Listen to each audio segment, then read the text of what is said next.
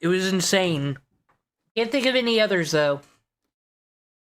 Anyway, Kim Possible-alot drama. I cope and seethe. This seems fun. Now, I know the outcome of this, that SaberSpark has done nothing wrong, unfortunately. But, I don't know, it just seems like an interesting one. SaberSpark seems a bit too big to go after, in my opinion, if you're going to be an attention seeker, so let's see how this all unfolded.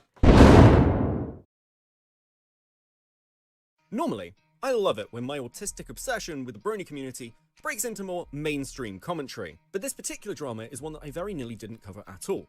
Because when the allegations made by BronyFanDont against Saber Spark dropped, I was already aware of their connection to the wider Black Griffin drama, which, I'll be honest with you, is a complete bloody headache. Now, while this video won't go into detail about those allegations, understanding that wider drama, which revolves around and indeed hinges upon persuading somebody's wife that their now husband groomed them, is unfortunately the only way to actually explain why any of this happened at all.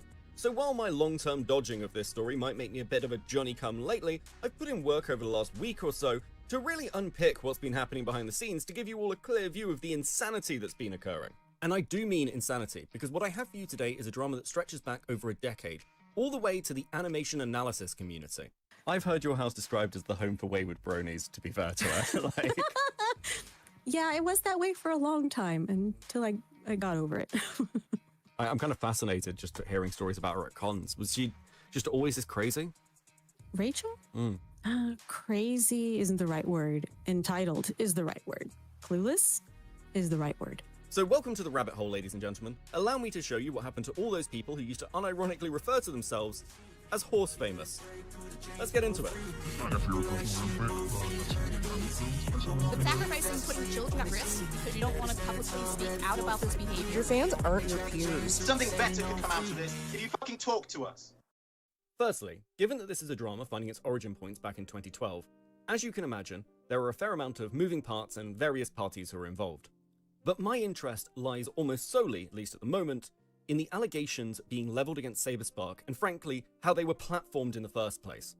So, we're actually going to begin on May the 1st this year, when Ilovekimpossiblealot, also known as KP, released a video she'd been working on for the last several months on DA Games. Now KP has been knocking around YouTube for a significant period of time, with the channel dating back to 2007, though she'd reached the height of her popularity in 2014, having started to gain traction in the Brony community in 2013. Now I have a soft spot for this little community because it's produced some fantastic dramas over the years. Regular viewers will be aware of my obsession with the creator from this community known as Toon Critic, who was caught trying to solicit nudes from a minor through My Little Pony erotic roleplay. A Brony reviewer named Toon Critic Y2K, a person with whom I and many others have worked. Oh yeah, that time that Dr. Wolf came out to say everyone needs to forgive Toon Critic. I'm sorry. Has been engaging in sexually explicit chats with an underage girl. Many of us reacted with shock, confusion, anger, and sadness. While cartoon analysis as a content bracket has expanded over the years, its origin and indeed its popularity can firmly be attributed to the insane popularity of My Little Pony, particularly amongst a certain demographic. This is of course also true of DA Games and SaberSpark, and the footage I'm using at the moment is from SaberSpark's own documentary on the Brony fandom, which he made to celebrate the community. While this all sounds very pleasant and nice, it probably won't come as a surprise to many of you that the history of the Brony fandom is basically a smorgasbord of allegations. And while this may sound slightly callous, it doesn't surprise me to watch this current drama unfold in the way that it has. Allow me to be blunt for a second. The allegations against SaberSpark and indeed DA Games do not exist within a vacuum. They form part of a long-running pattern for this particular fandom. Firstly, there is an inherent problem of the Brony demographic. We are talking about adult men who are obsessed with a child's cartoon show aimed at little girls. And that particular overlap attracted an awful lot of nonces into the community. But there is a secondary element which many of you will not be aware of, and it's the reason that we're even talking about this in 2025, considering it concerns events all the way back in 2012. The Brony fandom actively encouraged people who'd gone through abusive situations to forgive their abusers and shut the fuck up about it. If we withhold forgiveness, it does not harm the wrongdoer in any way. I realized that forgiveness is not, and never was, for the benefit of the wrongdoer. It is for our own benefit. It is what enables us to finally release.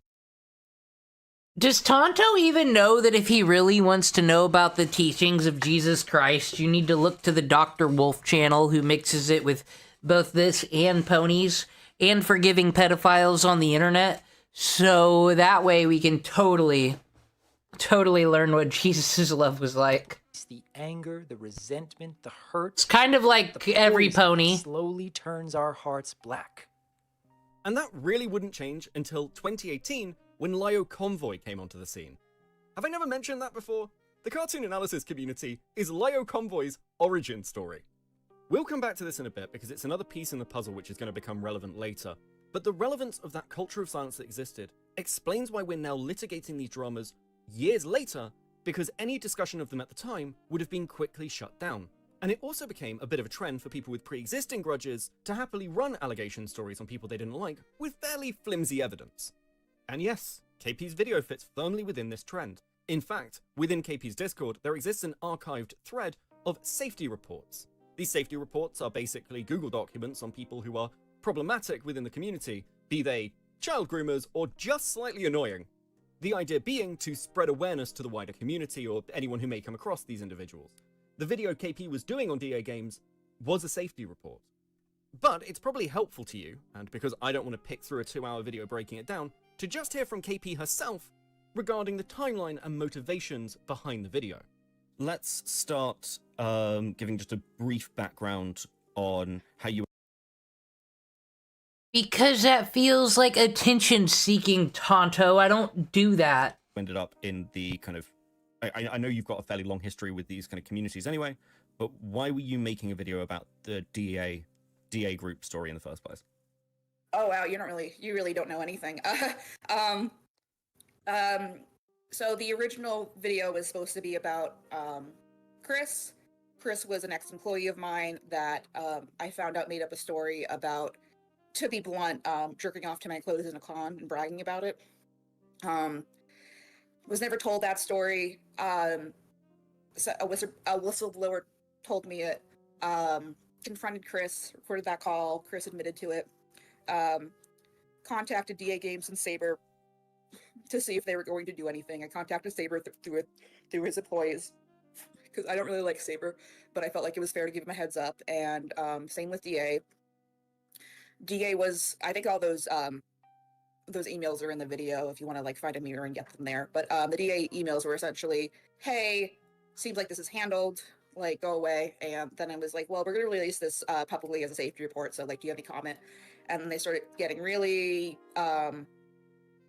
frazzled, and they tried to use British law to convince me not to release it, even though the laws didn't make any sense. Now, I'd like to pause here for a moment, because the elements involving Chris deserve further examination. I've now heard that full call, and what was initially presented was an edited version of a much longer conversation. Within this longer conversation, Chris takes full accountability of his actions, he apologizes repeatedly, and makes clear notes of actions he has taken over the years to correct these behaviors. These communities talk an awful lot about people taking accountability, and that if people do take accountability and apologize for their actions, mostly they can just get on with their lives afterwards. So it confused me quite a lot to hear Chris do all the things you are meant to do and still be expected to face serious repercussions. We are talking...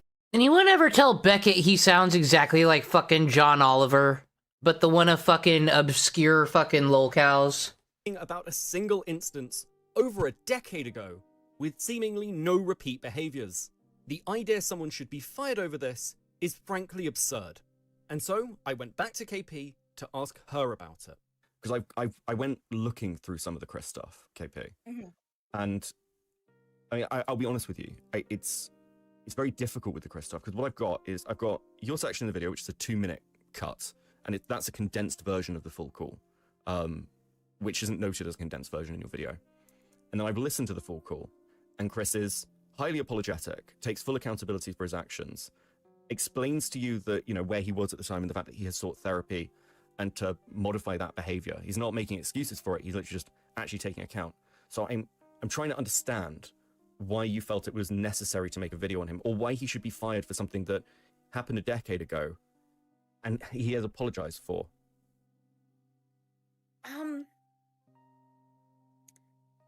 I guess I just wanted a sense of accountability, if that makes sense. Like, I get your point, though. It's very difficult, because what does accountability look like? I mean, again, he didn't actually assault anybody. He made up a weird story, which is very fucking weird, I agree with you. But he's, you know, if accountability is you should lose your job, your livelihood, and everything else, I mean, would you agree that's fairly extreme?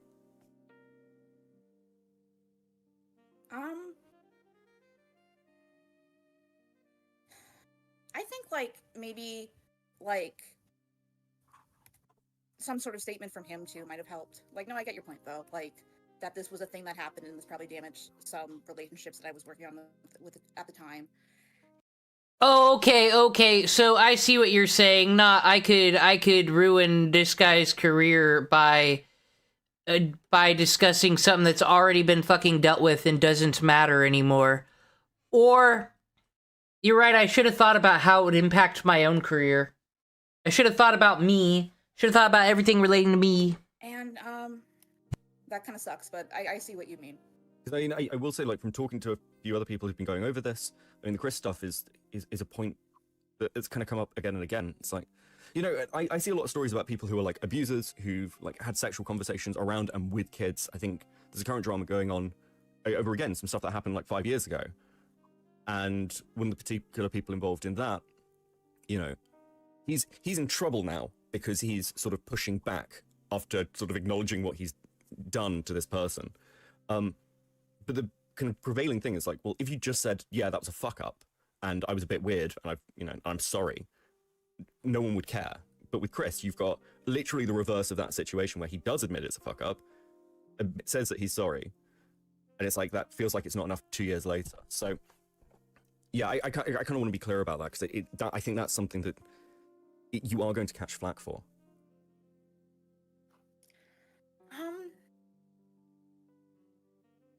I think it was also, no, that's fair. I think it was also, I was frustrated with, like, I think I wanted some accountability. I was frustrated with the responses I was getting, and I was frustrated that no one was, like, offering to help fix it. It was just more like, you know, if that makes sense. Sure. Like, I'm accountable. What does fixing it look like to you? Maybe some kind of public acknowledgement or something, because it had reputational damage, but also maybe like actually proving he went to have some sensitivity training or something, and not just saying that. Okay. If that makes sense. I mean, because when I watched through your video, he seems to say in his public statement, yes, this is a thing that happened and I needed to work on, and I'm sorry for. I mean, it was, you know, it's a very corporate statement in some regards. I think that's fair, but it's like, publicly, this was acknowledged as a thing that did happen with Chris, right? Mm-hmm. So yeah, I think there is a spiraling element here that. Oh, I should clarify that it was only acknowledged publicly. I felt he might be a little bit dangerous just because he was kind of lying about those kind of experiences, on top of when I looked into the DA game stuff too. I don't know if you've got in there, but there's a lot of like gross behavior there. So it just seemed like these people weren't accountable for themselves as well. So I guess it became a bigger scope to me once Games was not really willing to work with me. And then once some of the game's victims found me and they were like, oh, this is a pattern, because they do this kind of stuff all the time. With that out of the way, I suppose we should get to the Saber Spark allegations themselves. Now, the way I want to break this down is I'm going to explain to you what the allegations were and how they were presented, and then I'm going to tell you what happened behind the scenes. And I can do that with receipts, because I have everyone's DMs. And yes, that includes BronyFanDont's DMs with KP, which make for fairly fascinating reading. So, the allegations against SaberSpark were first released on Twitter through BronyFanDont's account. And believe it or not, that fact's going to become quite relevant later on. These allegations would come from an anonymous source, claiming that in 2012 and 2013, though it is worth noting that there would be a later correction that this all occurred in 2012, this individual met up with SaberSpark twice, and on both occasions, they engaged in non-consensual sexual activity with him. KP would then present these allegations in her video and follow it up with a conversation between herself and Courtney Pete regarding the nature of consent. As a quick note for those of you unaware of who Courtney Pete is, this is the sister of Lily Orchard, and most people will be aware of her through her ongoing... Why are all these gross people knowing each other and, like, look, I'm just doing art fucking watching things. It's not fucking special, it doesn't entitle me to start a fucking community of fucking weirdos that believe in weird things. I'm sorry. Cool, I just fucking trace it and I put the colors in and I can make whatever. It's not fucking special. Well, I'm not an actual artist, but like these people, I don't see, their art doesn't look that fucking good. So there's no, oh, we're crazy fucking pedo defenders and fucking freaks because it lets us do something special. No, they're just a fucking group of losers. Needs all fucking get jobs, that's all. ...campaign against Lily Orchard, who is alleged to have abused Courtney during her childhood. Regarding the allegations themselves, and we'll come to who the accuser actually is, I was immediately pretty skeptical of these when I saw them. I put out a Twitter thread outlining my issues with the allegations the day after they dropped, but I'd like to take a moment to be crystal clear at this point. I don't think anybody will ever be able to say with 100% certainty that these events did or did not occur. While SaberSpark has denied the accusations, this occurred so long ago that the evidence to condemn or vindicate him just doesn't exist. Which is exactly why accusations like this should never be platformed by a creator. Putting anyone in the position where they have to deal with life... Well, Beckett, ain't that just fucking sad? You're never... No one's gonna play by that fucking rules of morality. Ruining allegations when you have no evidence to support them beyond a single victim testimony is an incredibly callous and fucked up thing to do to somebody. And as we dive into the deeper drama surrounding this story, particularly when looking at people like BronyFanDont, that's a theme. Because when it comes to the Black Griffin allegations, vast amounts of the evidence supplied against him is incredibly shaky. And when challenged on this, the defense is the quantity of allegations, regardless of their quality. And to be candid, it astonishes me that this has gone on for as long as it has. That being said, let's get to the behind the scenes. One thing I was made immediately aware of is apparently Lio Convoy was involved in this, which didn't come as much of a surprise given his history with this particular community. Lio again has And then we got this loser. This Lio Convoy, I guess he's caught pedophiles and stuff, more successful than Mama Max, but I ain't saying much. But he just hangs around these freaks all day and, like, tries to police them. You can't! Oh, my A sprite frozen. Oh. existing relationships with KP and many of the other people involved in this particular fandom. Actually, a little bit of fun lore for you, but a lot of the people involved in the Senate server actually originate in the Brony community, with individuals such as Queen Seraphina even voice acting in popular Brony cartoons like this one from Pymations. Though, to my surprise, Lio's involvement in this is incredibly minimal. He would, though, share what DMs he had, and it seems he was added to a couple of different group chats, the first involving the individuals leveling accusations towards DA Games, as well as the individual making allegations against SaberSpark. In the interest of transparency, and because the DA Games group chat is less of interest right now, though is referenced in later conversations, I think it's useful to hear this first recording just in full so you can get a general scale of Lio's level of involvement. So is everybody here like previous employees of DA Games? Is that what I'm getting reading the chat here? Okay, so is everybody here an adult or we got any minors here? I haven't heard the interview myself, but I'm curious. When you say unserious, is that because humor is a coping mechanism for you? Because that's pretty common. I think maybe putting in a section, perhaps with a notation on studies, showing that sometimes people cope with things via humor, and that's how they figure out discussing it, would probably help to that, not just in the sense that it would recontextualize your interview, and obviously make it to where it doesn't need to be redone, but also it further points out that you're a victim of these things, and that's how you're internalizing it, and it puts more credibility to your claim than just redoing it and trying to do it in a sterile as possible fashion.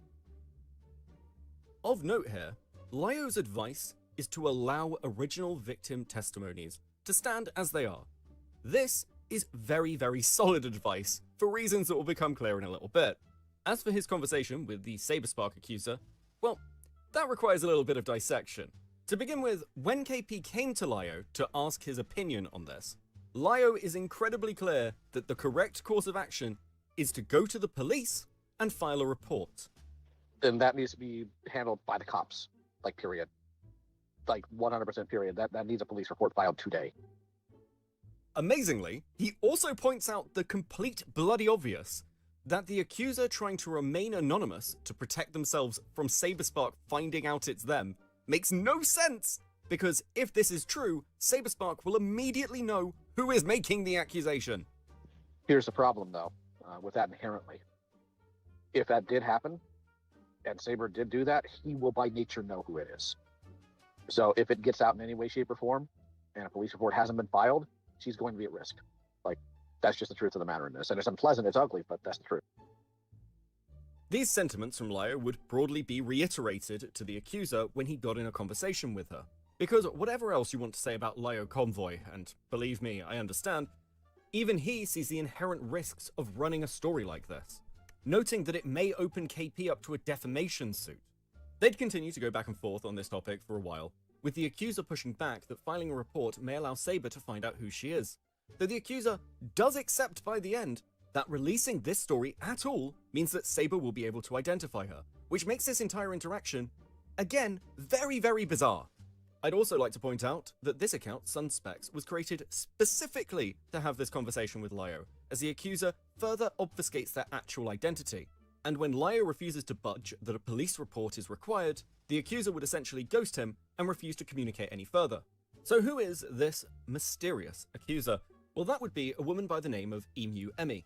Now, how do I know that? Well, there were a few reasons. There was a large amount of circumstantial evidence that was compiled in a Google document a week or so ago.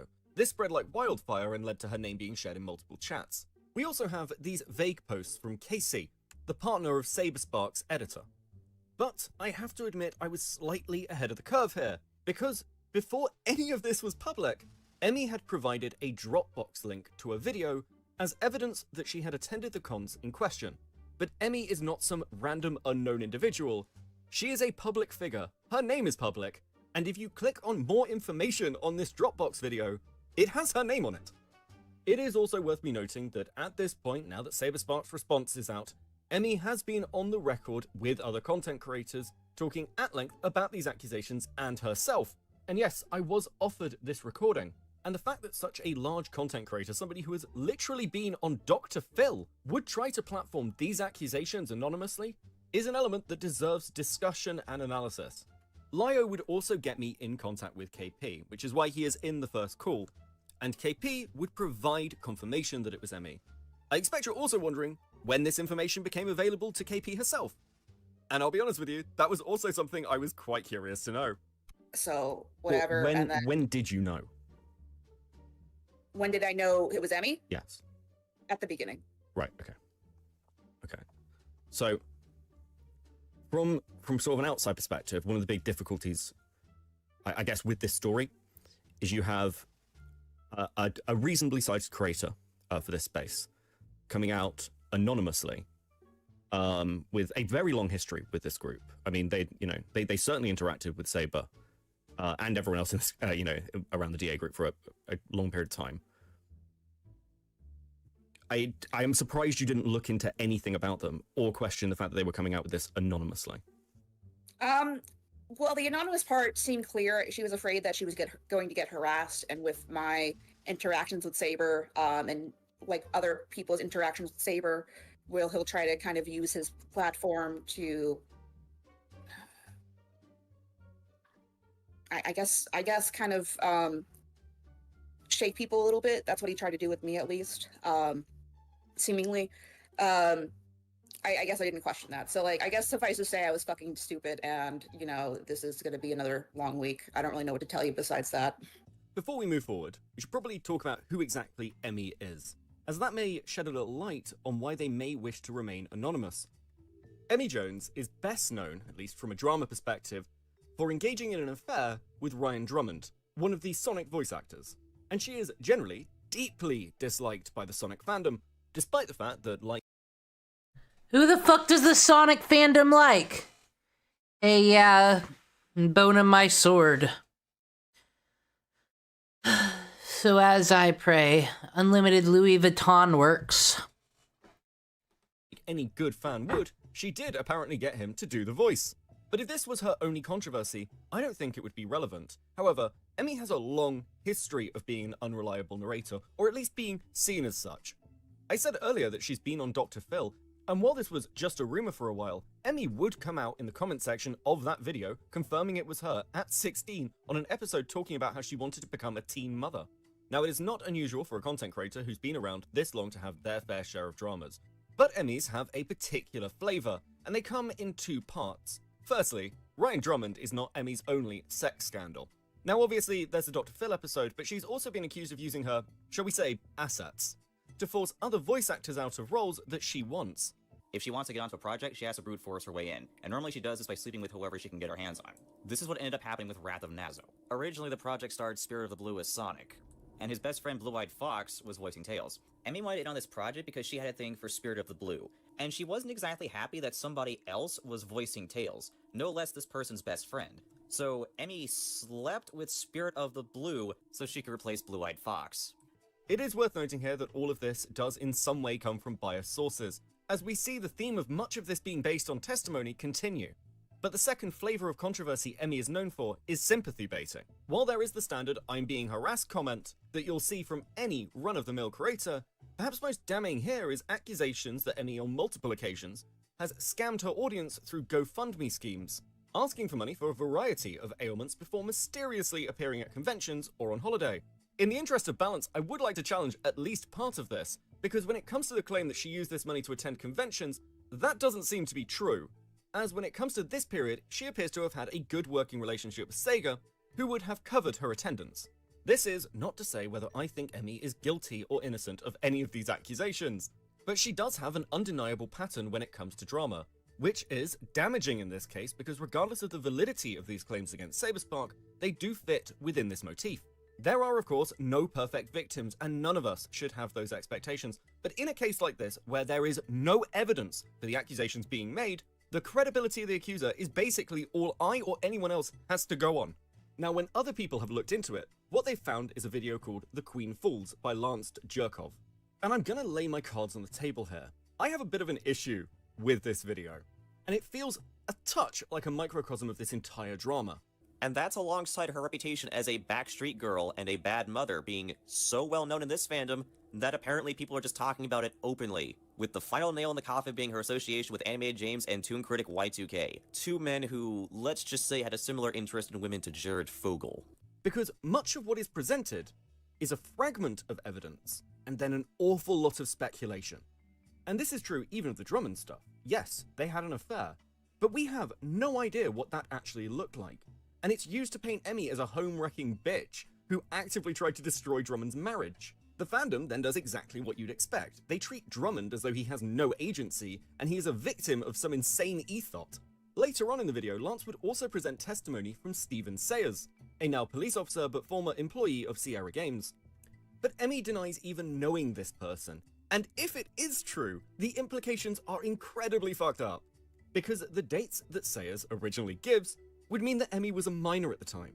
When Sayers is confronted on this fact, he quickly shifts position to saying it must have occurred in 2013, but that makes little sense with the overall timeline of Emmy's career. Irregardless, I don't know why we're taking the testimony of a guy who, while trying to shit on this chick, managed to make himself look like a nonce. Now, none of this should be treated as though I'm trying to mount some kind of defense of Emmy. I've got my own opinions on the allegations, but she won't talk to me. I have tried reaching out to have a conversation. She's simply not interested. Rather, what I'm trying to show you is that this community regularly works off half-truths and rumors. And that's pretty problematic when we're talking about very serious allegations. Even this video from Lance, great example. Because I was asking the question as to why somebody would drop a video like this when they've got a fairly consistent upload schedule and then seemingly vanish from their channel and not upload for a year. And when I went looking for that answer, multiple people would tell me that Lance had allegations against him. No one provided any evidence for this, but if anything, that's exactly what I'd expect.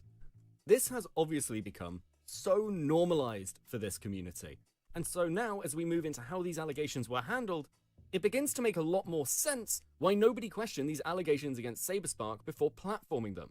Somewhat depressingly, and ironically, one of the few examples I can find of anyone doing any due diligence is actually from KP back in March, when they were talking to BronyFanDont about another victim who'd been handed off to them, and had turned tail and run the minute they were asked difficult questions. And KP even states, yeah, figured I would check, because God forbid we are wrong. A sentiment which would have been useful to keep in mind when the next day rolled around and she was presented with Emmy's victim story. Emmy would be funneled towards KP through Bonk and Amy. For those wondering who Amy is, the most information I could get is that they are somebody's wife. That's literally it. But apparently they'd known about this since 2015, allegedly. KP would then work with Emmy to get the statement prepared for release. Now, as a clarifier here, there was some editing of this statement, but as I can see it being sent by BronyFanDont, I can confirm that the bulk of Emmy's statement was not guided or influenced by KP. Nevertheless, I was interested to know how much input she had had, and when I set Jenny to work on a little bit of digging, she found the Google Doc that KP had originally put out. Now, because nobody knows how to protect Google documents apparently, Jenny was able to retrieve the edit history, which includes notes from KP intended to guide Emmy in improving the statement. This level of involvement is not apparent in KP's video. She does not make it clear that she has been working closely with the victim before the release of this statement. This allows her in the video to look like an impartial observer, just reporting on these allegations, which is not the case. But once again, I think it is best that you just hear this all from KP. So there was a Google Doc that was posted that you did and put up with her basically her full statement. The one that was also posted on Twitter in screenshots. Oh, okay. So I guess I forgot I did that, but yes. How much influence did you have on that statement? I already discussed this with Enter and Lazy.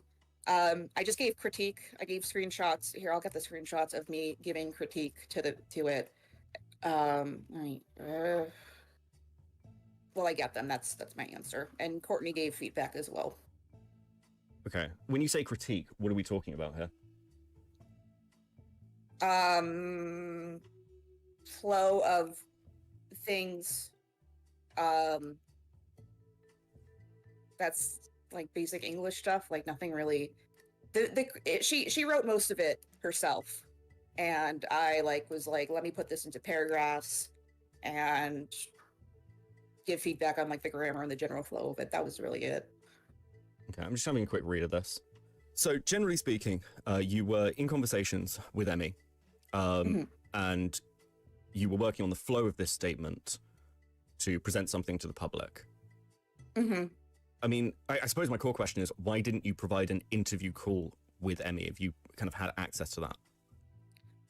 She was afraid. I mean, I even asked her if she wanted to verbally read her own testimony in the video, but she was afraid that people could recognize her because she's a voice actor, her voice.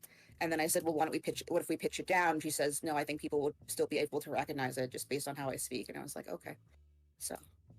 Okay. You understand that kind of where the way this looks from your video is you have a victim statement that looks far more distant from you than is the reality.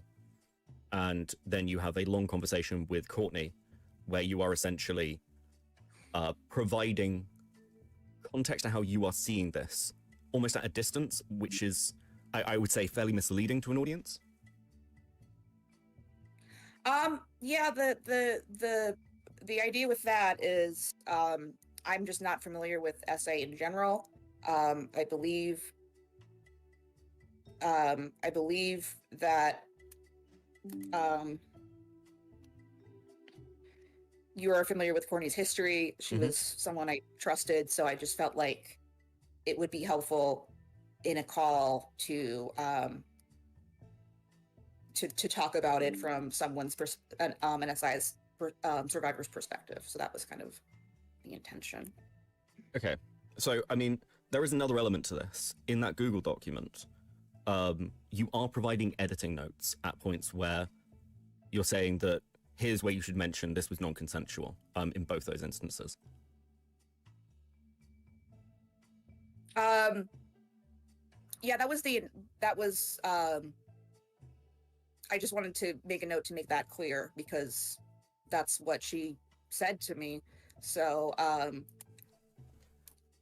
mean, I'll be honest, what it looks like is that you had somebody come to you with a victim story and then you tailored their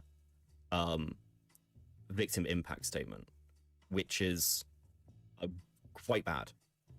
But I've seen little bits of kind of conversations through Lio where, there's a question with one of the other members of the DA group where it's like, well, should we re-record the interview? And Lio says, well, no, let the interview stand as is. You can provide context afterwards, but the interview should stand as your interview. When you've got something like this, the way it looks to me is you've got, okay, well, this is the statement from the victim. I know that I'm going to use this in a video. How do I make this, what are the points that I need to hit with an audience? Which is, not great.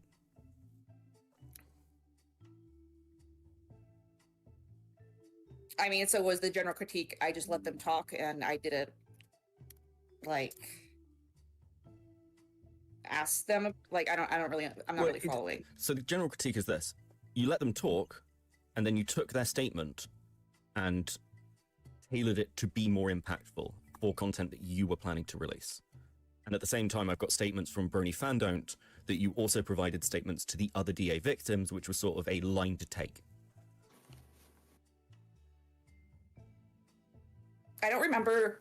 Can you put that screenshot in there? I don't really remember that. Yeah, give me 1 second. It would have been this one. Oh, I mean, I just wrote that to be helpful, so he didn't have to do it. And my intention was essentially hey, I wrote a thing, change it however you feel fit. So that was, and I guess he thought that I was trying to put words into his mouth. And I just so things that I assumed were he had talked to the victim extensively. He didn't, and I didn't know that. So I guess I was the only one that talked to her extensively, besides Amy. Yeah, he's one of my people, one of the people I need to kind of talk to. But I'm also afraid he's gonna screenshot me out of context again, and that's scary as well. So yeah, I understand. See, it's the same as one of these criminal police investigations, you gotta understand. She's gotta tell her story about how, oh my gosh, I'm just a victim of everywhere I go and everything, and I gotta do it for the people, though. I'm actually a good person. Yeah. I mean, it's partly... I mean, what I run up against is when I see stuff like this, and what you said, putting words in people's mouths.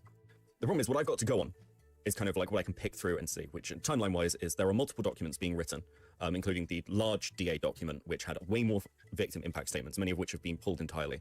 I believe one of them is Jamesy. Yeah, Jamie also got a cease and desist, so that scared him. Right. Pull out entirely.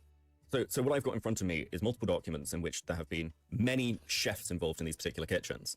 And it feels very guided, which is concerning when we're talking about hit pieces, because then, how much is influenced not just by the people who may have gone through these things, but by people who are looking to then utilize them. Because BronyFanDont has been going after Black Griffin in this group for years now. Just to be clear, I had nothing to do with the DA Games document. Those were written way before I got involved, just to clarify. Okay. Can you just explain some of these edits in this document then? What does the highlighted in purple mean?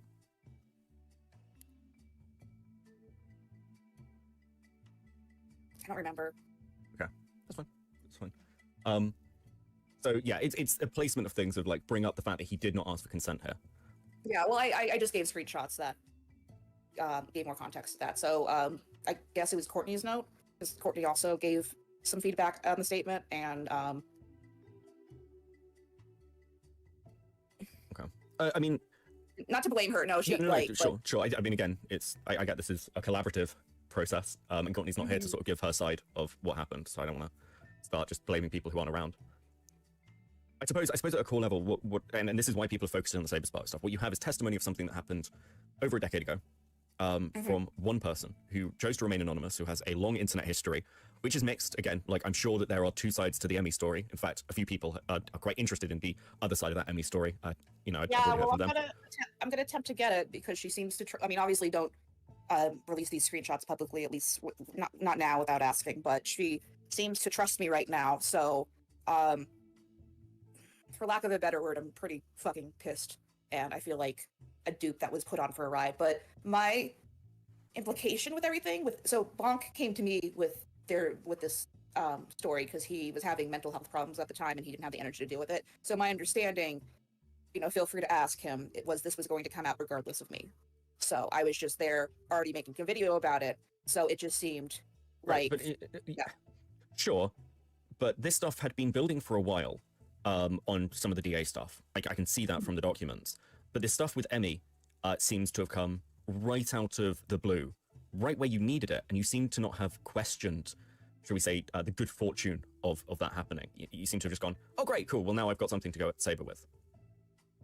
Well, let me clarify. So I would imagine you can ask Amy about this. I don't know how long maybe she said 2023, I think. But she has known about this for a couple of years. Amy is Peter New's wife, who don't tell her I sent you because she doesn't like me right now. But she was the one I originally talked to get in contact with. Is that Emmy. is that the other Pegasus sister or whatever the hell? In the No, show was? I don't think Amy has a presence in the fandom. Okay, because I'm just, like, even for me, I'm just trying to make sense of who half these people are. Now, it might be slightly hypocritical for me, of all people, to criticize someone else for becoming too involved in a story, but there are lines to this, and getting a victim to edit their impact statement is certainly a line. While KP argues this is to clarify and fill in gaps, these edits read far more as trying to remove any semblance of doubt and emphasize things like the power imbalance. Making sure a victim's impact statement fits more easily with the arguments you're going to make in your video is certainly highly unethical. Within the DM logs between KP and Emmy, KP provides feedback from Courtney Pete. One particular line of interest is, and it sort of kills me that she might be giving any sort of grace to him at the expense of herself, because he considered it implied. And this isn't just a throwaway line, it's intermingled amongst a tirade on how consent works, emphasizing why that line in particular is an issue. It would work, too. Emmy does change her statement because of this feedback. Hey, sorry, I removed the part giving him grace by saying I understand he may have thought consent was implied. Courtney is definitely right. I just know his retort is going to be him believing consent was there. Courtney is right, though. It was never implied, even if I did like him at the time. This is direct evidence that KP and Courtney worked to tailor the victim's statement to make it more damaging. And the reason this is an issue is because it's not how Emmy necessarily sees the situation. It is KP and Courtney trying to influence Emmy to perceive the situation through their lens. If you care about what victims have to say, and this story is full of people who don't care what victims have to say, you should respect those original statements. But as if to perfectly encapsulate my point of how fucking careless everyone here is, I went to check the release statement, and that section about implied consent is still present. I thought I was losing my mind for a second because I've read these DMs, so I went back to check, and I'm right. I'm showing you the original statement supplied by Emmy to KP, and I've highlighted the word implied. But if we scroll all the way down to her updated statement, and I cannot fucking believe this, it's gone. Emmy did make this edit, but KP is paying so little attention, she didn't even include it in the final document for release. No wonder those involved in this didn't care about the fact that Emmy has no evidence for the allegations she's making. They don't even care about her actual testimony. And don't worry, because this situation somehow becomes more absurd. Because you'll remember, Lio advised KP that this was a matter for the authorities, and they would require at the very least a police statement to be filed if they were planning to run this story. One of the things that got sort of mentioned was Lio's involvement, and I was interested in how far that involvement kind of went. I mean, maybe you can speak to that. It doesn't seem like Lio is, from what I have seen, that involved. He doesn't seem to have seen the video before it came out. I think Lio said to me when asked about this particular statement and this victim, his advice was, don't run this. That seems to have been his involvement. And go to the police about stuff. Is that unfair? I don't remember the don't run this, but yeah, we did have an extensive conversation where we recommended that she go to the police and get a police report first. And she The don't run this was when I told you shouldn't put this in a video okay. because the police report wasn't filed. That's what he's referring to. Okay, well that's why we released it on Twitter first to kind of have it. Well, I don't know if that helps, because that, if anything, makes it worse, KP, because it looks like you've gone, oh, we don't have a police report, but if this is gaining traction on Twitter, then I can put it in a video you are already making with a victim you are already speaking to. I don't really have a response to that. Okay. It's like so what I'm running up against here is there are going to be multiple sort of views on this video, from everything from stupidity to malice. I don't know where I sit with that at the moment, I'll be honest, because, you know, I know you by your own admission do not like this group of people. You have a history with them. You handed stuff that was you couldn't substantiate from years ago, and you use that to make essentially rape by coercion argument against somebody without even speaking to Saber about it. I mean, it's pretty fucking wild, frankly. No, I get it. No, I was just stupid, and I wanted to. She came to me. She Bonk already knew I was making this video. It just seemed like another victim testimony to add, like the Dia Games one. Unsurprisingly, when we're dealing with a community that just repeats things they've heard over and over again until they somehow become true, even when it is, once again, life-ruining accusations, KP and others, and we're about to get to those people, worked on the assumption that once this was out on Twitter, coverage of it was fair game. But to be clear, in the DMs, KP is scheduling this with BronyFanDont, and the statement itself even goes out early and has to be removed. Despite how fucked up all of this is, the level of incompetence is unironically just fucking hilarious. Predictably, once the video had been released and the backlash was in, these little rats started fleeing the sinking ship. FanDont's DMs here are pretty interesting, but we'll get to his section in a little bit. However, one thing I want to point out is this tweet from May 5th, where FanDont says, "I talked with her in call about the problems. She told me she was surprised by the reactions because her team and the victim viewed it prior and liked it. I did not realize at the time that she was lying." Well, I can prove that in this case at least, KP wasn't, because Emmy did see the video and had a positive reaction to it. Before we move forward though, I do think it is valuable that you hear something that isn't just my opinion or KP's own statements. And one person who's known this group of people for a significant period of time is Henry, SaberSpark's editor. Let's talk about KP and your experiences with her. Sure. How did you first get to meet KP? Through the convention scene. So going to different conventions, basically she would either be a panelist or a guest. She would show up to these cons, and even back in the early days, it was kind of, everyone was trying to be friends together and establish relationships, but you would find that there were some people that just, you weren't necessarily vibing with, or that they weren't on the same wavelength. So KP was one of those individuals early on to me that I just got a sense of entitlement and a sense of, her demeanor was very off-putting. So a lot of people kind of created this, mindset, like, don't necessarily include KP if she's trying to wedge her way into panels and or, scenes on these convention floors and stuff like that. So yeah, I mean, I have firsthand experience of times where I've had to kind of, create that wall for her to just say, like, don't try to, come into our space because, you have the sense that, like, nepotism, or not nepotism, what is it? Narcissism? Yeah, like narcissism is strong with her. So, and, yeah, go ahead. Can you give me some examples of some experiences you guys have just had with KP over the years? Because I know, Saber mentioned their relationship in the response, and I think it would be helpful for people to get that picture. Yeah. So, well, a first-hand experience would be, so at Equestria LA 2017, we had a bad fanfic reading panel. KP showed up. She was sitting in the front row, kind of heckling us the whole time, saying, "Hey, let me go up on stage." Just trying to kind of wedge her way into this thing where we had to, get prior approval to get this panel approved. We had the people who are panelists on that panel.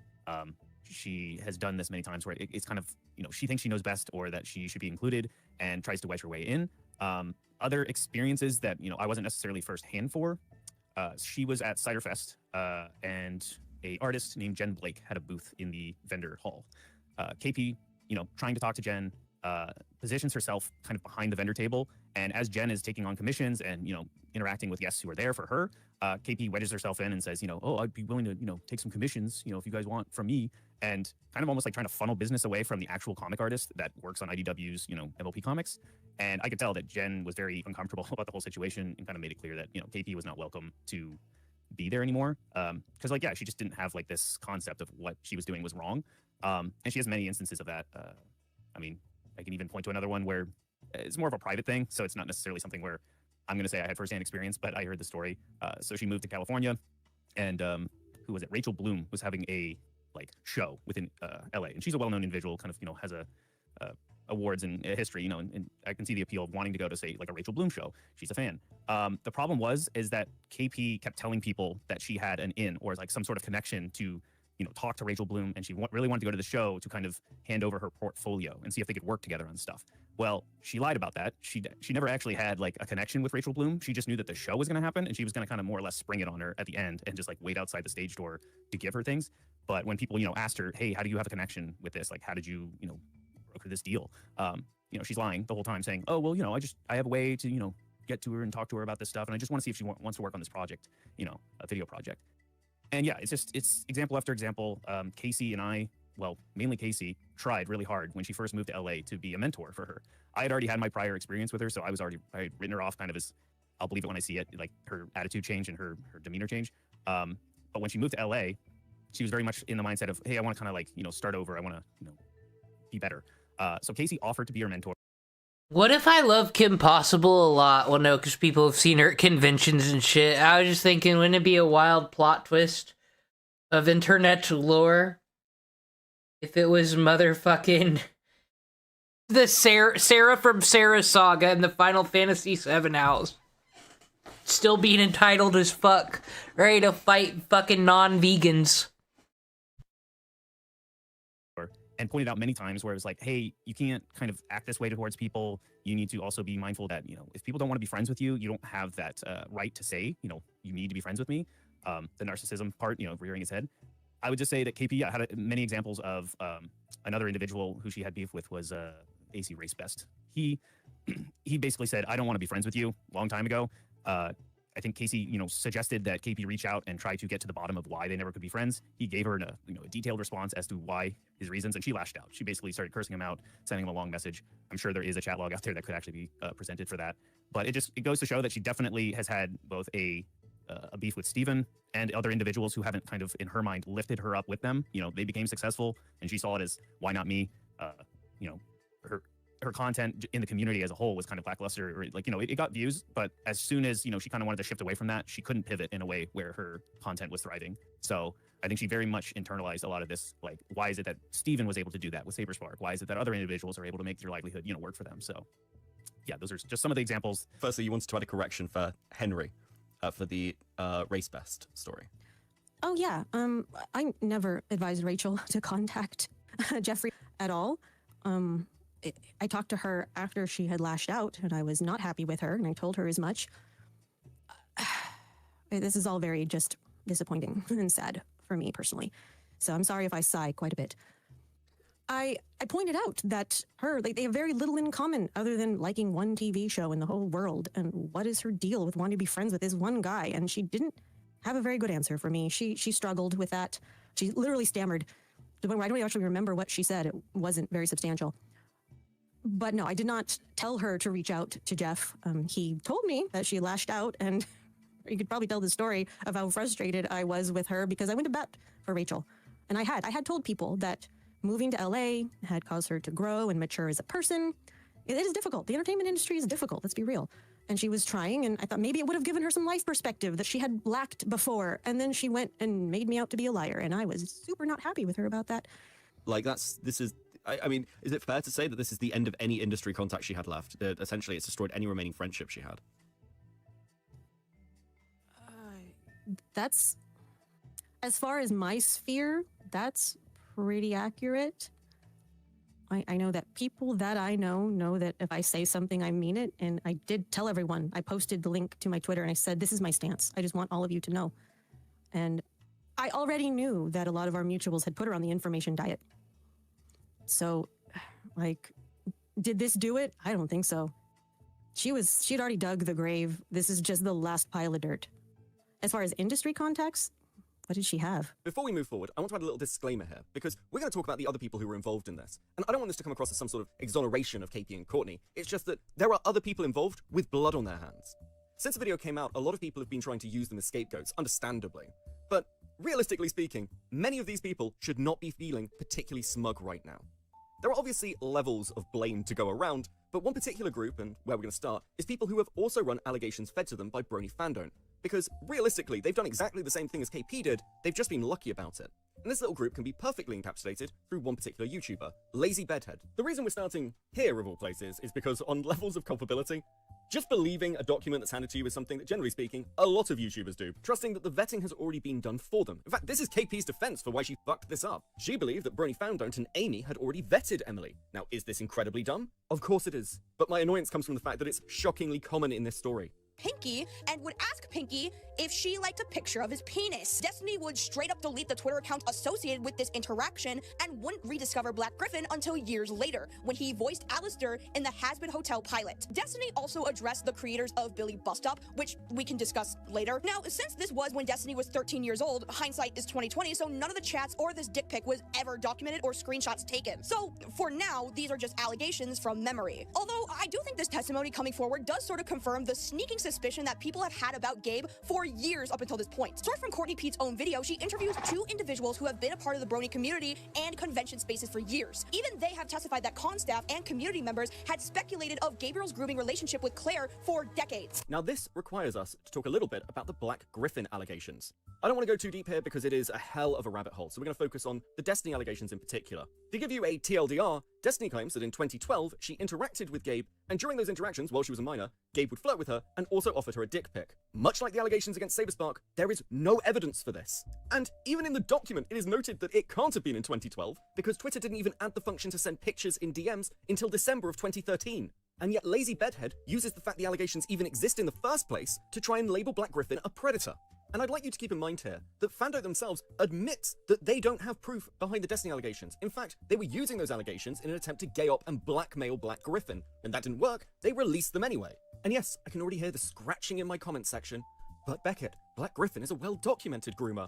I'm not saying that Black Griffin isn't a groomer. I don't know. Certainly some of his interactions are pretty fucking weird, particularly the DeviantArt posts. But when we look through allegations like this, you need to have some kind of smoking gun. I showed you screenshots earlier of Grizzly the medic. In that instance, you have Grizzly, a security guard at BronyCon who tried to get a 12-year-old to come up to their hotel room, in DMs, acknowledging someone's age and continuing to have explicit conversations with them in their DMs. While Gabe is weird, very, very weird, this has apparently been going on for a decade and no one has a smoking gun. And to be clear, this isn't just internet stuff. Projects that Black Griffin and his wife have worked on are targeted. There is a massive public campaign to have this guy removed from any project that associates with him, all of which is based on the schizophrenic ramblings of FanDont. Now originally, this section was much longer and way more pissed off. I actually included Anthony Grimolia giving a defense of Lazy Bedhead just to provide some kind of balance, but I have since spoken to her at length both about the SaberSpark allegations and the wider story involving Black Griffin. And as much of this section was directed pointedly towards her, that feels a little bit redundant at this point. However, just because I've spoken to Lazy doesn't mean I don't have massive criticisms for this video, so I just want to run over them in a slightly calmer, more chilled out tone. One of my major issues, in fact probably my main issue with this story, is the fact that nobody really vetted or checked anybody before running things. For example, Courtney Pete and by extension Lazy Bedhead used Sophie Scruggs as an expert on this community, but Scruggs is not a passive observer. We'll get to her section later, but all you need to know for the moment is that BronyFanDont is not just one person. Sophie Scruggs has access to that account and has regularly posted from it. The reason this is all missed is because the information Lazy Bedhead has on BronyFanDont largely comes from the Gabe defense documents. While Lazy Bedhead, to her credit, does condemn this information because FanDont is a complete freak, she does post this updated pinned comment, stating that FanDont has largely moved on from these opinions they held when they were a minor. Lazy would explain to me that she posted and pinned this comment due to the fact she was getting pushback from FanDont defenders, and she largely just wanted them to shut the fuck up. But to be clear, FanDont has continued to defend his consumption of pornography depicting underage furry characters. In March of this year, FanDont would post an incredibly long schizo thread about their history with the community, at the end of which he includes these comments. If no one is hurt, then it isn't an issue. I can't hurt Noelle, and it doesn't represent me, or how I am with minors. If anything, it stems from my own situation when I was a minor. Psychology is complicated. I know what's in my brain. I know I have no attraction to children or animals. Noelle is neither to me in my head. An issue here is simply that Lazy doesn't use Twitter, and therefore never caught this. This lack of vetting isn't just me bitching about standards, it has quite serious implications for these wider stories. FanDont, whether you like it or not, is at the center of these allegations. His documents are the main sources of them, and when it comes to SaberSpark, he has been pushing to find something on SaberSpark, once again, for years. If the allegations against Black Griffin are true, FanDont's involvement is a major disservice to any victims involved. Because now, all that's really required to deflect these allegations is to point to the crazy motherfucker who's been the driving force behind them. Some people might say that this position is dismissive, but you have to keep in mind, in a story like this, where there is no evidence for anything, your currency is credibility. The vast bulk of the evidence, quote-unquote, against these people is bollocks. It simply doesn't hold up to any reasonable level of scrutiny. All of this is made worse by the fact that you're not asking me or anybody else to trust the victims. You're asking us to trust people like Courtney Pete, KP, BronyFanDont, and Sophie Scruggs, all of whom exist on a spectrum somewhere between... They all sound like they're gonna fucking bully me in the goddamn... They're gonna take our lunch money and then they're gonna go do some bootlegging. This just sounds like a group of ruffians, I don't know. Incredibly fucking stupid and deeply malicious. In the conclusion of her video, Lazy Bedhead says that she doesn't actually like making videos like this, part of the reason being that creators are waiting for the next big expose for views and clicks and likes. And despite everything, I do kind of believe her. I don't view Lazy as actually malicious. And part of the reason for that is Anthony, because as he points out the nuances, I realized what really annoyed me about this video is the fact that she takes the Destiny allegations and the allegations from another unnamed 13-year-old, claiming that Gabe also offered to send her a dick pic, again with no evidence for this, and treats them as gospel. She says that this is evidence that Gabe is a groomer, this shows us who he is. I don't think she'd be dumb enough to do that unless she genuinely believed that to be the case. So for all my criticisms of this video, again, I don't think she's just maliciously going after these people. However, that question of malice is a very interesting one. And while many people, I think fairly, believe that KP's primary motivation comes from her petty grudges that she's been clinging onto for over a decade, this feels like a nice segue onto the other group of people, who seem to have realized that KP is so blinded by her own insane biases that she presented the perfect vector to litigate their own petty grievances. Let's talk about this elusive Amy New. When I first introduced her to you, I said she was just a and while that sounds flippant, it's actually a very good description, because Amy's claim to fame is being married to Peter New, the voice of Big Macintosh. For those of you who have no idea who or what that is, I deeply envy you, but he's basically a main secondary character from MLP. So if you're wondering why Amy scuttled away so quickly, it's probably because being involved in leveling unsubstantiated rape allegations against somebody might not be the best look publicly. But Amy has known and been involved with this group of people for over a decade. And while I'm not quite clear on the mechanics of how this worked, she was certainly one of the people handing over Emily to KP for this expose. Now, I didn't reach out to Amy personally, but Angry Slug did, and I was quite interested in what she had to say, so I asked Slug for a copy of those DMs. Now, there's nothing in here that's particularly interesting, but it does confirm her involvement, and the fact that she is very much trying to push the blame onto KP. And from the DMs with FanDont, it seems very clear that they were also very much in contact. You'll also see later that Amy and Sophie Scruggs seem to have a pretty good relationship, so the idea that she was just a passive bystander concerned for her friend is absurd. As a final late addition, right before publication, I was made aware of one other bit of correspondence with Amy, because Mr. Enter would also reach out to Amy. Oh, fucking thank God, Mr. Enter, the man who can't even handle gross shots on SpongeBob, is fucking here. I'm glad. And she'd give the statement that she found out about this on the 25th of March, which would mean, timeline-wise, Amy was told about this, immediately gave the information to FanDont, who immediately passed it on to KP. Now, this is all a little bit weird for a couple of reasons. Firstly, Amy would come out in support of the statement from Emmy on Twitter, saying that they've been friends for over a decade, and that she was at Canterlot Gardens, confirming that she had seen Emmy and Saber Spark together. The statement of, I have nothing to gain from this, I just want my friend to be believed, is also complete insanity considering Amy's wider involvement in this. Once again, to say nothing of the validity of Emily's accusations, Amy presents herself like she's not involved and knew nothing about this before publication. Or, alternatively, this could also be read as though it was a rumor that had been going around for years that was finally being outed. And I'm sure some version of the truth exists within all this obfuscation, but these people are just so fucking manipulative. One thing about this story, which I find pretty amusing, though overall quite frustrating, is that the side that's so concerned about transparency have all refused to speak to anyone the minute things got difficult for them. Now, this presents a bit of a problem. I don't know people like Amy. All I've got to go on is fragments of information. But to be clear, just because they won't speak to me doesn't mean nobody did. And thanks to the excellent work of Opblock, after his response video, I was put in touch with SaberSpark. Now, that conversation I had with SaberSpark is unfortunately off the record. He doesn't feel comfortable at the moment coming out and making random public statements, and I'll be honest, I do respect that decision. However, I still need to know about these people, and from the other side, I accept the criticism of it would be nice to hear from people. So please, allow me to solve that problem for you, because I sat down to have a conversation with the voice actress of Sweetie Belle from My Little Pony, the wife of Black Griffin, Claire. Let's go in levels. Can we start with Amy New? Yeah. Yeah. Can you tell me about Amy New and why why the wife of the voice actor for Big Macintosh is somehow involved in attacking your sort of, I guess, circle? All right. I will tell you all the things that I know about her. I know. I'm like, I don't know. I'm hesitant to say things, but at the same time, I feel like I've been so polite and nice for so long that I think I don't feel like being polite and nice anymore. So there's my grain of salt before I say what I'm going to say. I don't know where the switch was with Amy. I don't know if my own father has talked to either of them, but I do know that my dad has reached out to people that I've worked with and warned them about me when I had told my parents that, you know, I was in a relationship with Gabe. And this is when I was almost 20. I don't know when the swap or switch was for Amy.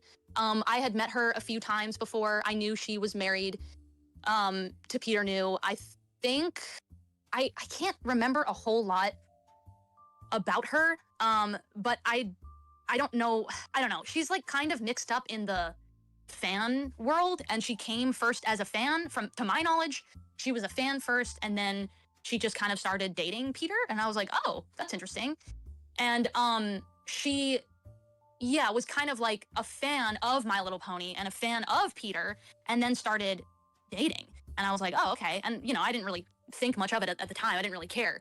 As an adult looking back on that situation, oh, I also know that I'm pretty sure that Amy has like publicly stated before at some point that she was just like really concerned for me because she had kind of alluded to I was a grooming victim and I didn't know and I was smart and I was, you know, in love and I knew what that was. I like the art style. I like the derpy hooves. I'll buy a t-shirt when there's a cute pony on it, but no, not in the fandom. I don't care. Like, and I just feel really bad for her. And I'm like, why do people freaking keep saying this about me? Like I'm some idiot that, and this is the thing too, like, even if I get frustrated about it, people are like, oh, I understand that you're so angry. Like that, and this is the thing too, like, even if I get frustrated about it, people are like, oh, I understand that you're so angry. Like, you're a very, like, you know, it doesn't mean that you're stupid. You can be a smart person and get in a situation like that. I'm like, yeah, and I freaking know what that's like because that was my family situation. And I hate it when people say that to me as if I don't know what that's like. And one day I'll figure it out. One day I'll figure out that I've been groomed. And I'm sitting here like, nobody knows that I've basically already been through this. You know, people talk about grooming in this non-sexual way, which is so funny because I'm like, why the frick would I be groomed non-sexually into a marriage? What's the marriage for? Shaking hands? Like, what the hell? It just doesn't make any sense. But I hesitate to use the word groomed just because I hate it so much at this point, but I have had a lot of conditioning for other things in my life that once I became 18 and realized and gave myself some authority in my own life, oh, I'm not going to do this just because this person says so. Just because this person is in my family and is telling me blah, blah, blah, doesn't mean that I have to do that anymore. And so, anyway, to make a long story short, there are... I think it's really funny that Amy is somebody who is saying this kind of stuff. She wouldn't know. Started off very, I feel bad for her vibes. And then immediately went to, I'm blocking you. You're a danger. You know, and I'm paraphrasing here, but that is the vibe that is being directed towards me now. And I think that's also really funny considering Peter New is somebody who has said inappropriate things about... Honestly, though, if someone's coming out and saying, I'm with this person, we were in love, and, like, they're not a mess, they got their shit together, this is a fucking stable relationship, then, like, you know, listen to the supposed victims. Like, I can see why this woman is very upset by this. Because, like, yeah, what, did they shake hands and the world ended? It's been years. What do you want done? Girls who are underage. And that is just laughable to me. And I feel like every single person who is the most, like, loudly outspoken people about this situation are people who've got their own weird freaking skeletons. And I just sit here and I'm like, surely people can't believe this. Surely people have a brain. But apparently not, because now we're in the situation that we're in now. And it boggles my mind and it just makes me roll my eyes, quite frankly. Talking with Claire was pretty illuminating. I can almost understand why no one's been interested in hearing her side in all this. Because it must be pretty bloody difficult to run a story about somebody being a groomer when their primary victim, quote-unquote, won't go along with your narrative. But when you start picking apart the eccentricities of these relationships, it becomes a hell of a lot harder to treat the people leveling these accusations as just passive observers concerned for victims. No wonder so many people want to remain anonymous. They're not just random people from the internet, they're people with large public profiles in the community. I was astonished to find that people had either outright ignored Claire's public statements on the situation, or actively attacked her as somehow complicit. This is also the case for Michelle, who played Applebloom on the show, whose long-term friendship with Gabe is the origin point of these rumors. And once again, because I can hear that scratching, I don't know the truth behind the Black Griffin allegations, and neither do you, but when I said earlier that many people do not care about victims in this story, this is what I mean. Because, hypothetically, let's say this mob is correct about Black Griffin. That would mean his two primary victims, quote-unquote, have been relentlessly attacked alongside him. And the reason for this is obvious. The people leveling these accusations don't care about victims. Their motivations are entirely self-interested. Which brings us rather nicely to Sophie Scruggs. Because, as I mentioned before, BronyFanDont isn't a one-man band. The other half of this little duo has seemingly been pushing these allegations longer than Bonk has. And in her case, it's almost more bizarre, because she's not a random member of this community.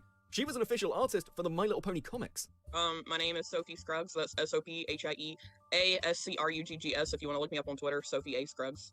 I do know that she kind of spearheaded a lot of the allegations towards Gabe, and worked with, you know, BronyFanDont, whatever, to kind of, you know, create this wall of saying, like, we're the ones holding, you know, this together, this case, and trying to bring the information to the light. And, you know, she's trying to say, like, you know, we need to do this. It's like a crusade. I mean, it's even in her banner or her title for her Twitter, like, I believe Destiny. You know, she's very much involved, even though she likes to have this idea that she's like, I'm not involved, you know. My opinion, insane. me speaking on that, is I think it's pretty messed up of Sophie to let a mentally ill person take the fall for her crusade. Sophie has been obsessed with the Black Griffin story for so long, it is actually difficult to find an origin point of how this all began, but I have heard a couple of theories. The first is some nondescript traumatic event. They also straight up use Sophie's trauma and mental illness to discredit them. Sophie seems to be suffering a lot from her own trauma, which must be incredibly tough to deal with, but she often spreads misinformation. Anyone else miss Creepshow art? I do every day. If she were around, this art community wouldn't be cringe no more. She was an awful human being, but she would have bullied the fuck out of everybody. Even if unintentional. And far from how this is being painted by Lazy, this is Sophie's own explanation for her behavior. However, if it helps, I actually don't believe this is true. I think the explanation is far more simple. Sophie was massively jealous of Gabe. And again, that seems to be shockingly common. Black Griffin moved from being a fan of the show to working on it. And this crops up again and again. A former con chair told me that the reason why Gabe was always at stuff as a special guest is if you wanted to invite for Apple Bloom, Monique would basically require to also invite Gabe. They would quote unquote throw him in for free. See what I mean? Like, and, the mother keeps pushing the two of them together. Why? Yeah, and so it basically, like, they would, in order to have her, for example, if you wanted all of the Cutie Mark Crusaders, you have to have Gabe, basically. And that's kind of how he ingratiated himself into the guest of honor spot, even though he didn't really do a whole lot to earn a guest of honor spot. He did some background vocals on a few episodes, and that's it. And to clarify too, so how it worked in the pony convention scene, I guess, if you want to call it, is there are the guests of honor who were specifically show staff, so like, you know, voice actors, you know, directors, et cetera, and then there'd be people like me and Sophie and people that were just active in the fandom space that were called community guests, and Gabe was usually the only exception to that for whatever reason, and that was the reason.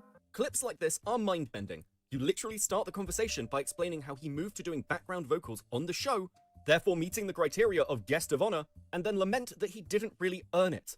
And these fucking people are still bitching about this in current day. When MomoCon heard about KP making the DA Games video, they removed her from the guest list. KP would then cry about this to Bonk, asking him whether he could get people to vouch for her so she could get back in.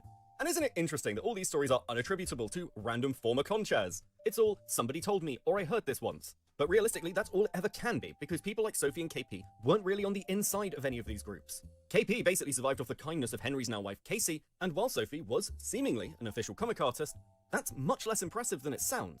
Sophie was basically treated like any other vendor at any of these conventions. And that seething resentment for that core circle that actually had some relevance to this community means that Sophie's interest was not just Black Griffin. She was fully aware of the allegations against Saber Spark and what was going on behind the scenes. KP presented me a TSV file for their conversations.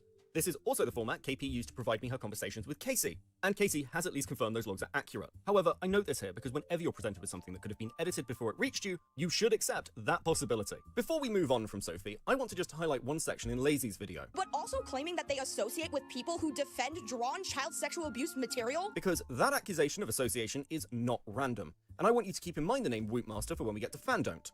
But before that, I mean, I think that moves us on to sort of Sophie, Scruggs, and FanDont. But why don't we start with Scruggs, because I'm baffled at their involvement, frankly. I don't really understand it. Okay, so here's all that I know about Sophie and my history with her. I just, these people, I don't understand. It's like this weird parasocial behavior that has rapidly moved. It's like, it's dancing on the borderline of obsession. Because the moment somebody is like, knows a bunch of stuff about you, looks up to you, and I'm not saying that to be arrogant. I'm saying that because I've witnessed this firsthand when people treat you differently because you're a voice actor on a show that literally outside of the hotel the convention is held at, nobody gives a rat's anus about. And it is so weird to me that, and I'm using this as a specific example, and I actually had to go back and research this because I had forgot about it because it meant nothing to me. Sorry, Sophie, I'm not trying to be rude here, but I don't remember that I complimented your snail once. That was something that I did in the moment because I was being So is Sophie Ilovekimpossiblealot? Is this just someone here is stand, they're the biggest fan, like, I'm just shocked that there's a woman into My Little Pony, quite frankly. friendly and nice, and now somehow I'm getting backstabbed because you decided to tweet out to everybody years ago, the last time you got frustrated that I was in a relationship with Gabe, before we were married and we had announced that we were dating, you said you were worried for your dear friend, your close friend, Claire, me. And I'm sitting here going, who the hell are you? Have I even met you before? Like, what the frick? Then I have to go back and I find out, thank God I actually did meet her. Okay, so she's not, totally crazy. But then I keep reading this stuff and I'm like, oh my gosh, this is literally it. I complimented your snail one time, and I think I might have DM'd you about a bag that I saw at a convention, and you were at the convention, and and I walked through the vendor hall, and I was like, oh, you have really pretty bags, because one of them had my character on it, and I was like, that's so cool. I think I might have taken a picture of it. And then I was like, hey, like, how do you sell your bags? I think I DM'd her of like, hey, how do you sell your bags? Like, I might have wanted to retweet that or promote that at some point, right? And I find out that this person is, first of all, has also been kind of a Gabe hater for a while. Like, prior to me being involved in the situation, had one person tell her one thing that was complete hearsay, because this went around at conventions a lot. People were really, I think, pissed that Gabe, had found success, quite honestly. I think that's what it was. And there was this bubbling, underlying level of jealousy, basically, that had kind of started surfacing the more popular that Gabe had got within the fandom. And I think now, because, and SaberSpark is another one of those people who are ending up finding success further than outside of the pony fandom, which nobody should freaking care about anymore, by the way. It's over. They're finding success.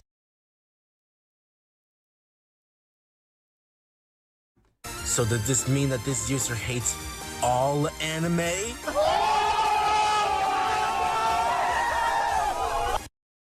Herbie? I want to see Herbie's... Where the fuck is Herbie? I need his reaction to this trauma. They're moving on in their lives. They're figuring out what they want to do with their careers. How am I going to pivot? How am I going to, create content? What is it going to look like now? And as they do that and they find success, these freaking bronies, and I hate to use that as an umbrella term because I know that there are plenty of bronies who are out there that are very cool and very sweet, very nerdy, nice people who just, want to have a community and want to make friends.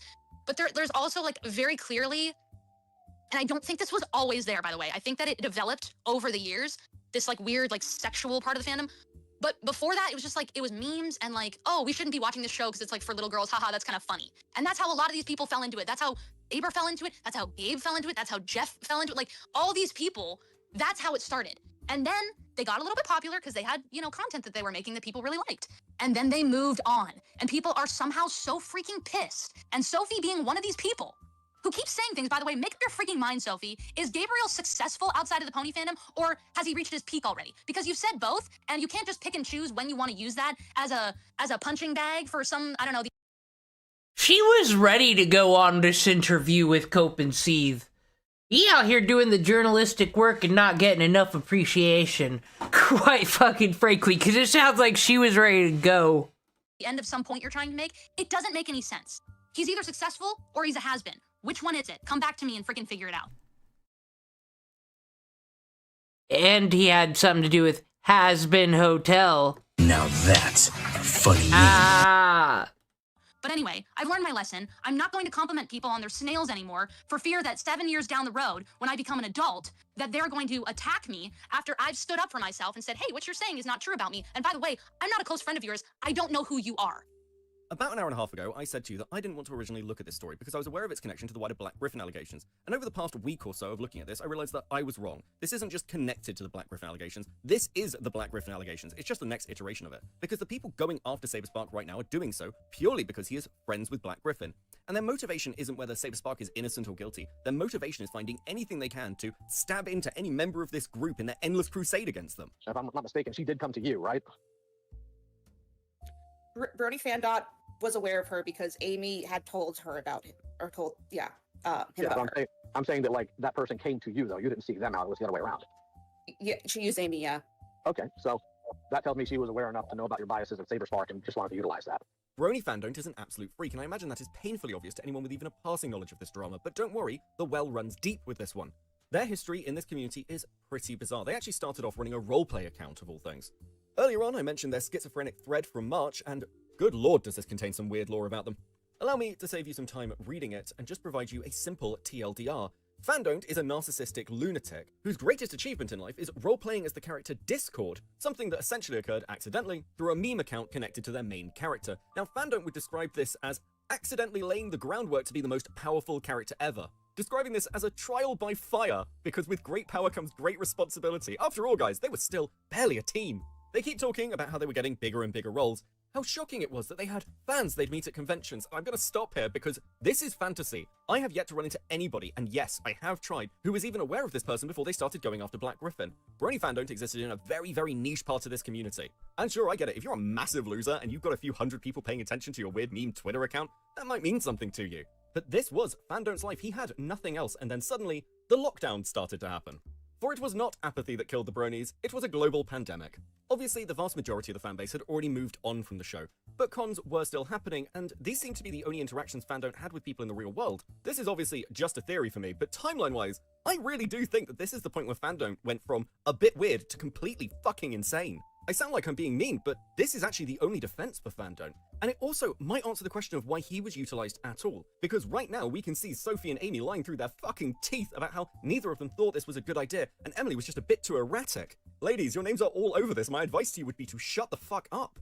Yet, I get it. FanDont in this story is by far the worst actor. So when throwing KP to the wolves wasn't quite enough, I guess he has to go as well. Though, as always, I am just happy to help. So let's start with the friend of all three of these people, Wootmaster. Wootmaster, also known as Ezekiel the Zebra. Well, Mike, it's not Eevee, it's Ditto.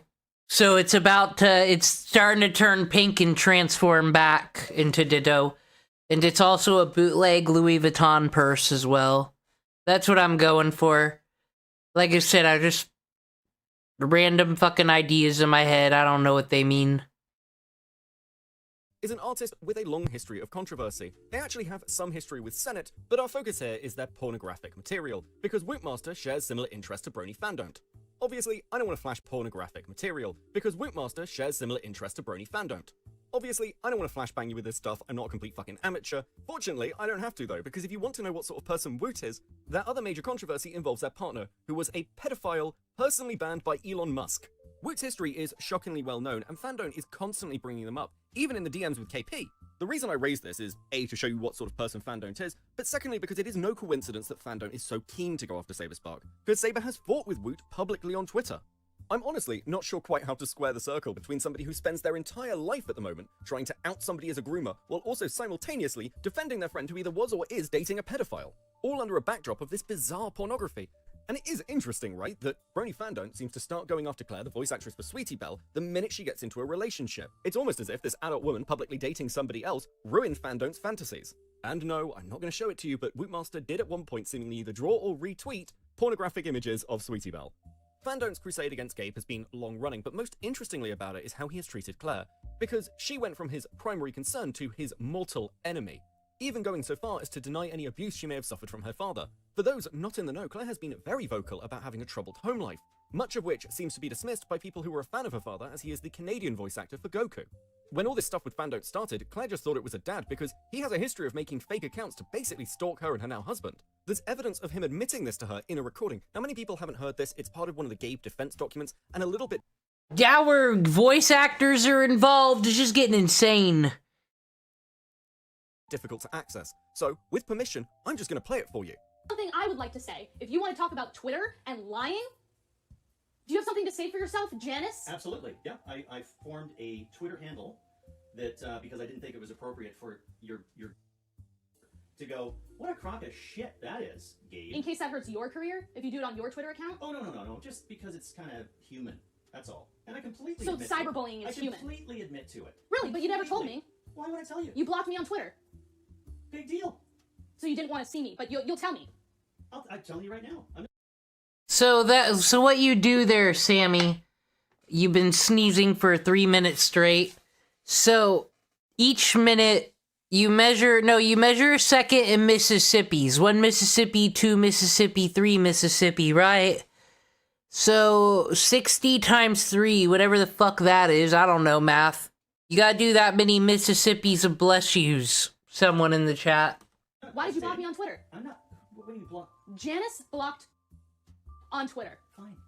Do you want? I can unblock you. And you know what? Now that it's all in the open, I'll really do it. Because I think. Did you know about this? I think that people. No, one knows nothing about this.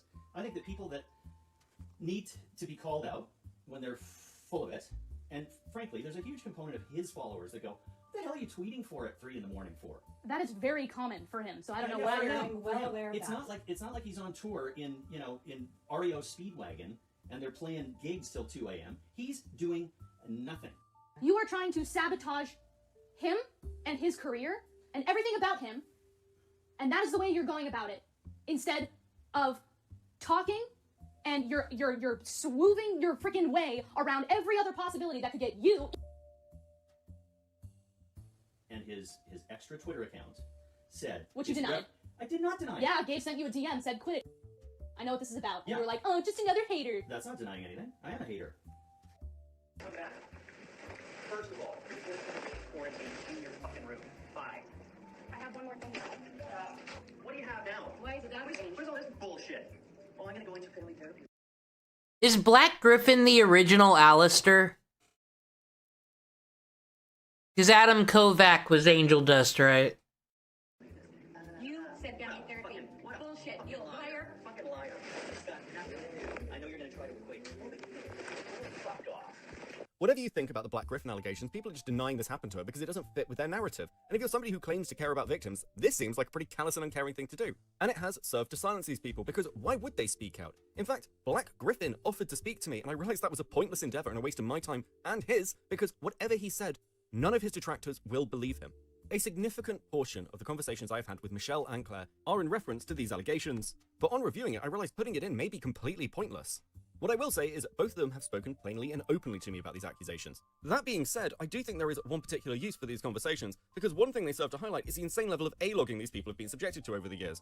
We're talking anything public about these people. It's been trawled through and picked apart by this lunatic to find anything damaging, and I want to show you that through the perspective of Michelle. With Gabe and Claire, the irony is, we've calculated now that Gabe and Claire met outside of conventions roughly 6 to 7 times. And we've gone through all of our photos, all of our videos, like collectively, to calculate accurately how many times it would have been when she was a minor outside of like conventions, and it still would have used, like, that's including like video shoots. It just happens to be that literally 5 out of 7 of those times were filmed. So to these people, it looks like so much. It was like, those were literally the only times they interacted. I'd let Alistair scream at me on... And then maybe the other 2 times were my 2 birthdays.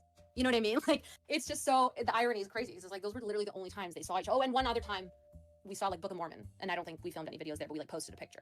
So it's literally all these times they're finding, those are the only examples. Like, no more exist, essentially. I don't understand how it's the people who are taking this way too seriously that get so wrapped up in this. And they're like, look at here, they're by themselves. And I'm like, no, we're not. We're with another person. They're right freaking there. And they just take screenshots of, which I think is so funny. The fact that they're like screenshots from videos that I made. And someone's like, please send this to Claire. We can still get her out. There's still time.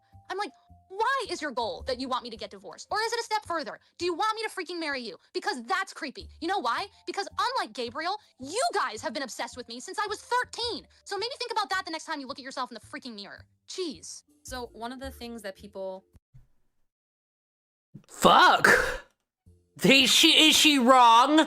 Is she wrong? I don't know anything about the Black Griffin allegations, but is she wrong? Claim is an inaccuracy that counters reality of how many times, you know, Gabe and Claire spent together and how close friends they were. Was Gabe saying we weren't friends? I know Gabe's definition of friends. I know he would not have considered Claire a friend, because he would consider somebody a friend that he had, you know, contact with, phone number. He only had Claire's phone number, I don't know, some point like 2017-ish, because one of her parents gave him, or no, one of her parents gave Claire Gabe's number, and that actually made Gabe really uncomfortable. And I was there when he first received a text from her, and he was like, oh God, why did they give Claire my number? I don't want her to have my number. There were other people in the room too, so I'm not even the only witness to that. But they, again, we've calculated it specifically. They only spent 6 to 7 times approximately together outside of conventions. And I think, yeah, 5 or so of those times were filmed. And there was only one instance during our entire childhood minority period where Gabe and Claire and I, just the 3 of us, were alone. And it's that one video of us going out into the woods. And I deleted it because I felt showing the dead raccoons was inappropriate. I deleted it like 8 years ago because I just thought it was kind of a gross video. It's literally the only instance. And these people somehow like went, I don't even know how they found it. And they thought I deleted it because the comments were inappropriate. It was literally like a super popular video. I deleted it because I just thought it was gross. And I've deleted, like, I don't know, I unlisted a bunch of videos a long time ago. So I was just like, I don't know, we're just kind of like being immature. Like, I didn't like showing a pile of 5 dead raccoons on my channel. That just wasn't professional. I was focusing on my music. So I unlisted a bunch of those videos I just thought weren't really, I wouldn't want people to like go back and see now just for my own sake. Not because not because the comments were like inappropriate of, oh, you know, Gabe's taking 2 young girls out in the woods. We were there for probably an hour, and it's 5 minutes away from my house. And both of our sets of parents would have approved it. And literally every other time Claire and Gabe would have ever seen each other when Claire was a minor, parents and many other adults would have been around. Every single time. That's the one video, and they used that one single video that I even deleted and they somehow found, I don't know how, as proof that they spent time alone. It's completely untrue. Completely untrue. Now, to some of you, this might feel like new information, or flies in the face of what you've been told previously, but there's two things I'd like you to keep in mind. Firstly, that the people who are going after this group are really dumb. One of the questions I had, actually, generally, is there's so much focus on Claire being married to Gabe, but these sort of, I don't know, rumors or the way people thought about the relationship started with you. So it's very interesting that they've focused in on Claire. People, they seem to be going, well, we know this person, we care about this person, we want to save this person. And you, who were also involved, kind of get sidelined. And the fact that you don't really know them or have any interactions with them is almost a bit telling that... Oh, but they're basically, I mean, they're strangers. Essentially, they're strangers. I know nothing about them, they know nothing about us, you know. Maybe Claire's interacted with the specific people a couple more times than me, it sounds. She has more specific memories, but yeah, no, I mean, it is interesting too, like how many examples and stuff that people have sent me, like screenshots where like they mix us up too. Like it'll be some picture like 10 years ago, or like they think it's Gabe, but it's actually like me with my short hair and Claire, like just silly stuff like that. Like they can't even tell us apart. It's hysterical. And secondly, until we reached out, no one has tried interviewing these two women. And what makes that particularly insane is not the level of incompetence on display, it's the fact that people like Amy New have direct lines to them and never thought to ask. Since these new rumors have kicked up, we'll say in the last few years, or like the fucking the Turkey Toms or anybody else done all the work? Is fucking Beckett out here doing all the commentary channels fucking work for them? No one ever does interview anybody anymore. Every time you actually see an interview, and like the June the King, I don't know why we're just letting the fucking amazing atheist go off. But like, it's like, oh my god, the person we're talking about? Wow! The campaign against Black Griffin started. Have people tried to actually approach you for your opinion on this, or actually cared what you think? Because it appears with Claire's like, no, this isn't happening, that's not the way any of this occurred, you're wrong. And people have gone, well, of course she thinks that, she's a victim and protecting her husband, and now she's evil. Have you sort of experienced similar stuff, or have you just been sort of sidelined? And no one's ever asked us. You know, if these people actually were concerned that we were taken advantage of as minors, they've never asked us. They claim to know us. They could have, well, do you think you have our phone number or email? Like, you know, we have peers in common, we have colleagues in common. You really that concerned about us? Like, it's insulting. We're 25-year-old adults. And frankly, they don't have any idea how young we had to become adults as well. So you want to treat us like fully, you know, professional people at the age of 13, paying taxes and like doing all this stuff, having full careers for already, you know, 5+ years. And yet we're too immature to know our own circumstances and our own past and present. It's very, I mean, again, if there weren't all these ramifications for Gabe's career, none of us would care at all. That's why none of us have like talked about it for the longest time, because it's always just garbage. You know, I'm not going to be offended by something someone says if I don't know them. You know, I don't value your opinion. I don't know you. So only now, I mean, this is probably honestly the last time I'm going to talk about it is with you guys, because I appreciate that you're the first people I've seen that are actually trying to get to the bottom of this. But we all just want to move on. I mean, we're digging up our lives from 10+ years ago because these people who have never even met us claim to know what's happened in our lives, but don't take any weight in our perspective. After all this time and effort spent silencing people who were actually involved in speaking for the potential victims of Black Griffin, BronyFanDont must have been jumping for joy when Courtney Pete was making a video, and then Lazy Bedhead, and then comes KP, and allegations against Saber. Man, April must have looked like a very good month for FanDont. But then, everything begins to fall apart. FanDont had wanted the spotlight, he wanted attention, and when he finally got it, well, that monkey paw curled in a very particular way. So let's have a look at the fallout from his side, and his interesting reactions. We've already gone over much of FanDont's reactions to KP directly, but it bears repeating that the first public statement from the FanDont account came from Sophie, not from Bonk. Bonk's concern lay primarily in the fact that he realized quite quickly that this video might be damaging to the accusations against SaberSpark and DA Games. While he says that he doesn't want to shit on KP and just get people to hate on her, it wouldn't take long before the pressure really started to get to him. Now we're going to skip ahead a bit to when things get interesting around the 12th, because as things had been moving behind the scenes, Bonk wasn't idle. He'd been plotting with Emily to save the sinking ship, becoming increasingly confident that once KP was out of the way, he'd be able to emerge the hero. This would all come to a screeching halt, however, when SaberSpark released his response. Saber, again, has denied these accusations, but more importantly, the video isn't addressed to Emily, focusing more towards KP and FanDont and their devious little schemes. FanDont, at this point, predictably, panics, saying the response would be coming within the next few hours. This response would not come. Most hilariously, he said that he was documenting other people's responses, which further made him a complete fucking laughingstock. And this would just be the beginning of what turned into a god-tier crash-out. FanDont would blame this lack of response on an unnamed drama channel. At the time, I thought this was probably me. It might also be Opblock, because I do know from her DM she was watching his streams, but I am named in KP's unhinged voicemail. I'd said to KP that we had very good evidence that it was Emmy, and she should talk to me or at least somebody at this point, given what was unfolding with the situation. Either way, fucking hilarious. Now, at time of recording, the BronyFanDont account is locked, which makes me very grateful for channels like Internet Versus, because this lack of a further statement from Emmy seems to have seriously messed with FanDont's plans. He'd begin wildly lashing out at everyone from KP to Lazy Bedhead, saying he didn't want to hand over power to people like Opblock. When this didn't work, he basically concedes defeat and moves to a Hail Mary play. Now, one thing you should know about Bonk is at the slightest pressure, this guy will say that he's going to end himself. So against the current insane tirade against him, this ramped up significantly, as he posted a link to a Twitch stream in which he's walking in the rain. Now, I want to be a touch sensitive here, not in deference to FanDont, but this is a topic that touches a lot of people's lives, unfortunately, myself included. For that reason, I take stuff like this pretty seriously, and I get really angry when I think people are baiting this shit for sympathy.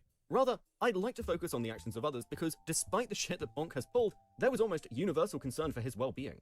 Multiple people would phone wellness checks, giving out landmarks and identifying information to try and help the police track this guy down and stop him harming himself. Even Sophie would apparently do the right thing, taking access to the account away from Bonk and locking it. And this wasn't just from his friends. Angry Slug and Lio both made serious efforts to try and protect this guy. The actual wellness check that did the trick apparently came from Baja, somebody who was friends with Bonk but had fallen out with him over his insane takes on pornography. And that's largely the last we've heard of Bonk for the moment. He's apparently in some kind of medical care, which, let's be honest, he desperately needs. But before finishing up with this freak, again, I'd like you to hear Claire's thoughts on the guy who's been harassing her for years. I think it also moves us quite nicely onto FanDont, actually. Yeah, I was gonna say.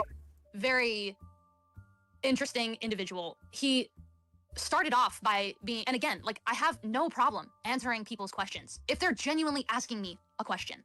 Or if they start, which he did, by saying, this is a situation I'm bringing to light. Claire has been groomed by Black Griffin, also known as Gabriel Brown, and everybody should know about it. And he proceeded with this whole long thread, and I read it, and I was like, oh, this is hilarious. Like, surely people are not, gonna bite on this. And then I saw that, like, enough people were that it started to kind of annoy me. And I was like, what the heck? So I was like, listen, this guy's like, clearly he's been in the My Little Pony fandom for a long time.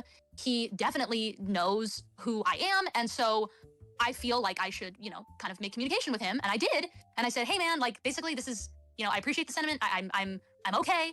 What you think is happening is not happening.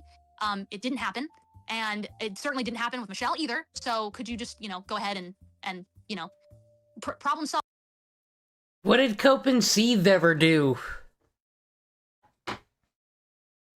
I've listened, these interviews all seem fair, and I've seen his Brony Christmases. They're a good time. You don't have to be a hero. I don't need saving, and Michelle doesn't need saving. We're good. None of this happened. I was not groomed, And he just turned immediately and became extremely defensive and didn't care what I had to say after that point, because at that point I had spoken up against what he was saying, and he was not going to have that. This is not somebody who is worried for me, and once I say something on the matter, and this is why it's so annoying when people are like, this person needs to make a statement, this person needs to make a statement. I'm like, why? Because it depends who it's for. If we're talking about people who are my fans know that I'm chilling. My fans follow me on Instagram and Twitter or whatever and see that I'm very happy in my life and my relationship, and I'm fine. And he, I think, got, he was observing this on his other accounts, and me, by this I mean me and Gabe, like, dating. When we had come out and announced that we were dating, we were worried about that, because we know that there are some people in this fandom who are, a little bit loony, for lack of better terminology. And those people are, will spread stuff about you. And that was something that we were like, let's pick our moment, basically. But eventually we were like, you know what, who cares? Like, I am very happy in this relationship. And Gabe was like, I'm very happy in this relationship. We had kind of talked about it, and we're like, yeah, I feel like we can kind of let our followings know. And we have a shared following, but we also have a separate following. And it's kind of funny, because it's like, when you announce that you're, like, dating someone seriously, or like getting married, like, you lose a bunch of followers. And for me, I had a lot of people who spoke out, and I got the vibe that they were kind of sad that I was off the market. And I'm like, okay, no offense, but, like, as if you had a shot. Like, that's just kind of, some of the people in the fan base are like that. But then there are other people who are super... Yeah, like, why the fuck do these men say that shit? Like, oh, you're off the market. I never was for you. This is like Jeremy fucking Hambley, Review Tech USA, flirting with fucking women, shit. They're like, oh, well. Happy for us. And they were like, oh my gosh, it's amazing. Like, I'm a fan of both of you. That's so fun. Like, I love seeing people who are, like-minded get together, and, like, man, you guys are going to be power couples. So, like, it was really nice. But, like, this where BronyFanDont lies is one of those loony people. And no matter what I said, I realized talking to him directly was literally met with fire every single time. I'm like, is there a way that you, like, you know, I don't know why you're doing this. I don't know why you feel like you have to. Like, I don't know what else I can say to, like, alleviate your concerns. And then I started realizing, oh, these aren't concerns. This is now an attack. And then I had speculated, actually, for a while, that this could have been my own dad, because my dad has done stuff like this before. The language was very similar. I had alluded to some, you know, sassy remarks I made with BronyFanDont's this account. And I was just trying to kind of gauge the waters, and I'm like, yeah, I found out that it wasn't him, and I was like kind of relieved, but I also was kind of mad because I was like, well, dang, now we just have like another crazy person with the same kind of mentality, and they just want Gabe deplatformed. And I actually DM'd them, and I had a whole conversation with him where I was like, all right, like, I'm gonna level with you, dude. Like, I don't know what your goal is here or your game, but I'm fine, and I don't know, like, why you're so angry about this still. Like, and it seems like you're more angry the fact that I've come out and I've said, like, this is not true now. But the whole conversation, I mean, if you even can read it, he posted it, like, a while ago, but it was basically, like, he said, like, you shouldn't have a relationship with minors if you're an adult at all. And then I got curious, and I started doing some research. And from literally, like, almost no effort at all of research, I was like, oh, okay, this person had, like, a role-playing account. They deleted a bunch of their, stuff that they used to, like, communicate with me, that is, like, no longer on X anymore.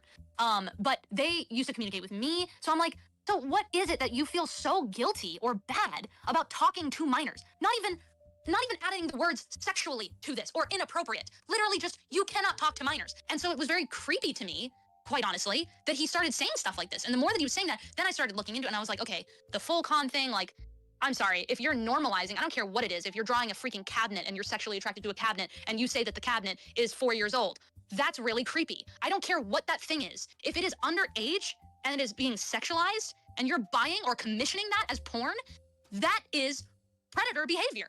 And I think that he's totally projecting, because I don't know. I know that I don't like just like throwing things around, especially because I know what it's like to have these words thrown at me and my own husband. But that's pretty pedophilic behavior, and it's normalizing, sexualizing young people and children, and it's disgusting. There's no loophole there. You don't get to defend why your thing is slightly different and not okay and not hurting people. Well, guess what, BronyFanDont? You're hurting me. How about that? You're hurting me. Now you've hurt one person. So is that going to make you stop getting commissioned freaking underage cartoon porn? Probably not, because there's going to be something else that you're going to defend about it the next time. I'm sick of this. So sickening. This story is one of the weirdest things I have ever covered. When I began, I expected it to be a fairly simple tale about some girl who had a grudge against another content creator and was prepared to go to any lengths to ruin him. I did not expect to be having conversations with the voice actresses from My Little Pony and dealing with a conspiracy to ruin their lives that seemingly has been running for years now. But as we've got through all the conspirators, I guess it's time for some final thoughts on this entire mess. Firstly, let's return to KP. During my interviews with her, I said I didn't really know where I came down on whether this was malice or stupidity, and I actually don't know really if that's changed. I think it's probably decent quantities of both. One thing I will point out is KP has been very forthcoming with information, and does seem legitimately remorseful. Whether these are genuine feelings, a response to being thrown under the bus, or an attempt to avoid being sued into oblivion, I'll leave up to you. But what I've experienced with KP largely lines up with what other people have said to me about her. She is fairly lost and fairly clueless, turning up to our first conversation kind of baked. So it doesn't come as a surprise to me that when I came back to her to ask about Chris, she'd ask me this. Are you cool with me coming to process to you, like, in general? Like, I don't know. I don't want to look at anything that's gonna trigger me, and then Lio won't tell me anything because he's afraid he's gonna trigger me. Yeah, that's fine. I mean, again, I want to... Fuck off, everyone from the Tumblr streets. You all say 4chan. This is so Tumblr-coded. I want to be clear. Not just the word trigger, but just the fucking attitude. Separation. The entitlement. For those of you looking for some repercussions to hit KP, and I don't blame any of you for that position, this kind of thing is devastating to a channel. I'm really not sure how you actually come back from something like this. And to be honest, the real damage that's been done to her is she has basically burnt all her bridges with her old remaining friends. And my final thought on this really is that the only person who can judge KP fairly is SaberSpark and how he feels about the shit she pulled. As a core point to this entire thing, if there is a lesson to be learned, it is about evidencing the claims we are making as creators. And I have actively avoided including claims that I couldn't in some way substantiate either with evidence or additional testimonies. I have now heard the other side of the allegations being made by Emily, but I have largely dodged around talking about them and her for a very simple reason. It is not fair to me or to you as an audience for me to be presenting takes that will clearly have been biased by what I now know. As long as Saber is off the record, and I have been clear about this with him, I cannot use what he tells me, and to his credit, he wouldn't want me to. But one thing that was pointed out to me by Lazy Bedhead is that I clearly, from the start, had issues with these allegations, and she felt me not highlighting this previous bias made me slightly disingenuous. But my Twitter hasn't gone anywhere, and I was tweeting out about this on May the 2nd before I'd even begun looking at this in earnest. So, for the sake of transparency, let's just go over my thoughts and why I had issues with this to begin with. My primary problem with these allegations, having gone over many like them over the years, is that, to me, Emily tells on herself. My exact comments were, unless there is more, Saber is autistic and led her on, for like a year mind, talking about a relationship, which is shitty, but not cancel-worthy. Plus people are just glossing over the fact that this is seemingly multiple meetings and combos, which adds a lot of grey to this. And when we come to the actual statement, we can find that Emmy is talking about being demisexual, multiple comments about Saber mentioning a relationship, and also talking about how she needed to get over her crush because she felt her emotions were being toyed with. To me, and this is just my opinion, this statement reads far more like somebody who was pissed off and has been pissed off for years that the guy she liked decided not to date her. And I say this because my experience has been that people tell on themselves, often unable to omit their actual reasons for taking a particular course of action. This is, of course, me just explaining my biases and my tweets on this particular situation. We all undeniably have these biases, whether you are on the listen and believe all victim side or the evidence or it didn't happen side. Truthfully, most people are going to fall somewhere in the middle of that spectrum. The issue only really comes when people are trying to ruin each other's lives based on hearsay. And once again, hopefully for the final time now, I don't know the truth behind these allegations. Whether it is SaberSpark or Black Griffin, nobody does, except for the people directly involved. I am also sympathetic if there are real victims and the well has been poisoned because the people who are handling those claims have been brutally discredited. In fact, you'll notice that I barely talk about the DA Games accusations, because from what I've seen of it, it might have some legs, and because KP's video is so bad, that particular well has yet to actually be poisoned because most people don't even realize that that's what her video was about. So if there is something there, I hope somebody competent looks into it. If you've enjoyed this content, please hit the buttons below the video. It does help the channel and I do appreciate it. So, this was his first video covering this situation. There's twists and turns in the tale. Not really. They said SaberSpark's just kind of a neckbeard, but he has some good videos. I'm just like, he's mid. He didn't do anything. I just joke because I thought it was just me that was like, SaberSpark. I didn't know so many fucking people actually hated him though. For what? Existing, I guess. It's not that serious. Whoa. Mother's Day to your mom and your wife now as well. Congrats on the kid. And honestly, shout out to all the loving moms out there. Modern society is going to try to make you feel like shit, like you're sacrificing your life or you're missing out. But whoa, don't you be passing none of your right-wing values around here. Children are evil, don't have them, they'll ruin your life. No more. Birth rate and fertility rate are down as fuck, we gotta keep it that way. Anyway.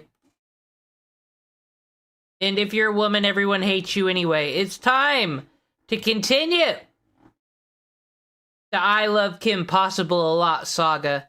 Though, I mean, I think it's turning out cool.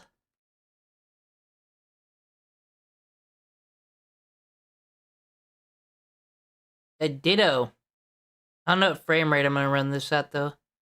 I hope people get that it's a Louis Vuitton, so I gotta slow down the frame rate on that. Okay, back to the saga.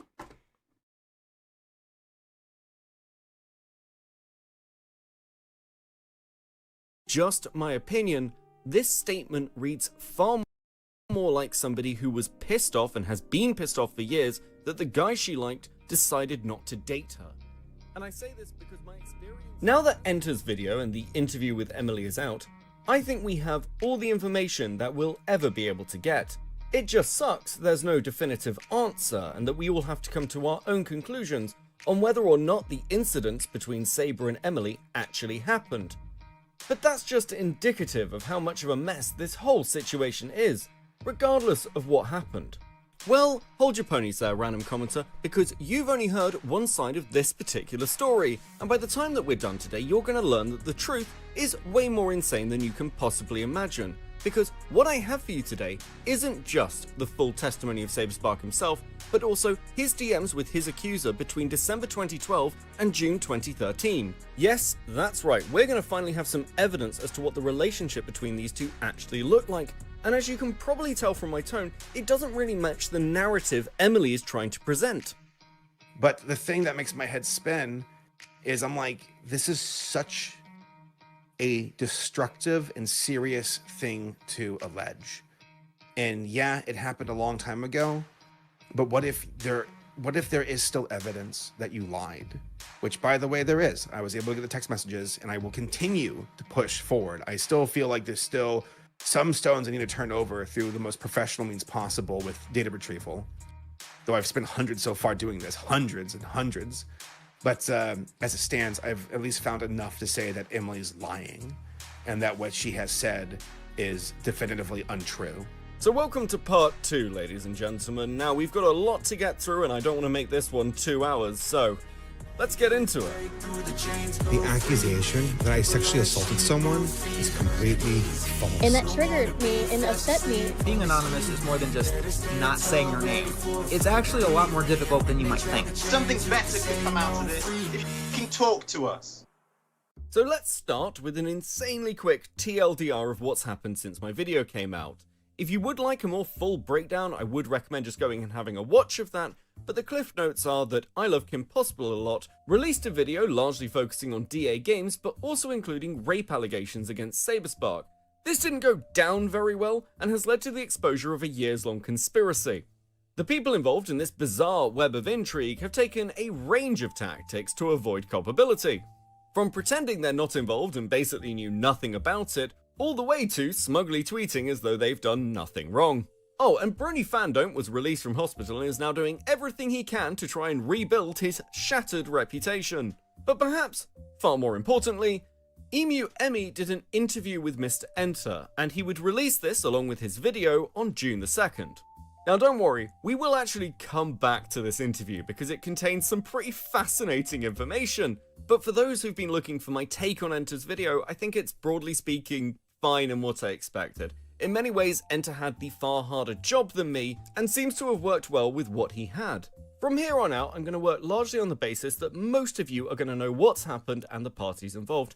However, I do think it is worth providing a refresher on SaberSpark's accuser, as well as the allegations themselves. On May 1st, 2025, anonymous allegations would drop against Saber Spark that he had committed sexual assault. It would then be revealed that the accuser was Emu Emmy, a fairly sized creator largely focused around the Sonic fandom, though with a long history involving the Brony fandom. This caused some issue because Emily's history is somewhat complicated, and contains multiple other controversies involving sex scandals. The ones most of you will be aware of will be her relationship with former Sonic voice actor Ryan Drummond, as well as Emily's appearance on Dr. Phil in an episode about her wanting to be a teenage mother. There are a couple of issues with finding out that it is Emily making these accusations. Firstly, this chick has about as much credibility as a homeless man wearing a sign saying the end is nigh, with many of her former issues being outlined in Lance's video The Queen Falls. Though secondly, and most importantly, Emily's testimony reads like it's written about a completely different person. If you know anything about Emu Emmy, the statement itself reads like fantasy. Now, because of these text messages, I can say she has omitted key details as to the nature of their relationship. They were far closer than she is claiming in her statements and in her correspondence to other people looking into this story. The reason this is so important is because the accusations against SaberSpark are dependent on what their relationship looked like. Emily claims that they had limited interactions ending after November of 2012. In that time, they would have 2 sexual encounters, once in a hotel room and once in a bathroom. Both would take place at conventions, the first at Canterlot Gardens in September and the second at Equestria LA in November. The allegations, like I said, I'm not a biggest fan of Saber Spark. He doesn't deserve all this stuff always fucking flung at him for what? Talking about children's cartoons, who cares? But the second I heard any of this shit, just like a skimming of the Google Doc, I'm like, that's fucking stupid. Yeah, you totally got rid of all your pony evidence. Yeah, Brony getting rid of their fucking con badges, okay. Key to both of these allegations is that Emily claims they essentially came as a surprise to her, with SaberSpark essentially forcing her into them. For that reason, she was distancing herself from him and by the end of November wanted nothing to do with him. Which causes a little bit of an issue when we find a further 6 months of very pleasant correspondence between the two. Though I am pleased to tell you at least one element of all of this has remained consistent for over the last decade, and that would be Emily's anger at rejection. Which brings us to Saber Spark, because obviously, since his response came out, he has not been idle. Now, he did speak to us after his response, but that was all off the record, so I tried very hard to balance that in part 1. Because, as you may have gathered, Saber and Emmy did have some kind of a relationship.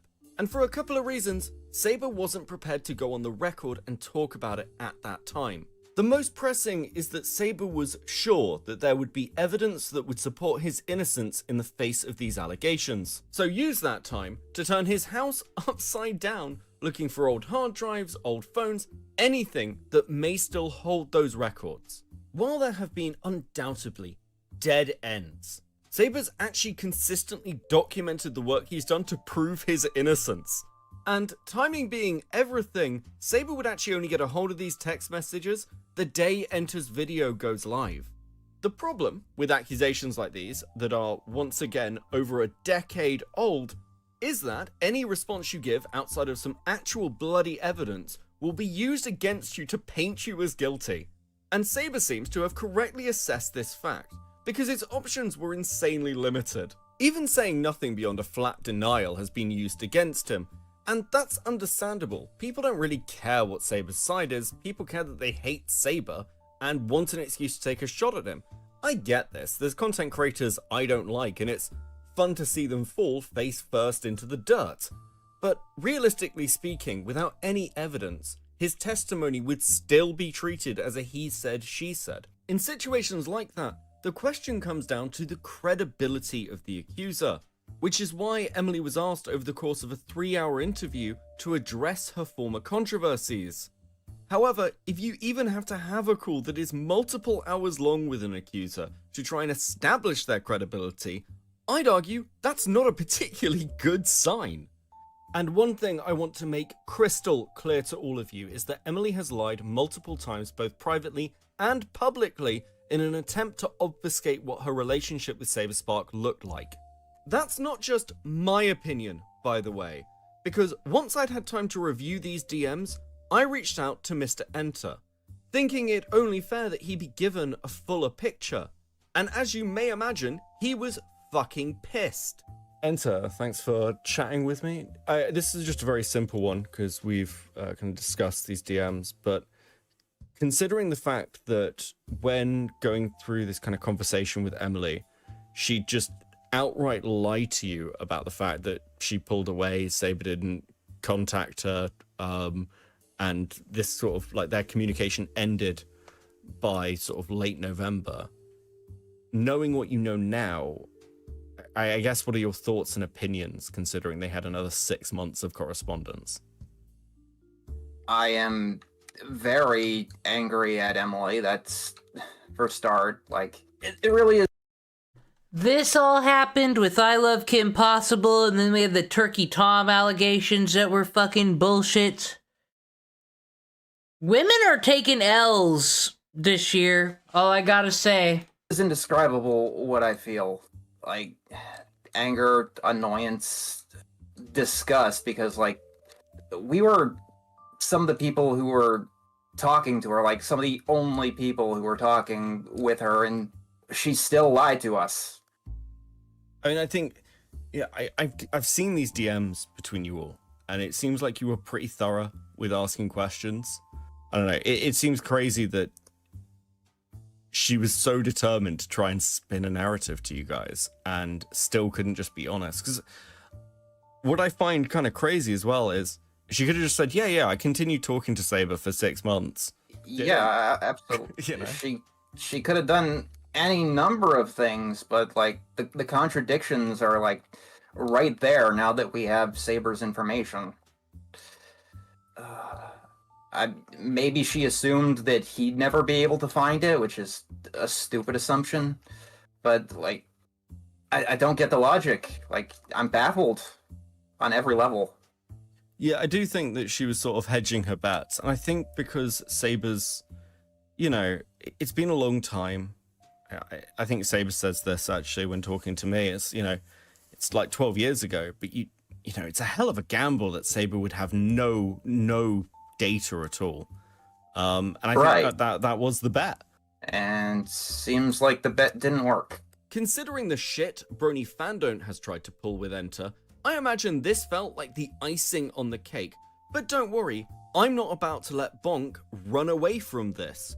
So later in this video, we're going to go over his DMs with Enter and the insane shit he was saying to him. Before all of the fun to come, let's get to why the majority of you are here. The best way I can kind of break this all down for you is firstly to give you SaberSpark's testimony, and then we can move on to why these text messages give credibility to his version of events. Now, one quick disclaimer. Regular viewers will be aware that I like to show full interview sections. There's a couple of reasons for this, but it's mostly so you guys get to see the full conversation rather than me linking to some hours-long video that, let's be honest, barely anyone's going to watch. But given that this conversation was largely a very detailed testimony, it is insanely long. So I'm going to break this up a little bit versus Emily's original statements, and I've also made a couple of edits just to maintain the flow of the conversation. Let's start with how you met Emily. We connected just from being in the Brony fandom. 2012 was the year where the fandom really took off. I mean, technically 2010, 2011, but 2012 was when the conventions really showed up in force, where the fandom just took off. There was something just so electrifying about the fandom after BronyCon 2012, which I was able to go to. And I actually went to 4 conventions in 2012. I went to BronyCon, Everfree Northwest, Carolot Gardens, and Equestria LA. And I remember being told by the con chair for Carolot Gardens, who was like, hey, we want to fly you out to Ohio to come to our convention. I'm like, that sounds great. And the rest of the summer, I was looking forward to it. I get to go see my friends again. Everfree Radio, which is Everfree Network at the end of its run. They were going to be there, meeting a bunch of the show staff, hanging out with people, having fun, doing panels, just networking, having a great time. And I was doing Brony videos at the time, like top 10s. I was building a name for myself on YouTube. I think I had around like 20 or 25,000 subscribers. And above all else, I was hosting a podcast with my friend Paleo Steno, and it was called Brony Breakdown. And we've been doing that since, I think, the beginning of 2012, if I'm correct. Yeah, pretty sure. Actually, it might have even been late 2011. So in the process of having the show, we got picked up by Everfree Radio for them to work alongside us and host it as well. And I'm pretty damn sure that's how we connected, me and Emily, because she would watch the show. And at that time, like, bronies were so excited to be like, you're a brony? I'm a brony. We should all talk on Skype. And that's how we connected. We talked on Skype. And a lot of it was us just initially nerding out over brony stuff. She liked my podcast, like my videos, talked about just the show itself. Episodes are coming out. We would nerd out over that. I think season 2 was already going on during that time, and season 2 was really good. So I was just nerding out, talking about things we enjoyed with the fandom, and how she wanted to do her own podcast with her friend Sandra, which they would eventually launch in August of 2012, called Pegasisters Live, which we all would laugh, being like, oh, we're the boy version with Brony Breakdown, and you're the girl version with Pegasisters Live. Eventually, you know, you'd been... How long would you say you were talking, roughly, before you actually met up with Emily? I'd say 2 to 3 months, because I remember us chatting, I'd say the start of summertime, and then Carolot Gardens would be in late September. So it was a good 2 to 3 months.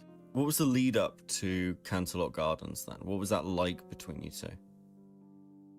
Again, just us being friendly, talking about the show. Eventually the text would turn flirty.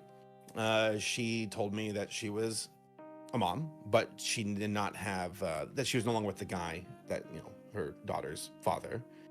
And that would eventually become a discussion of her being single. And I was like, oh, I'm single too. And the conversation would then become more flirty, more fun, with that kind of, you know, back and forth. And eventually we both floated the idea of being friends with benefits and looking at Carolot Gardens as a place where we could potentially hook up. And at the time, I mean, I was, Never hook up with a Pegasister. This was never gonna work. Delete this one. I was absolutely inexperienced, had no idea. But again, it was nothing where I was like, I wouldn't say I was in over my head, because we definitely went with just, going with the energy of the conversation. Her just really saying, yeah, let's go to the convention, and definitely was keen on the idea of us being friends with benefits. Okay. Because she says that she was, she positioned you as a sort of curator with this weird power dynamic with her, and she was a massive fan and stuff. Do you think that you held some sort of power or influence over her? I would say no. And I can only say for myself that I never saw it as such. I always just saw us as friends, and that the rapport was genuine and equal. I mean, of course, I was an older guy, but even then, I was 23. I think I just turned 23. I was 23. I remember graduating in spring of 2012, and I was a super senior, so I was 23. No, I never picked up any kind of. Oh goddamn, fuck Ilovekimpossiblealot. SaberSpark, I wouldn't have had to put up with this shit. I would never admit if I were a super senior. Honestly, that'd be worse than hell. No, it wouldn't be worse than fucking these type of allegations, but it'd be worse than some. I'd rather be Cyrax. No, I would not. Kidding. I mean, not Cyrax. And us having a good rapport and us being friends. Bossman Jack. What this early relationship between SaberSpark and Emily actually looked like is something that all of us largely have to take on testimony. However, two key things weigh heavily in SaberSpark's favor in this regard. Firstly, in my original video, I said, there are of course no perfect victims and none of us should have those expectations, but in a case like this, where there is no evidence for the accusations being made, the credibility of the accuser is basically all I or anyone else has to go on. And even leaving aside Emily's multiple other sex scandals, the more we look into this, the more we find that Emily is being dishonest in this case. If she will happily lie about what her relationship with SaberSpark looked like from December 2012 onwards, what makes any of us think she's not lying about what it looked like during the several months when they were seeing each other? And secondly, these text messages prove that far from Emily's statements to Mr. Enter that she was pulling away from SaberSpark having realized that he was in some way abusive, the opposite is true. It was SaberSpark who pulled away from Emily. This rejection deeply upset her. That's not just an opinion, by the way, because when we look at her 2025 statement accusing SaberSpark, this exact grievance, which made me suspicious to begin with, is her primary highlighted issue to SaberSpark throughout their later correspondence. We can see that her feelings about this haven't changed in over a decade, because between the two statements, the language she uses is basically identical, as she lambasts him for messing with her emotions. Adding further weight to this, I reached out to her ex-boyfriend Solrak, and when I brought up the fact that the messages indicated that Emily was mad at Saber for ghosting her, Solrak said to me, she takes that so damn personally, like it's the worst thing someone could have done to her back in the day. While none of us were in the room, at this time there is no reason to believe that this was anything other than a consensual and planned hookup at a convention. In fact, Emily's own statements support this position, saying that she developed a crush on him and that he was made aware of it. Regarding the claim that Emily would become flirtatious with SaberSpark, we can actually look to the messages in 2013 after Emily broke up with Solrak, where she would return to this behavior. And once again, I'd like you to keep in mind that this is proof that her testimony is fundamentally unreliable, because she has claimed during the period these messages were sent, she had already pulled away from SaberSpark and cut contact with him. One thing I have heard ad nauseum from the Believe All Victims side is that we should not make victims recount and relive embarrassing events when they have suffered abuse. And I'll be honest with you, I don't necessarily disagree with that position, so it feels deeply fucked up that these people have forced Saber to have to do just that to defend himself. I mean, at the time, was she friends with just you? Did other people know about her? What does that wider group dynamic look like? So the main group I would roll with at conventions being the Everfree network people, Everfree Radio at the time, and Paleo. You know who else goes to Everfree? Our best friend Herbie. Was SaberSpark in the wedding party? At the convention, I shared a room with Paleo Steno, again, my co-host for Brony Breakdown, our friend Hirasashi, a Brony musician by the name of So Great and Powerful. We had a lot of people shoved in our room. But Johnny, the con chair of Everfree Northwest, and then Rob Bob, who is a friend of ours to this day. And so how many people are we talking here? In that room? Yeah. Oh, in the room, because we had a king-size bed, and we were all shoved in the same room but Johnny and Rob Bob asked if they can crash on the floor in the fold-out couch. We said, sure. But it was, there was Silent too. He was a Brony musician. So it was me, Paleo, So Great and Powerful, Hirasashi, Silent, Bajani, and 7 people. And would they be able to sort of testify to that? I guess, if that's the word for it. Like, if they were asked, they were like, "Yeah, the room was full of people." Yeah, absolutely. I mean, Paley's already on record saying that. So let's talk about your interactions at Canterlot Garden. Walk me through your version of events. Yes. So, again, inexperienced, and I did not tell my roommates that me and Emily had plans to hook up at our hotel room. And it was during the convention when most folks were on the con floor, where Emily and I both, holding hands, took off to my room, and we sat down. I was shooting the breeze with her, talking about YouTube videos and projects and her own podcast and everything. And then it went, just mutually, just filling the vibes of the room, to kissing, and then moved to the bed. And kind of crazy that Saber Spark remembers every touch and every interaction from this thing that was like fucking more than a decade ago. Just saying. This is the true Chad everyone should be wanting to ideal to aspire to. That's where we, had intercourse. Though I was not good at it. I was extremely nervous. There was so many things, and it wasn't that she made me nervous. It wasn't her. It was the idea of someone walking into the room, because I was like, I didn't tell anybody. And they have keys to the rooms. I just feel like so embarrassed if they walked in and just saw my butt or whatever. But I couldn't really perform. That was the main thing. I was really embarrassed, and we were able to have a little bit of intercourse, but only for I'd say not even for a minute. And ultimately I was like, I can't do this. I can't. And that's why, I was like, let's just call it for now. Let's just, keep hanging out. And I was also extremely busy at the convention, which I said, let's hang out. And we really never really hung out after that, the rest of the convention. She would text me about wanting to hook up again. I remember her texting me, hey, let's party. I remember I was on a panel after that, and she was in the audience in the front row, like waving at me. And I remember her texting me saying, we should, let's party again later, winky face. But we never did, because again, the room was shared by multiple people. And then also just never had the time. I was in so many interviews that I was hosting for Everfree Radio for myself. I mean, is there anything else about, I guess, Canterlot Garden? Because I mean, the way this seems to be described from her side is she froze up, she locked up, she started disassociating, then phoned her friend straight afterwards. I mean, obviously these seem like, different interactions. I've got, we've got no way to know who that friend was. It seems odd to me, obviously, if you've got sort of testimony of there were multiple people in this who had access to this room. This is the moment you pick to rape somebody. I'm just wondering if there's anything else here that's, could come to light, or that was done, said, anything else you can remember? No, I mean, her recollection of events are incorrect. We're both having fun. Enough for her to text me afterwards about wanting to hook up later at the convention. She never froze up. It was just a enthusiastic, mutual hookup. One that I couldn't perform. I couldn't. Just enough to have, basically the definition of intercourse. But after that, I was like, I can't. And I went to the bathroom after that, and I was like, cleaning myself off, because I was way too anxious. I was way too nervous of the idea of my friends walking into the room, because that would be just something I didn't want that. And I realized how bad of an idea it was to do this in a room where, like, I have all my friends sharing it, and also a bed that they share as well. I mean, So she seems to have a very specific memory of you. So, doesn't Saber Spark having to go in an interview and go through every detail of this and provide every evidence for that time he didn't hook up for a chick at the thing, at some point make him the victim? I think so. I mean, that could already hit at that point, but he's Mr. I'm super non-biased. I think Saber Spark was just a nerd trying to make it in this world and having bad opinions on VeggieTales.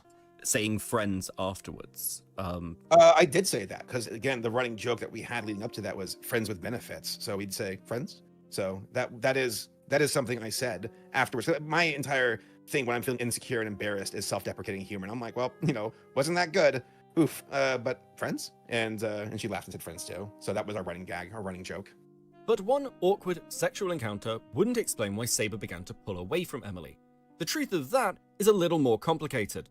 For those of you who've been paying attention to Emily's history and patterns of behavior, I don't think this part's going to come as much of a surprise to any of you. So after that, we kept texting, Skyping, and she told me prior to the convention that she had an IUD. So I remember asking her about condoms, and she said, don't worry about that. I have an IUD. And then she got it after she had her kid. And I took her word for it. And so we had unprotected sex. And after the convention, I was super anxious, because at the time I was living with my mom. I was a lifeguard with no savings, and I just finished college, so I had no prospects and no way to really pursue anything serious. Because This is when Saber Spark had to embarrassingly talk about that time that he didn't hook up with a chick because Ilovekimpossiblealot's going around and not leaving his name out of her mouth. And this is all attached to the fucking Dark Griffin drama because they really hate him, and Saber Spark is his friend. It's a huge drama, don't you know? I needed to work on myself. So the anxiety started to get me when she told me she wasn't getting her period. And I was like, oh my God, is she pregnant? Which is, I'm like, how? You know, with an IUD and also me not finishing, but also me Googling, that didn't help with the idea of like, well, technically, you know, there's other ways from just, you know, you don't have to climax in order to procreate. And that ate me up. It ate me up for a month. And I remember texting her being like, can you please get a pregnancy test? I will pay for it, please. And she would say no, she was just too scared. And she would rather wait until Equestria LA a month later to meet up with me and we can talk about it then. So it was a month of just pure anxiety. I remember being in my bed one night where I started crying and I was like, God, please, please let this not be the case. I'm not ready to be a father. I was ready to accept, you know, anything that would happen. But at the same time, I was just it was gut wrenching just waiting for that news because I knew I could barely take care of myself, let alone, you know, potentially having a kid. And just that waiting for the other shoe to drop just gave me, you know, just gut rot. So that was the main thing. There were still friendly interactions in the meanwhile. You know, we still had a rapport. We still were cordial and everything. But the main thing was just the anxiety of waiting because for some reason she didn't want to take a pregnancy test, even though I asked her. But again, it's her decision. I can't force that. So I'm like, okay, we'll just wait till Equestria LA because she said she. See, look at this Chad. He ain't forcing no one to even have an abortion or have a baby. It's not even his right to know about the pregnancy test. Until the child support check comes in the mail, then it's right. Wanted to do it in person. You know, and how long a time was that between Canterlot and Equestria LA? Canterlot Gardens ended, it was September 30th is when it wrapped up. And then Equestria LA was in early November, like I think it was like November 2nd to the 4th. And now we're starting to see a better picture of why that second hookup didn't look like the first one. They were already experiencing issues with their casual relationship. This potential pregnancy deeply troubled SaberSpark, and from his perspective, that's not really a surprise. He knew Emily's history, he knew she already had a kid, and let's be honest, at the time, this guy's biggest achievement in life was making videos about cartoon ponies. This isn't somebody anywhere near ready to be a father. It is interesting, isn't it, that this was completely omitted from Emily's original statements. I imagine because this fact makes it quite clear that their relationship was somewhat closer and more familiar than Emily paints in her accusation. However, I was surprised to find one reference to this from Emily. While being questioned by Mr. Enter, she does bring up this potential pregnancy, saying, I remember texting him worried about getting pregnant because my period came late, and him telling me that he would handle it if so. But my period came and stuff, that was pretty much it. Enter would respond, the details do help paint a picture. And he's not wrong. It's just unfortunate for Emily that the details of this story make it clear that she is lying about stuff. And every time she gets caught obfuscating the truth or manipulating the narrative, it further chips away at what little credibility this woman has. That then brings us to EQLA. Were you in a big room share again? Like, how many other people are sort of with you? This time around, I was sharing a room. I'm pretty damn sure it was with Paleo and Dusty Cats and Screwball. There was I'm pretty sure it's either 2012 or 2013, but it was a room where we had I still had 3 roommates because that was always like the standard for the longest time. We were at the Alpine Inn near Anaheim, near Disney, so that was a lot of fun. And that was my room situation, while Emily was some other hotel in that area. There's a big block of hotels. Okay. So I'm assuming you'd planned to meet up then. Yes. So, but you planned to meet up for a pregnancy test. So what happened with this other apparent interaction where you took her into a bathroom? I think she's mentioned something about a basement. Yeah, she claimed that. So we met up at a hotel on, I'm pretty sure it was Thursday or Friday. It was a 2-day con. I think it was a Friday, Saturday convention. So it was either Thursday. It was the day before the convention. And we met up. There was like this not basement, but this lower level at this nice Hilton hotel. I'm pretty sure it was a Hilton. It was a nice hotel in the area. And I remember meeting up with her and we hugged. And again, just niceties. You know, I definitely felt this anxiety just waiting. I want to know the answer is the main thing. And at that point, I wasn't angry at Emily. You know, I'm not angry at her. I was confused that she wouldn't do a pregnancy test, but I'm like, let's just, you know, now we're here together. And we're asking her, we started walking around the hotel, by the way, just catching up. And we went down to like this gym floor, and we sat down on this bench, and she was laying her head against me. And I remember being like, can we do the pregnancy test? Because my anxiety was in the better of me, where I'm like, I would. This is nice hanging out with a pretty girl, but like I still want to find out. And she was like, no, I'm not ready for that. Like, can't we just hang out? Can't we just hang out and have fun? And I'm like, okay, I guess it can wait till the end of the convention. And yeah, her resting her head against me turned flirty, and just her and I start kissing. And then she grabs my hand and we stand up, and we both mutually, walk to the bathroom. And it was empty. The entire floor was completely, empty. There was like some people in the gym nearby. It was a big gym. But yeah, we went into the bathroom, and she, did that for me because she wanted to take the edge off for me. She's I know you're nervous, and we did that. And again, it felt like, we're in a bathroom. If someone walks in, like before, what if someone walks in and my anxiety's in the better? Saber Spark went to the gym, liar. Throughout the testimony, Cope and Seethe, you say that you're unbiased and you're good at this. I'll still give you a like, but I don't know. Of me, in tandem with knowing that there's also the anxiety of waiting for this pregnancy test. I was able to perform a bit better this time around, but yeah, it was again a mutual hookup. That was always the energy, always through consent, always through just us talking, vibing, picking up just like body language as far as her kissing me, touching me, and me reciprocating. So that was that. And again, I see it as we were still friends with benefits. Even though we're waiting for this, I wanted to answer for this question, but we're still friends with benefits. So I believe her claim was, you pushed her into an elevator and were quite aggressive with her and hurt her. So none of that really occurred, or because I never was aggressive, and I never hurt her. I don't recall the elevator. I don't know why we would go up to go back down. Like, I do know the bathroom was at the bottom floor, but no, I was never aggressive or pushing her or shoving her. So I believe, again, this is her claim. We met in a public space, but no one was around, and we talked for a while. He kept bringing up prospects of a starting relationship, but how it felt wrong. He grabbed my hand saying how it felt so right, only to push my head away saying, but so wrong. Is there any sort of reference there that you can think of as to why she'd say something like that? I don't recall. I don't remember us even talking about being in a relationship. There was the talk about, like, okay, what happens if she is pregnant, which is like I would stay by her side, because I'm not gonna, that's potentially my kid, so I wasn't going to like abandon her.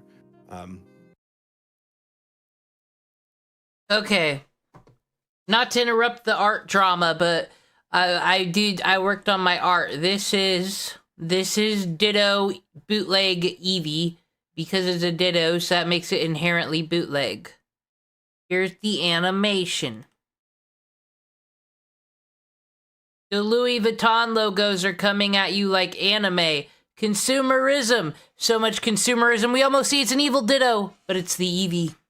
You love it? You love it, Justin? I think it'll be a hit on the DeviantArt and in the nerd circles. I think I did a good job on this one. I hope someone gets it. And it doesn't have to look that good, because it is a Ditto falling apart. It is a bootleg, so, like, its tail can look like crap back there.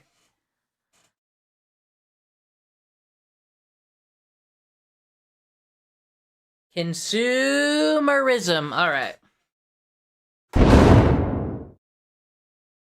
But as far as, like, it feels wrong, it feels right, it feels wrong, no. I was seeing this with eyes wide open of how deathly serious this is if she's pregnant. Which, surprise, surprise, she was not. So, I mean, like, her original claim is going to a more public space around others and went to an elevator to go to the lobby of the PonyCon hotel. So, was this so this isn't the PonyCon hotel, and it's the day before the con anyway, is what you're telling me? Yeah, because the convention was held at the hotel. Okay. People were present, she felt embarrassed, and guided me towards the stairs to go back down to where we were, just into a men's restroom, where he pulled his pants down and guided my hands and head towards performing oral sex on him. So, I mean, so your account of this is actually, she was more kind of trying to guide you in that way? Am I wouldn't say, it was mutual. I'm not saying that, I'm not saying, like, oh, it was just her. I was innocent and she grabbed me and shoved me into the, no, it was, again, us sitting on this bench nearby, her laying her head on me, her and I start kissing, and then we both mutually, went to the bathroom where we did some more kissing, which led to other things. Okay. Are there any other sexual interactions between you two? That's it. One part of these interactions which has always struck me as quite odd is that Emily is incredibly vague or outright dismissive of any further interactions between the two of them, presenting herself as instantly disgusted and just wanting to escape the clutches of SaberSpark. We can find another example of this in her DMs with Mr. Enter, as he begins pressing her on what their interactions looked like for the rest of the convention. Emily denies any further direct interactions, which is interesting, because EQLA was not some random event. It also contained the screening of the Brony documentary involving John Delancey, which feels like something Emily would remember, especially because there is another interaction between the two of them, with witnesses. So, after that happened, after the bathroom, what happens then? So that was another busy convention. That was the one where they were showing the premiere of the Brony documentary from John Delancey and Michael Brokoff, which was a big deal at the time. It was a big old crowdfunded. That movie with John Delancey fucking gaslit me into thinking these bronies are all lovely people, Saber Sparks mid, and that they're the greatest heroes of our time, and we are the evil ones for judging those men who are into ponies. And then the more and more years go by, you know, there's some fucking weirdos over there, so I don't know. Thing. It was a work in progress screening, and also the convention was busy, just running around to different panels, also doing more interviews and being involved with the Everfree radio guys. I'd see her at the convention, and she would text me wanting to hang out, but again, just I was too busy. I was booked the entire time through, and the only time I can really recall seeing her was when we left. It was in downtown Disney, is where this movie was being screened, the cut of the Brony documentary. I remember going there with AC Race Best and with Paleo and a handful of other folks. I remember Hot Diggity Demon was also in the audience. It was a really interesting evening watching the cut for the documentary because it wasn't that good. I digress. When we walked out of the theater screening, we were all very, being very critical, very opinionated.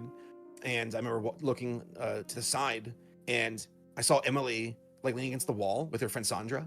And it's almost like Emily was waiting for me to come out, because then she saw me, and then she looked forward and she started to pass out. I don't know if she was pretending or not, but she started to pass out and being like, oh my gosh, Sandra's, oh my gosh, she needs help.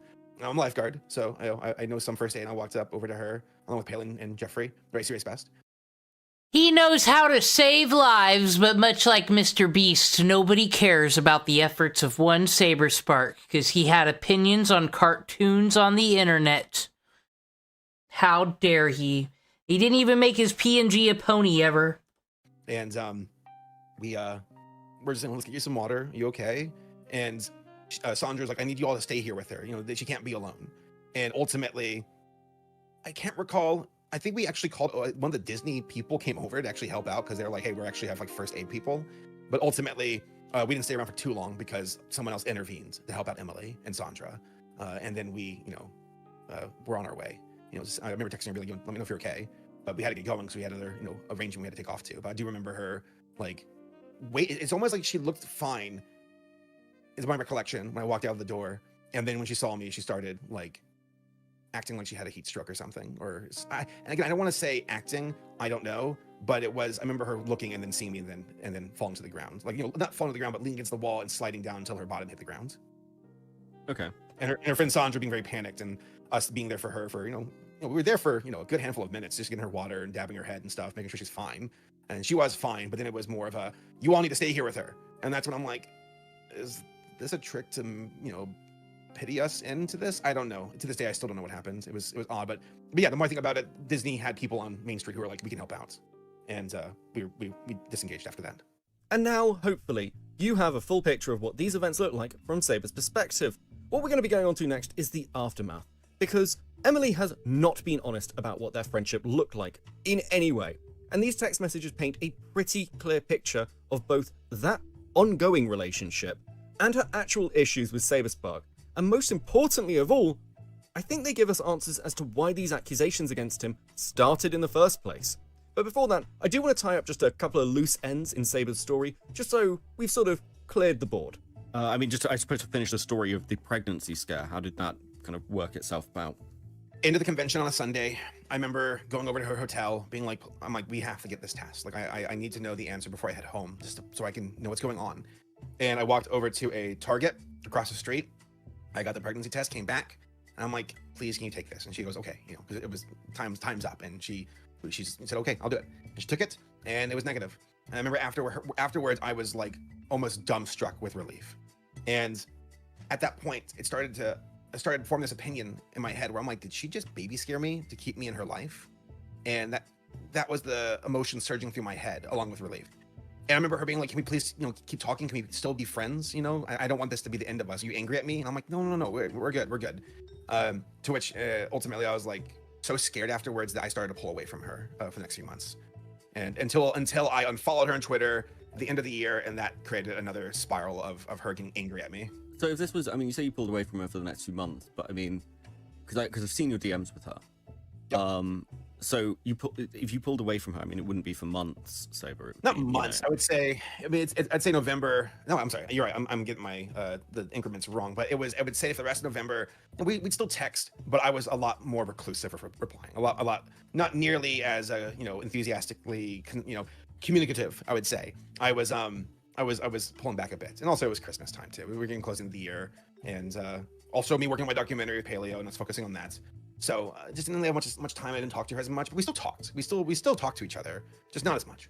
Now, before we get started, I'd like to remind you all that Emily has claimed that she was uncomfortable with this relationship right from the start, that she phoned a friend to tell them that Saber Spark had in some way sexually assaulted her. So it seems pretty weird that during the time period where she says that she was pulling away and wanted nothing to do with him, that she'd get so upset with him for unfollowing her on Twitter. And I know this sounds minor. So, does it deserve? Because on my DeviantArt account,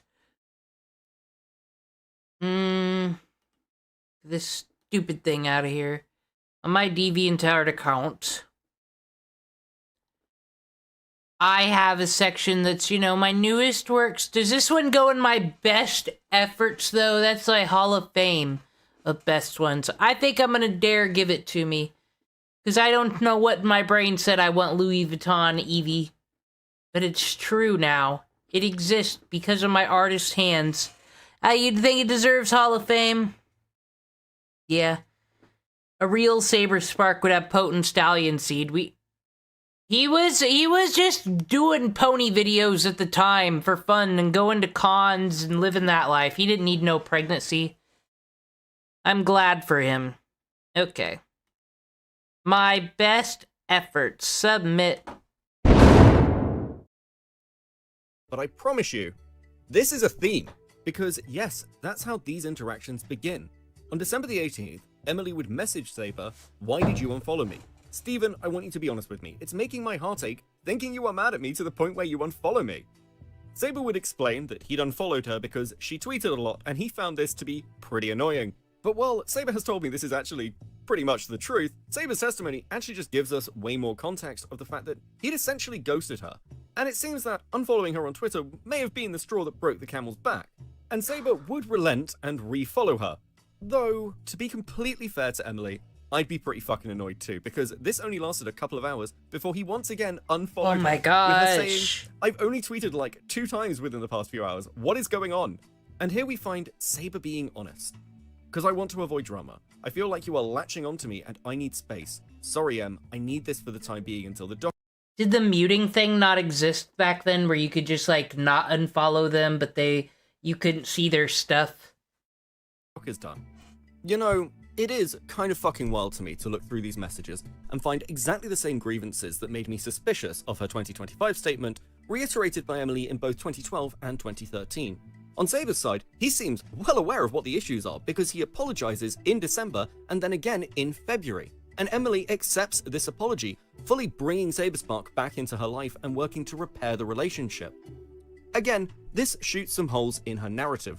Quite significant holes, I'd argue. But it seems like I was pretty bang on the money back on May the 2nd when I started looking into it. It's also probably worth a quick bit of context as to why SaberSpark would apologize to Emily in February in the first place. Because this wasn't just SaberSpark randomly trying to hook up with a girl who he'd had a previous relationship with. It's actually because SaberSpark was trying to keep the peace at conventions, which were getting a little bit awkward. Let's move forward to February. Because the first time I saw these, obviously I saw them only with days and times. I didn't see them with dates. And I was surprised to see that, you message her out the blue, "Hey Em, I won't take too much of your time. I just wanted to say sorry. Sorry for how I treated you. Sorry for going silent for months and not chatting with you. It is my fault. I got scared and ran away and I left you behind. I was a bad friend, so I just want to apologize. I'm not expecting you to be kind of talk to me again at this con or ever, and that is fair. And, you know, it continues on much to this degree. I mean, why message her out the blue? We were at a convention in Vegas called Las Pegasus. She was there, I was there, and there's even vlog footage too that backs that up. And at the time, I believe she was starting to date Solrak. And I would see them together at the convention, at the the concert floor at the vendor hall, and I could feel the tension, the awkwardness between me and Emily, where I would see her, and she would shoot daggers at me, just glare at me, and then walk away and grab Solrak in his arm and bring him with her. And the main thing to me was how awkward it felt, because we still shared the same group of friends as far as like convention friends go. Final Draft, AC Race Best, Solrak, Paleo, a lot of people. And the last thing I wanted was there to be any awkward tension with all of us hanging out. I'm a bit of a peacemaker. I don't like just don't like tension. I don't like that feeling. So I thought, it wasn't right of me to ghost her and don't. I said that's why I feel bad for him even having to make this and having to say these things. He's one of those that doesn't like confrontation. I wonder if that's why we had to have a 2-hour long epic before this part, because otherwise who the fuck can Saber Spark trust? Follow her and to just drop her like that so unceremoniously. I owe her an apology for not being a good friend. Yeah, we didn't work out as friends with benefits or anything else, but that doesn't mean we still can't be friends.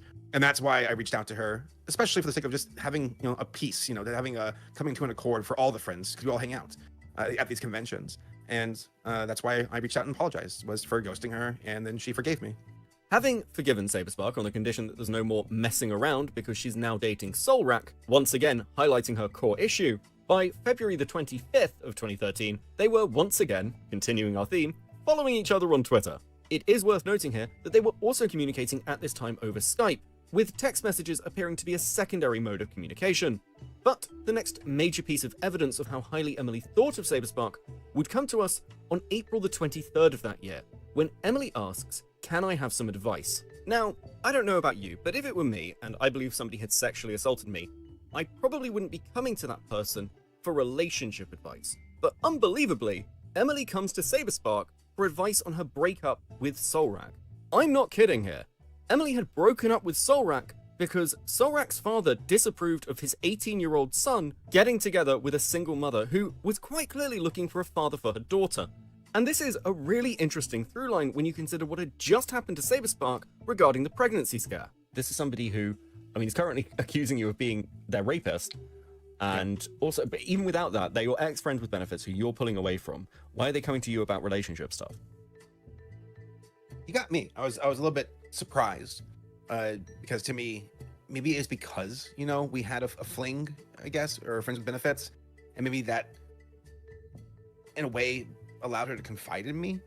I didn't feel super close. I was a little bit surprised, but I gave her advice, which was the advice I was giving myself in relation to her, which was, you can't take care of someone until you can take care of yourself. Now, we'll come back to this, because Emily's breakup with Solrak is incredibly key to this entire story, depressingly for Solrak. But I want to just highlight the fact that these two were clearly pretty good friends at this point, right? In fact, through the middle of May, they'd be discussing the conventions they were planning to go to, and interestingly enough, Emily actually brings up EQLA, which, as you'll remember, is one of the cons she claims Saber assaulted her at. She doesn't describe it that way though, saying that EQLA was one of her favorites. Now, as the conversation moves on, we actually see that Saber's pretty comfortable in asking questions about their friends with benefits thing that they had, and Emily doesn't seem to have any issues. It appears that the mention of EQLA prompted SaberSpark to ask some questions about their former engagements, and he starts by asking Emily whether she ever told anybody about the hookups. Emily responds that while she never told anyone they had sex, referring to it as their secret, she did tell Sondra and Solrak that SaberSpark sort of messed with her feelings.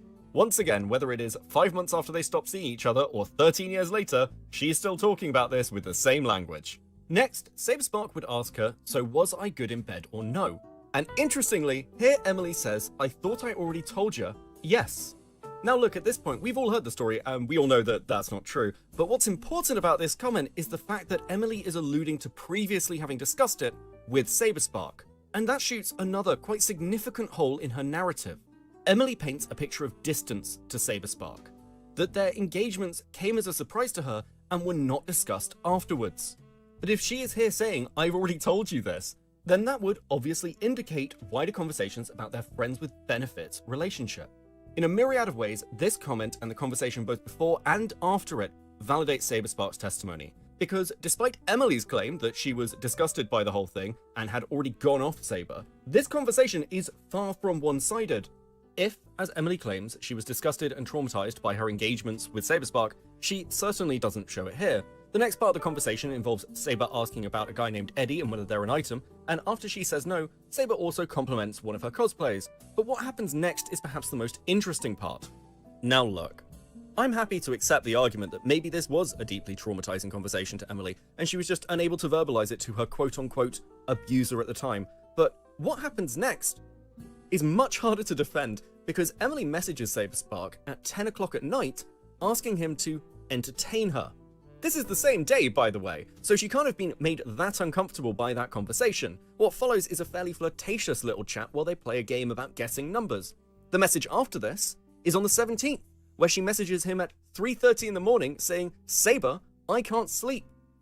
Even if you don't want to call these conversations flirtatious, this is somebody that Emily claims that at the time she recognized as her rapist. It makes no sense for her to be messaging him like this. And these messages don't even have responses. In fact, the last text message would be on June the 1st when Emily asks, "What did I do this time?" Because, and I told you it would be a theme, Saber Spark unfollows her on Twitter. At this point, this video is I remember when a Ethan Klein one time unfollowed Frogan on Twitter. Everyone should learn, the crazy, insane fans, just mute them. Basically complete. I'm just in the final stages of editing a few things and tidying stuff up. But, wouldn't you know it, last night I ended up on a 2-hour call with Emily. This was largely off the record, except for a statement which we're going to go over in a second.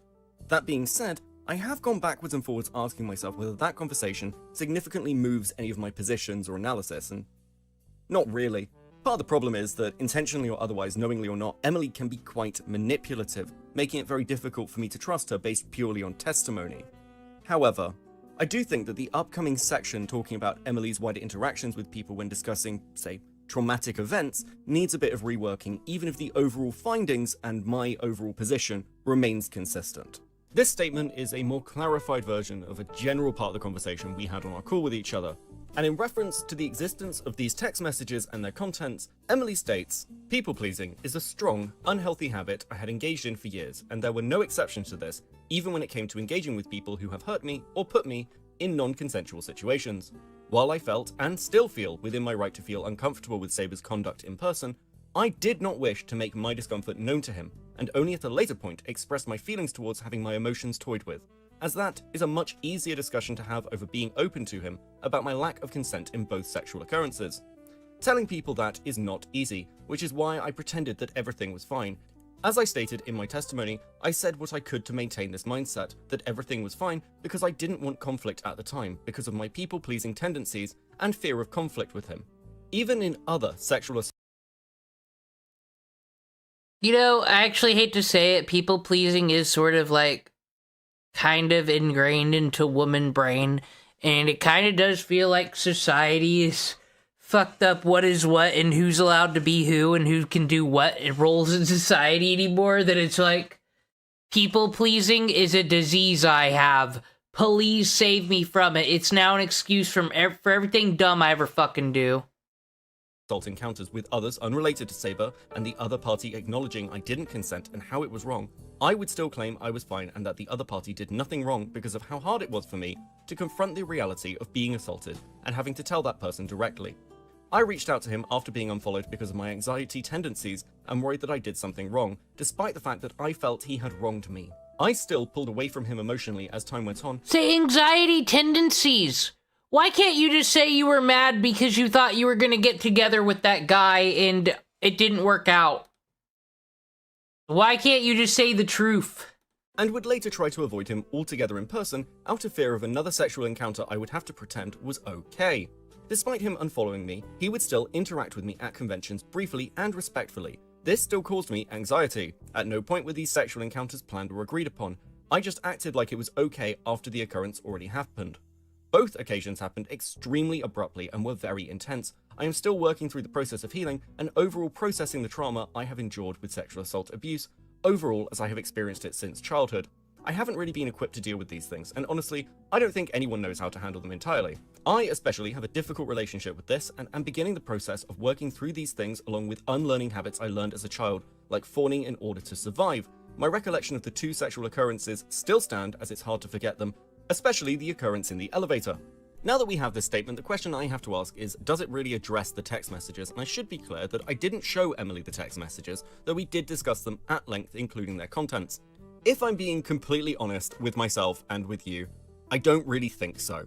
Emily saying that she is a people pleaser is one thing, and to be clear, having spoken to her, I do think there is probably some truth to that statement, but we have to consider this against the fact that she was going to SaberSpark for relationship advice, and if Emily is claiming that any and all interactions with SaberSpark were causing her anxiety, including the ones where he was respectful, I have to question why she was messaging him at 3:30 in the morning. There is also a clear inconsistency here with the fact that Emily is still stating she was pulling away from Saber, but again, it's Saber clearly in the messages pulling away from her, so I don't understand why she'd try and rekindle or reinvigorate that relationship if her intention is distance. This statement may also create another unexpected issue when trusting Emily's testimony. Her statement that she did not wish to make her discomfort known to SaberSpark may, on some level, indicate that if she was uncomfortable at the time, he would have no way to know this. Especially considering the fact that if this statement is to be believed, then regardless of what occurred between them, Emily would have positively affirmed him afterwards. It also brings up the question of when that affirmation or people-pleasing kicked in, because SaberSpark's testimony is that both of these were consensual and mutual hookups. If Emily is the sort of person who will put herself in positions where she is uncomfortable just to make another person happy, this leaves open the very real possibility that Saber was seeking consent in these interactions, which Emily may have reacted to positively despite her own personal feelings. This is, of course, me theory crafting. Once again, I wasn't in the room and can never be sure either way. But I am, at this point, just trying to be charitable, because if Saber is innocent, these allegations having that origin point rooted, not in malice. What the fuck do you mean if? Who gives a fuck about I have anxiety, I have this, I was a victim in my childhood, and that made me fucking accuse a guy who has nothing to do with anything of a crime? Honestly, you're just being a hater too, Beckett. We can't hate SaberSpark forever. But rather in Emily's inability to effectively communicate her feelings to the people she's engaging with is certainly a much kinder picture to paint of her and her actions. Though I do want to make one thing clear before we move on from this section, because it is relevant to what's coming up next. You'll notice the use of the word malice, and I'll remind you again that this section is being recorded when the rest of the video is already basically complete. Because while Emily's original feelings in these interactions can only really be known to her, the evidence does heavily indicate that she has weaponized these allegations against SaberSpark over time, and this statement from Emily does not account for those actions. Now we've perused these text messages and heard Emily's statement, we can get back to looking into the origins of these accusations, because that is a key question. When and why Emily began making the accusation is key to understanding, well, other mitigating factors which draw into question the validity of the claim.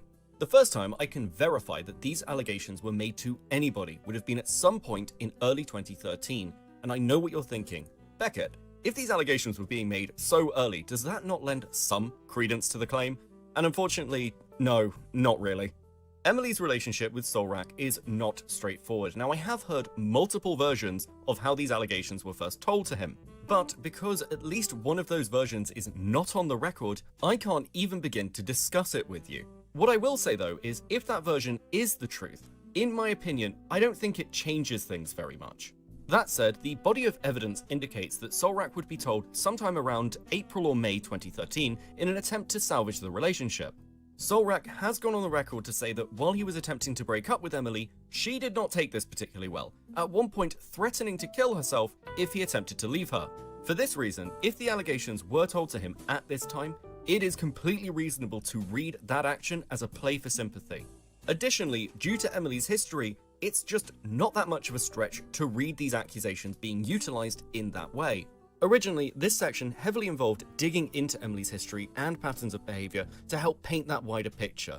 However, For a couple of reasons, largely because of the conversation I had with Emily, I have decided to just omit that analysis. So rather, I will leave the topic of Solrak being informed on this single note. If Emily did tell him at this time, regardless of the context, the timeline here is damning, because it would mean that Emily was telling Solrak that SaberSpark was abusive at the same time as actively engaging with SaberSpark, and from the messages, seemingly flirting with him. Finally though, there have been claims made that SaberSpark would be confronted by Solrak at a convention in 2015 on this topic. Was there anything that they particularly, without revealing too much, was there anything that they said when they told you this story that made you be like, oh yeah, no, this person's telling the truth, or? There's a lot of things that make me feel like they are telling the truth. I think we discussed this before, but I had even heard, I forgot, but I had heard whispers of a conflict between Saber and their partner over time, at the time, over this. So, but I didn't remember the context. I didn't know who they were at all. So I've never met them in person to my recollection.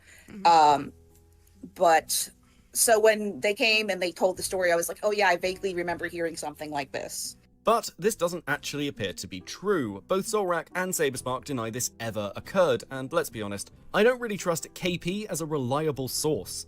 And speaking of reliable sources, you may remember that somebody by the name of Jessa came out to defend the allegations back in May.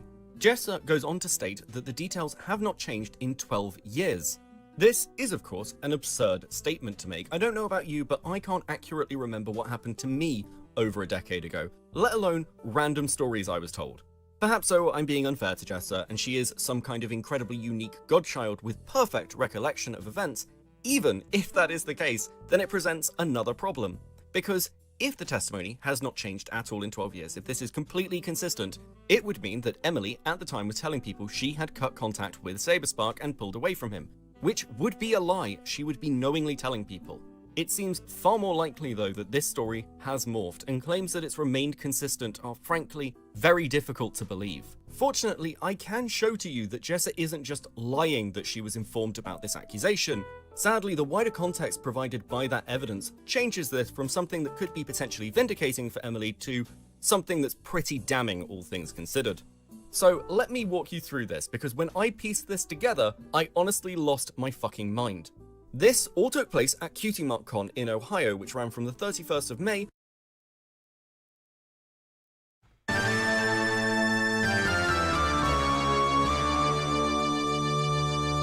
It was hours ago, but remember that awful body cam we watched, the fucking bar fight and goddamn and all the fucking child murder we see and everything awful ever? When it's not Indiana, this is not a good place for BronyCon. Midwestern people don't deserve and these. Emily would talk about this with Lazy Bedhead over DMs. She says, around 2 AM, I told them what happened, which is, I'll be clear, a crazy specific time to remember Emily.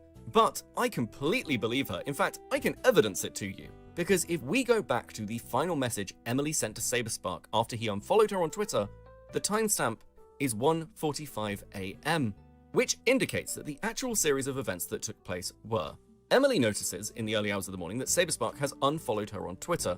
In response to this, she DMs him demanding some form of explanation. When she doesn't receive a message back, she then turns to the room and, in some kind of potential blind rage at this rejection, announces to everyone that SaberSpark is a rapist. And this is why Jessa's testimony of being told isn't really a defense, because the reason Emily told Jessa and the other people in that room is because she was angry at SaberSpark for distancing himself from her, not in an honest moment of vulnerability. If we needed further evidence that Emily will utilize these accusations in moments of petty resentment, this is it. Aside from everything else, that feeling of scorn is so ingrained in her apparently that she can remember the exact hour over a decade later. I think she's weird, Beckett. I think she might just be a weird chick.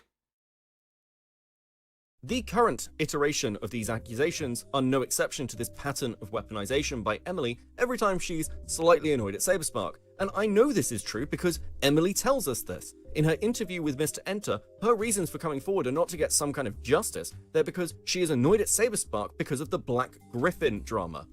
I know, we're all super shocked that it links back to that. I can hear you in the comment section already. What was the decision to finally just like come out publicly about it, like just tell the mass internet and put it as a public information kind of thing?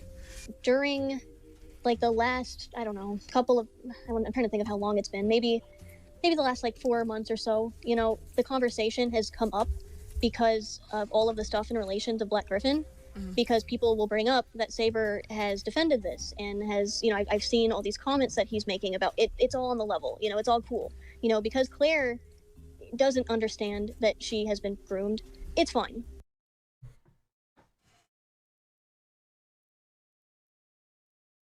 Like I said, it's none of your all's fucking business, actually. You know, it's all on the level, we're all good. And I'll be honest, that triggered me and made me realize, you know, I wonder if that's just how my situation has been interpreted. Because I didn't speak out, because I didn't sit there and say, no, get off of me, because I didn't, you know, have something to say about it. Is that just how I'm being interpreted? And that triggered me and upset me a lot. And so, you know, I was talking with my friend Amy about it because of all of the, you know, conversation with Saber being brought up recently, and I just couldn't deal with it, and I just started kind of spilling on how I felt about it. And it was Amy who then said, you know, have you ever thought about speaking up? Well, well, well. Fancy seeing you here, Amy New. Now look, there's a full section on Amy in the first video, but she has maintained her innocence in all of this, just a concerned friend. And that's bollocks.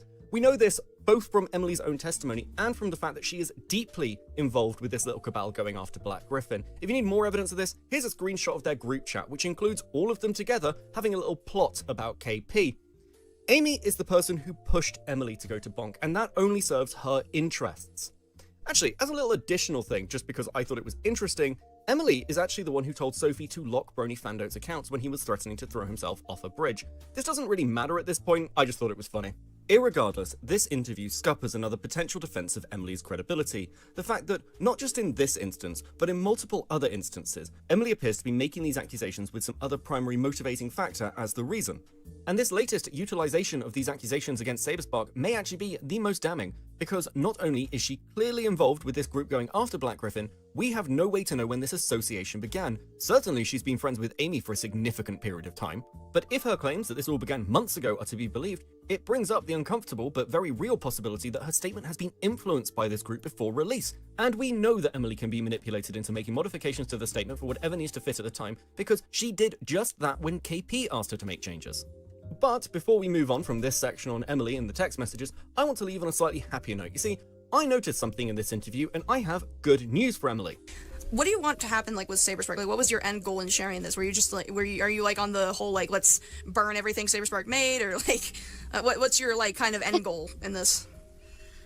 In all honesty, when it came to speaking out, there wasn't really a whole lot of one, apart from just me proving that I could actually speak up about something, because like I mentioned, I have a history of dealing with assault, and I have not been good about speaking up about it. And for me, more than anything, it was just kind of a personal thing of saying, no, I'm not okay with this. This has nothing to do with, honestly, it's not anything to do with trying to hurt him, and obviously I acknowledge it does. You know, I don't really want to hurt anybody, but at the same time, honestly, when it came to like the story coming out, deep down, I just kind of had hoped, you know, I mentioned I don't want him to reach out, but if he had emailed me and just gave me an apology of like, I'm sorry, I didn't realize that I had made you uncomfortable, that would have been a very healing thing to receive, you know?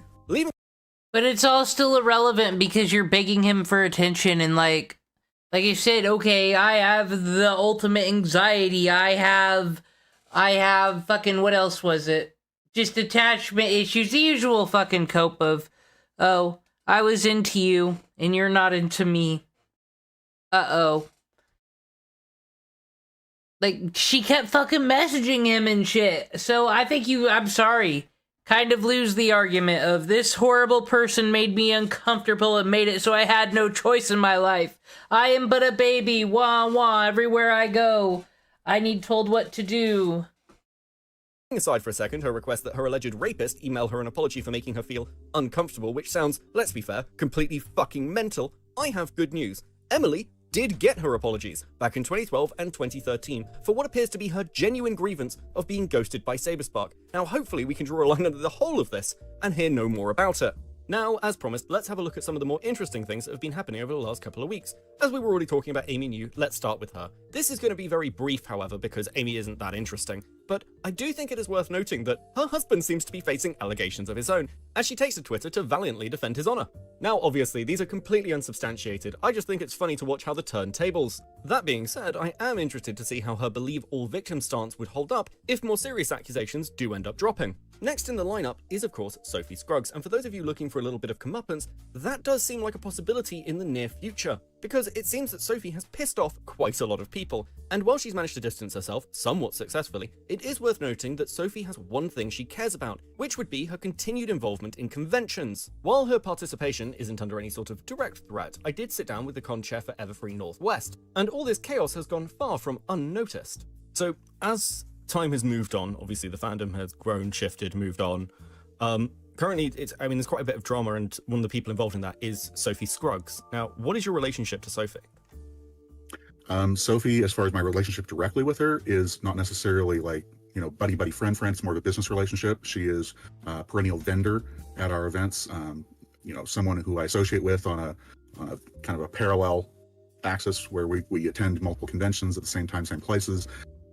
She has, in more recent times, been involved with productions of professional media revolving around My Little Pony fandom, especially IDW and their comic covers and whatnot, and has recently been invited as a VIP guest of Everfree in that capacity last year as our 2024 event VIP list. I know, I heard all about it. Do you guys know, though, that there was a young man named Herbert Hops who cried about how this was actually the worst one ever, and then the next day he's like, I can't wait for the next, that was the best con ever, and then cried? But just do more it in for general, just Herbie. as a perennial vendor and producer of content in the space, someone who I follow on social media as part of my duties of being informed of the goings on in the community. I like to keep tabs on everything being out there so that I can, keep an informed view and know what's going on and know how to react to certain situations. And, she's part of that as a major player in the social media spaces. She has a very strong voice in the community. So with what's currently occurring, and my understanding is that Saber Spark has been potentially disinvited from Everfree, is that correct? I wouldn't go so far as to say disinvited, more of, reevaluated, and currently ongoing still. We're still in internal talks and discussions about the continuity of different events going on in the fandom, the reactions that fans are having to this particular drama event. I know the relationship that Saber and his group of pals, including AC Race Best and other folks in the Bronies React group and other ancillary groups to that have had in the past has gone back since the very first Everfree back in 2012. It's been an ongoing relationship where practically every year they are invited as community guests. They provide a large portion of our... Please, we've seen that fucking convention. Saber Spark ain't gonna fucking lower himself to go into that swill. Programming he goes to fucking VidCon. Day, comprising many hours of community involvement at each year's show. So it goes back a long ways, and given recent drama and focus and attention on certain matters of great importance and great gravity, let's say this is a very serious accusation, a very serious issue to be involved in. Of course, you're on the committee of the BronyCon, though. We should check in on Herbie. Actually, yeah, we will. I do have one of his videos lined up. How wonderful. In. As a business, we have to evaluate how the fans are responding, reacting, involving themselves with these kind of things so that we can help insulate both our fans at our show and our business and our view as far as how the fans view us as an entity. We pride ourselves at Everfree Northwest as being a family-friendly convention. And unlike many of the other Brony and Pony conventions out there, we try to keep a PG rating on all of our content, everything at the show. Keep it so that it's completely family friendly. Any event can be attended by any age and shouldn't have any problems. And that's been a long-standing rule of ours since I became involved in management around the 2016, 2017 show times. Considering the fact that Sophie is involved in this sort of wider drama involving Black Griffin, their involvement with BronyFanDont, and their involvement with leveling unsubstantiated rape allegations against SaberSpark, does that reevaluation extend to her as well? In a way, it does muddy the waters, let's say, of our involvement. But in the sense that she is at current only being evaluated this year as a vendor, and we have many vendors of many different persuasions and beliefs and interests and whatnot, that doesn't necessarily reflect directly on our convention as having her as a longstanding vendor participant, so much as it does with Saber being an actual community guest invited to the convention by the convention, and being a representative of our values and our different options for presenting to our fans and participants in the event. So there's a little bit of a differentiation. If we were evaluating Sophie again on the level of like VIP involvement and that kind of thing, it would probably be a much different story. At the very least, I imagine there are going to be a few uncomfortable interactions for Sophie in the not-too-distant future, but I guess this brings us finally to BronyFanDont. Now, I'm not going to talk about all the insanity over on Twitter. If you want to see that, go and follow me over. This actually is the more important person. I mean, not important, the more interesting person. This pony fan, I don't even know. I don't even want to know these fucking words, honestly, but it's been quite entertaining. Over there, I've been a little unhinged lately. Rather, what I'd like to focus in on are the interactions between BronyFanDont and Mr. Enter. Cause, not to put too fine a point on it, Fandont is a very unhappy little freak right now. This is for a couple of reasons, though I will admit his primary grievance is causing me some trouble when trying to explain it. My original recording of this section ran to just over 9 minutes, and by the end made me sound like an egomaniac, as despite Fandont's protestation that he doesn't care what I think, well, these DMs tell a very different story. So we're going to break this down based on whichever voice seems to be screaming at Fandont from inside his own head at that moment. To begin, and as a little bit of background, these interactions start when Mr. Enter reaches out to Bonk for more information regarding the allegations. Most of this we're going to skip over, but there is one particular interaction that caught my eye, as Fandont demands to be added to a call that for some reason he thinks is occurring. When he doesn't get a response, he actually reaches out to Emily. Such is his desperate need for control. The reason I bring this up is because it allows me to talk about one element of Fandont's personality which I don't think's really been touched upon, his insane inferiority complex. You'll notice Fandont's OC is a hyena with a glowing eye, but this isn't just an aesthetic choice. Somebody handed me the character sheet for Bonk's character, and it turns out Bonk has something of a rape fetish. Yes, unfortunately, the rabbit hole gets even darker, and that is a terrible choice of words considering what I'm about to tell you. Fandont's OC has the special ability to bend others to her will, a power she seems to use almost exclusively to cuck the fox from Zootopia so she can have sex with the rabbit character. I would of course love to tell you that the only reason I'm bringing this up at all is to display to you that, despite the serious allegations Bonk keeps leveling against people, he clearly can't have that much of an issue with any of these things, considering the types of porn he commissions and how much of it there is. But if I'm being truthful, it's just because I like mocking him. That little bit of mental scarring out of the way, let's get to the meat and potatoes. Fandont's core issue with Mr. Enter is, if you hadn't guessed it already, me. And actually, if you hadn't guessed it already, I wouldn't be surprised because that's kind of insane. Fandont seems to blame Mr. Enter for the success of my previous video, as well as giving me an audience.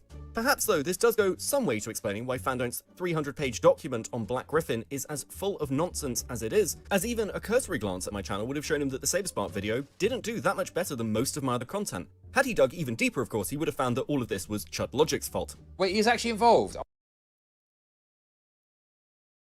I go with that option. Then we can all compromise and Beckett's not to blame, nor the art commentary community. Oh my god, Beckett, I was joking, but you are actually involved. Jesus Christ, dude. For this reason, Fandont is convinced that if Mr. Enter would just put out a retraction for ever mentioning my name and apologize profusely while denouncing me, everything can go back to the way it was.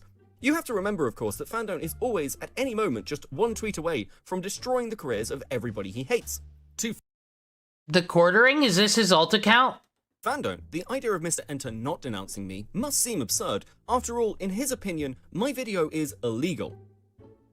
And I'm going to be honest with you, this one also confused the living fuck out of me. But what I've managed to piece together from Fandont's incoherent ranting is that the recording Claire provided me was made without consent of the parties involved. How Fandont would know this is a mystery, unless he is in contact with a therapist or the far more likely option, Claire's father Ian. These DMs also help me to answer a key question I've had for weeks now, which is why Fandont keeps claiming that Claire was forced to pet snails by Sophie Scruggs, a story he correctly identifies as completely ridiculous. One may wonder whether he actually ever watched my video or the interview with Claire, because she never said anything close to this, except I guess for the continued inclusion of a snail. And the answer is, of course he didn't. All the information he has about it or me has been fed to him by third parties who frankly also don't know what the hell they're talking about. This little hate mob is terrified of anything approaching facts or truth. It's why this mess started in the first place.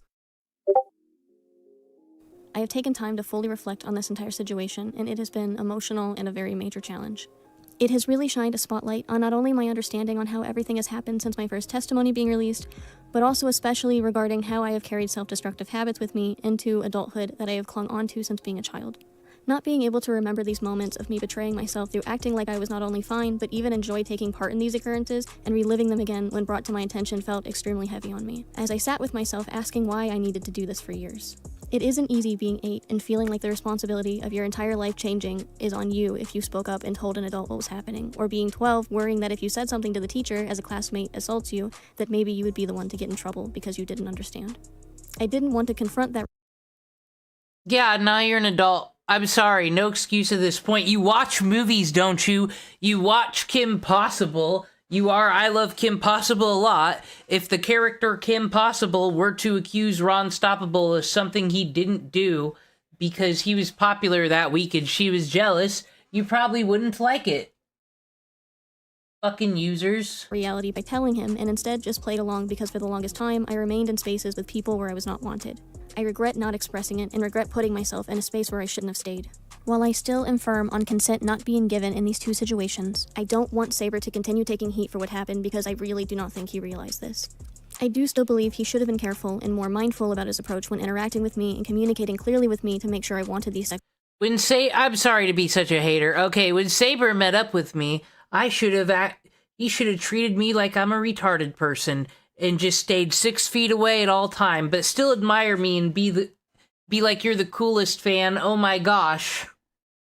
Encounters before initiating them.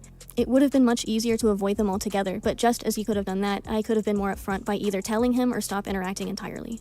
I feel really good about having a proper path carved out for me when it comes to the work I have to do to finally heal from not only this situation.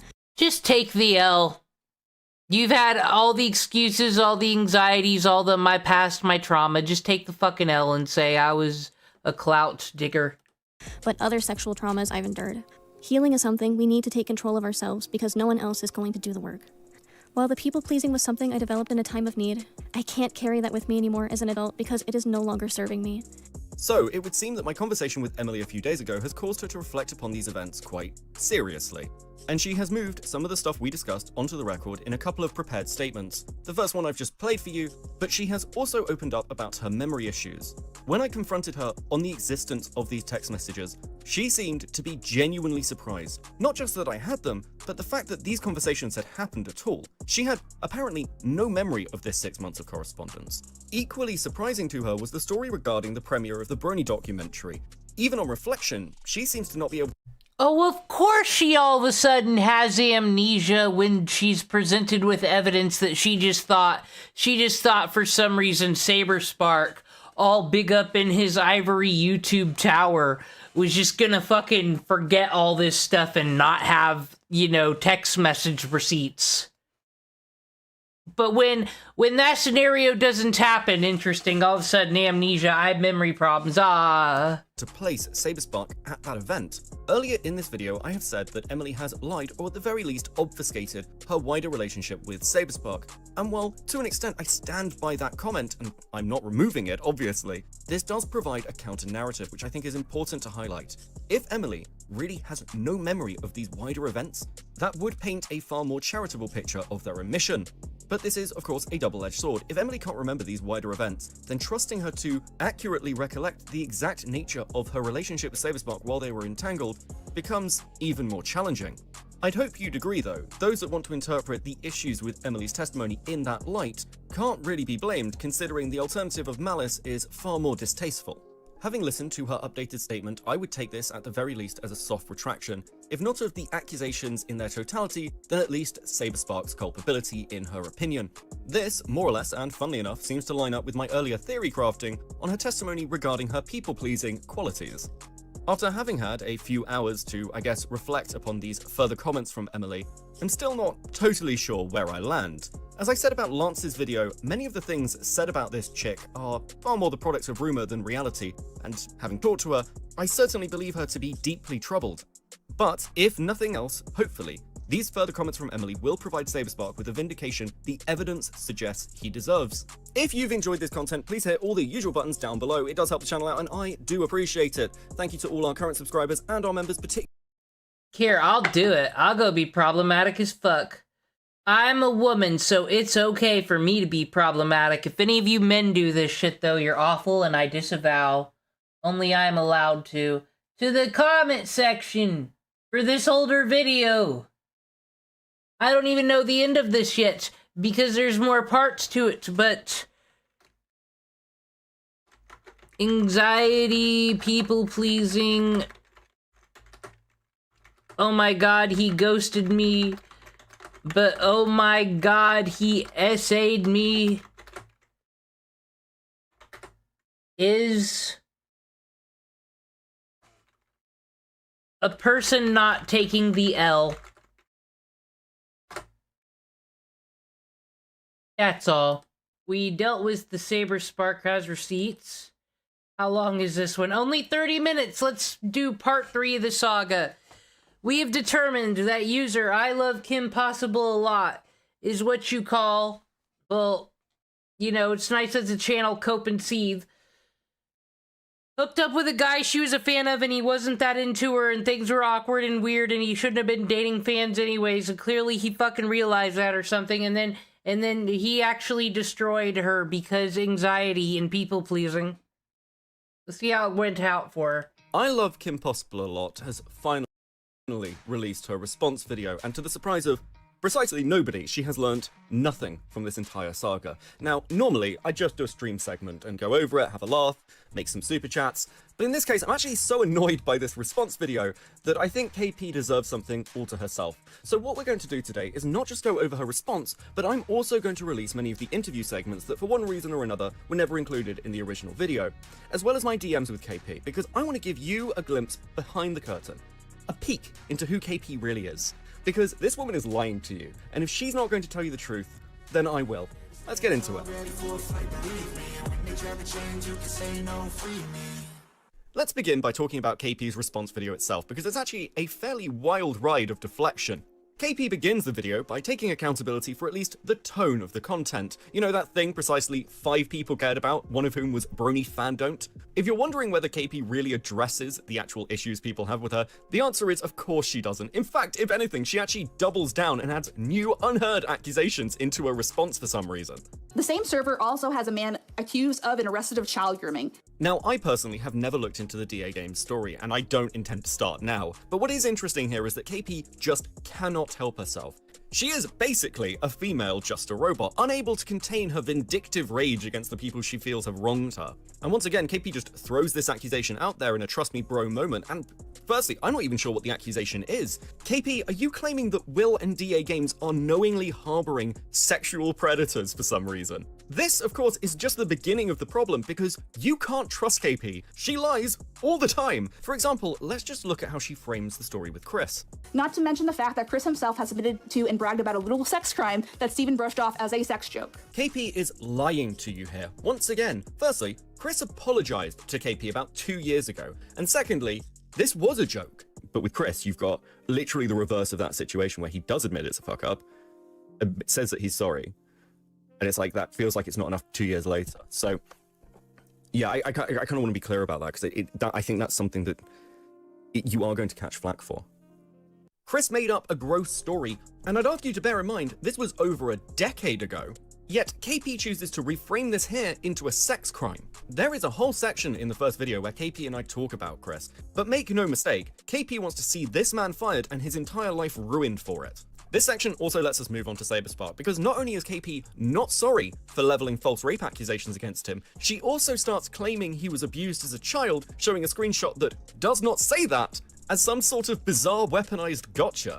And once again, for someone who not very long ago had plenty to say on whether Gabriel Brown was or wasn't a groomer, that child predation online is terrible, and he himself has been abused as a child, it seems odd that he has nothing to say about his own employees' child predation, even to condemn it, let alone him excusing masturbation onto a stranger's clothes, a biohazard, and sexual harassment as a joke.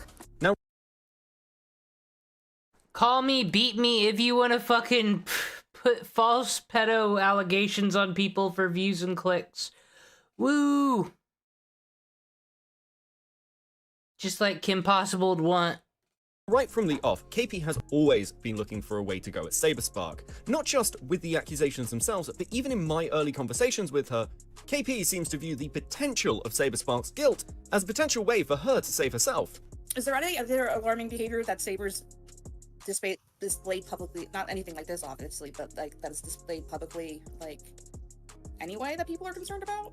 Honestly, I mean, Saber seems to me, having gone through kind of what's in front of me, a bit of an asshole. But he's a YouTuber. That's not unusual. But not really. I can't. No one else I've seen is making any claims against Saber or anywhere near the fucking nature of the Emmy claims. From his perspective, I can see. No, I can. No, I just feel bad. At the time, I read this as some kind of genuine remorse, but as things have moved on, it is abundantly clear that KP is not sorry in the least. This bitch is not sorry for what she did to SaberSpark. She's sorry it didn't work. We'll get into this further later, but one of KP's big problems is that she is completely delusional. During our conversations, I basically had to lay out very clearly the situation she and others had created for themselves in going after SaberSpark in this way. I know that there is still an interest from other people in going after Saber and going after the DA Games group. I think those people are mental, if I'm honest. I think that the reality is that a video like this very much gives Saber carte blanche in the eyes of a lot of people. It's an unsubstantiated rape allegation. He's a victim of that.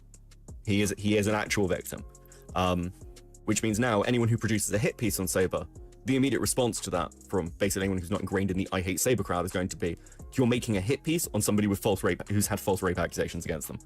That's like sort of like the... Yeah, well, Stephen Avery still went to jail, Beckett. You never know. The line, and that is rough content to produce. It makes him a very difficult target if somebody did want to go after him. So we'll see. Some people don't care about that. A lot of people are more optics brained than they want to admit to. Now at this point, you may be wondering why simple concepts like SaberSpark's going to get a lot of grace because you falsely accused him of rape need to be explained to KP like she's a mentally stunted 5-year-old. And that sounds mean, but I'm just giving a description here. KP, to be fair to her, is a trust fund kid nearing 40 who still lives at home with her mother. She doesn't really have any normal human interactions. In fact, as far as anybody is aware, this woman has never had a long-term relationship, so it probably shouldn't come as much of a surprise that her understanding of normal human interactions are somewhat lacking. This may go some way to explaining why, in KP's response video, she completely fails to understand why SaberSpark is getting so much quote-unquote grace. SaberSpark showed evidence.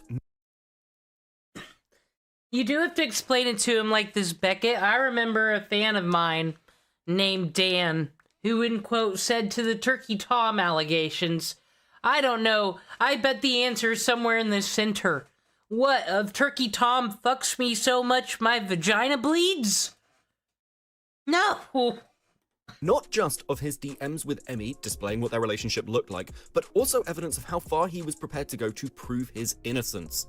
KP highlights the fact that SaberSpark makes a mistake regarding the timeline in my interview with him. When given his own testimony on the accusations leveled against him, his own lapses in memory are not painted as proof of malicious lie. His own incorrect recollection of events, as proved by the screenshots he himself provided, are not painted as proof of a malicious lie. However, what KP completely fails to acknowledge is it doesn't matter, because SaberSpark has also got the DMs. We can check in real time whether he is telling the truth. You can misspeak in an interview, it's okay. What you can't do is lie repeatedly in statements, which is what Emmy has done.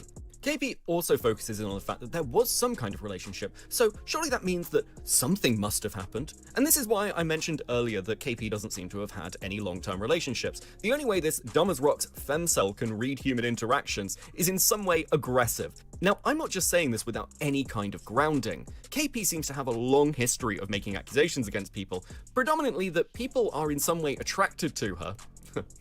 Something that she, yes, does here in her response video.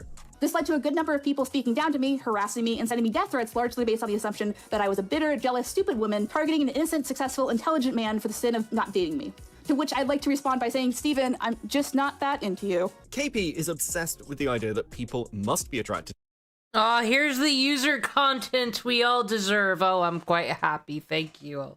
to her and must like her. In fact, during my conversations with her, despite the fact that I'm making a drama commentary video on her, she starts asking me, what would it take for me to watch her content again? Go on. Well, you were a fan of the content before, like, controversies happened, right? Like, would you go out of your way to watch a video that wasn't about controversy that I made, like, randomly? I mean, I liked some of the analysis stuff which was negative. I find media analysis generally, well, I used to watch a lot of media analysis stuff. People like Ralph the Movie Maker. It is worth noting here, of course, I had explained to her that my interest in her content and why I knew her was purely based on the horse news drama back in the day, and I should be clear, that's a drama about her not paying her employees, something she still doesn't understand as an issue to this day. But given that KP seems to have no issues with spreading allegations based on rumors, I think we should talk about the other occasion when KP spread false sexual harassment allegations about somebody. Now, I didn't include this in the first video because I can't fully evidence it, but I was told this story with remarkable detail by 3 separate people. And the TLDR is that while at a convention in the 2010s, KP was walked back to her hotel by one of the con staff. She would then spin this into him sexually harassing her, as he was clearly deeply in love with her.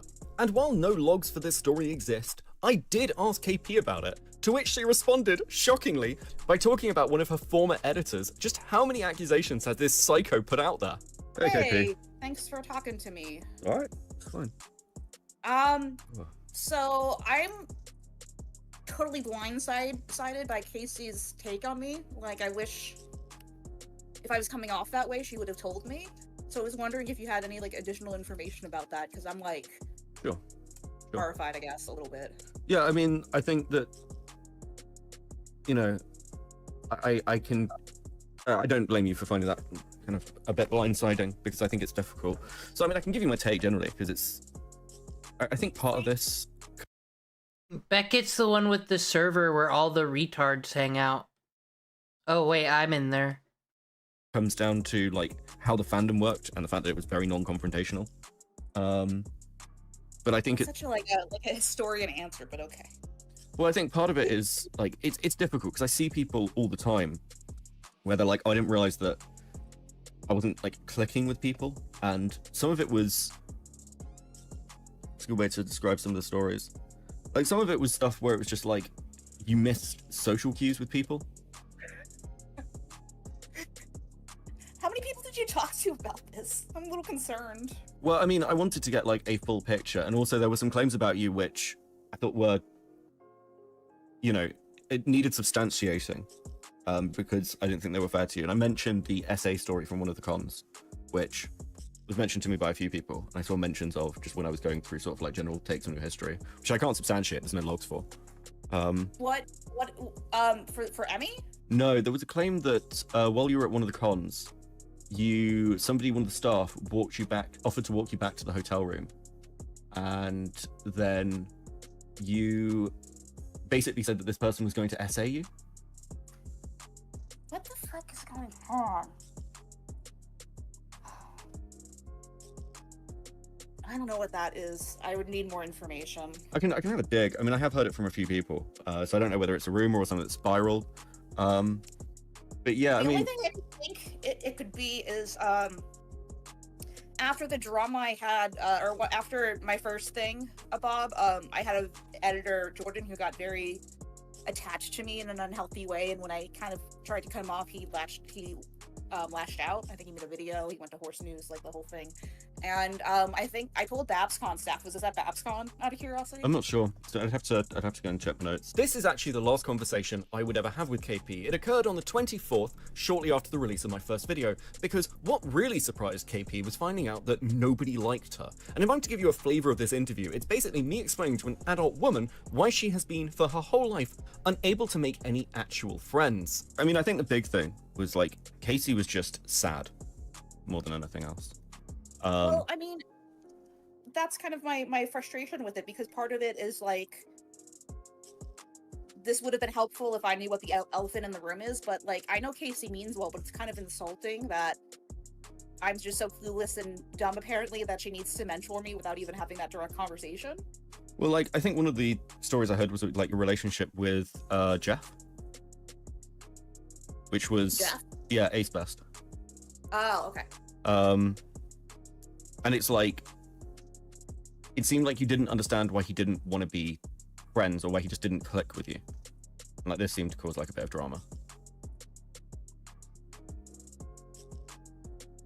No, it was more than that because I think I just asked for something more casual than that, and he got really mad because I had to make him be direct.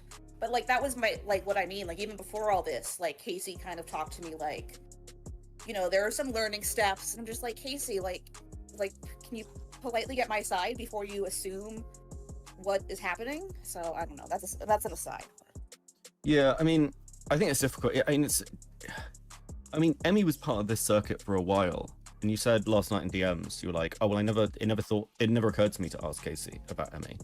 And when we spoke like the first time, and I was like, well, you knew it was Emmy from the start. Why didn't you look into her? And again, this isn't just you. No one's looked into fucking anybody in this, so this isn't just a you problem. But like, why do you think it is that you never thought to like look into or ask anyone about Emmy? I think I made the assumption that like, because I know a lot of other girls, not a lot, a handful of girls this has happened to, but girls sometimes tend to fade out of the fandom because there's issues with harassment in general. Like, you know, What, the pony fandom or the fucking Kim Possible fandom? Who gives a fuck? You gotta, well then again he said this is a strange user that is very autistic and can't be reasoned with. yeah, and things like that. So I assumed she was part of a pattern, I guess, and she just kind of like distanced herself from her pony friends because this thing happened and it upset her. It made her think of what she's claiming. So if that makes any sense. In the case of KP, it is always someone else's fault. She is always the victim. And the reason I include this is because it brings me on to why I am leaking my DMs with KP. Now, normally I have a pretty hard rule about not doing this, but in this case, I actually feel like my hand is being forced a little bit. KP presents my coverage as deeply biased in favor of SaberSpark, which, I mean, I'm biased by the fact that he's innocent, sure, but there is something deeper here. The actual reason KP stopped talking to me, it's because her current response video is not the one she was planning to make. In fact, originally, she planned to go after Casey. Apparently, she wasn't happy with the way that Casey had characterized her, but having spent hours talking to KP, I'm going to be honest with you, if anything, Casey was way too nice. Behind the scenes through this entire thing, KP has been flip-flopping between different sides depending on who's speaking to her. And these DMs come shortly after KP had had a conversation with Emily, in which I've been reliably informed by the third party she completely rolled over. At one point, and bear in mind that this is second-hand testimony for which I can't present any evidence because the call wasn't recorded, KP said that she didn't have any sympathy for SaberSpark as the allegations were being treated as no big deal, while the harassment her and Emmy were receiving was far worse. This also goes some way to explain why it's taken so long for KP to actually respond. Half the time, people have seemingly been talking her off the ledge of what she's planning to put into this damn thing. And it's worth noting that some of what was in the August draft of the response video did actually leak, because Cartoonshi would put out this tweet in reference to it. But being the professional that I am, I have saved the best for last, because I want to show you the last message I would ever receive from KP, because it is completely fucking mental. Beckett, I have now reviewed your video feeling emotionally prepared to do so, and it's clear I was working against a bias throughout the entire project. For example, my comment saying, "Are you cool with me?" was not about whether people hated me, it was about whether I felt emotionally safe in an intense moment, which I didn't. There are more examples like this in your coverage. I also believe you made ethically questionable editorial choices. Your timeline/screenshot analysis in the second video risks being toxic, given trauma memory theory, a real Risk being toxic. Need to make a sign for that. Toxic risk. Documented effect, yet you didn't hold Saber to the same standard you held Emily, something Emily herself pointed out in her video. I don't know what Saber told you off the record, but it's evident it shaped your narrative in ways I couldn't respond to. The same applies to your handling of the Casey and Henry stories. I barely know Henry, so what you repeated was gossip unrelated to the topic, which I couldn't clarify. If Casey or Henry want clarification on the unsupported accounts they heard, they are welcome to contact me. I'd like to just pause here for a second and highlight the fact that this crazy bitch is complaining about me apparently spreading rumors while she is leveling false rape allegations. Unfucking believable. My weed use was framed as a stoner caricature, when in reality it was a coping mechanism for a highly triggering situation tied to my clinically diagnosed PTSD.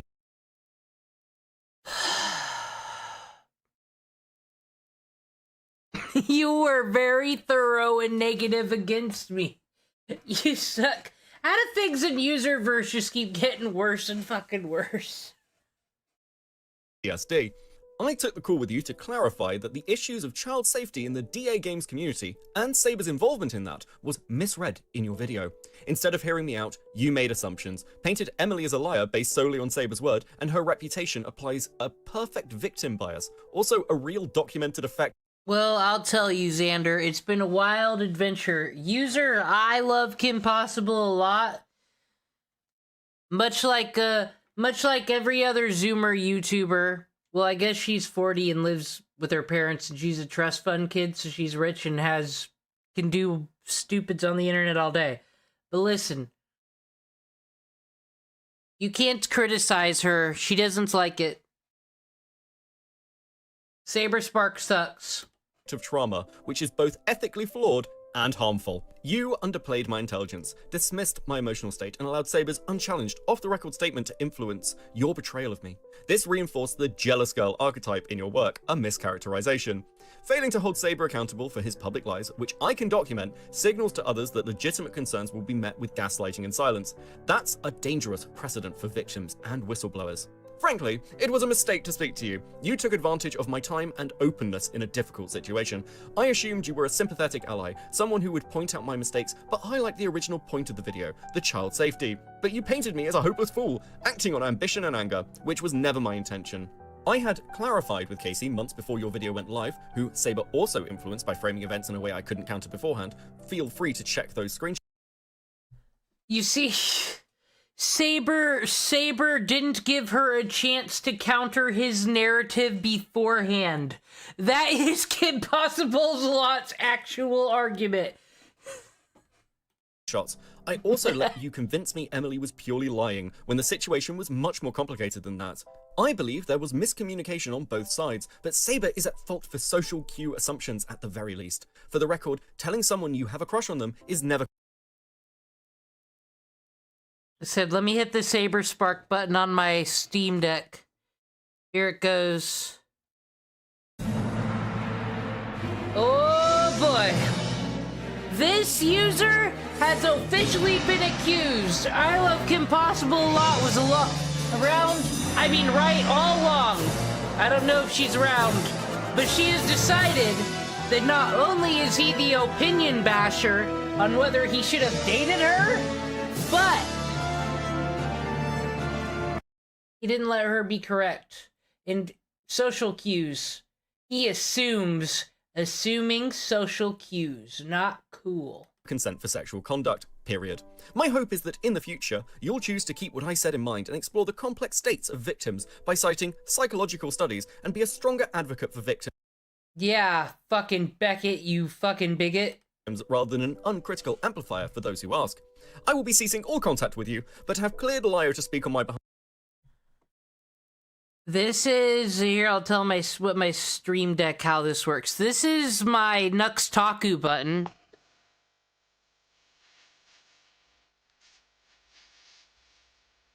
So all my favorites are here. This is Frogan. Base? Base? Lucy Pyre. Insane manipulation grind. And Jay Kaiser.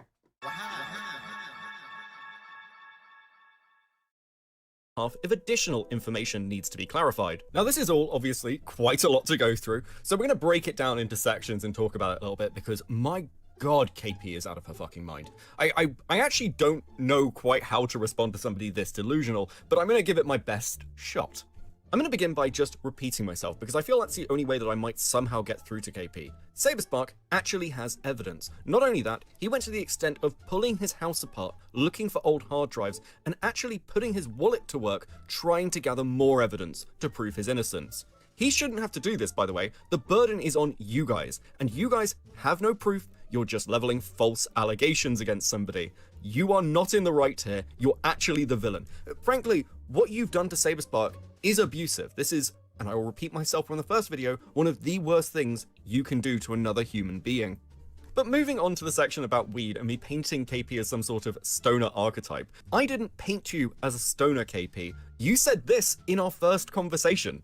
Wrong chat, KP. Um. You gave me the screen cap instead of the chat. Oh, okay. I'm not gonna lie, I might have taken an edible before this because this is just so fucking hard to get through. As for this beginning part of the next section, I'm going to be honest with you, I'm not really sure what KP means here. I don't know whether she just misphrased something, but this sentence doesn't make a lot of sense to me, which helpfully brings me on to talking about KP's intelligence. I'd ask you to know that KP constantly highlights the fact she feels people speak down to her. And I've just got to be honest here, the reason people treat you like an idiot, KP, is because you are, in fact, an idiot. I'm actually not trying to be mean here. You're just kinda dumb. I mean, let's be honest, what sort of a freak puts jealous girlfriend archetype into an angry Discord note? The only way KP can even process reality is by talking about it like it's a fucking TV show. KP is completely disconnected from reality. Normally this would just be very funny, but she's constantly accusing people of serious crimes, which sort of tints that perspective a little bit. Finally, let's just talk about her takes around SaberSpark and Emily.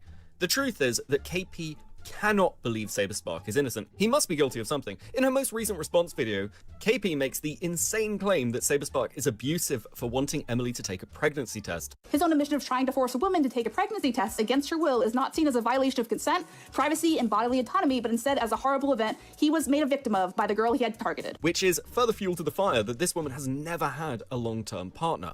And finally, KP's sign-off note to me, asking me to cite psychological studies and be a stronger advocate for victims.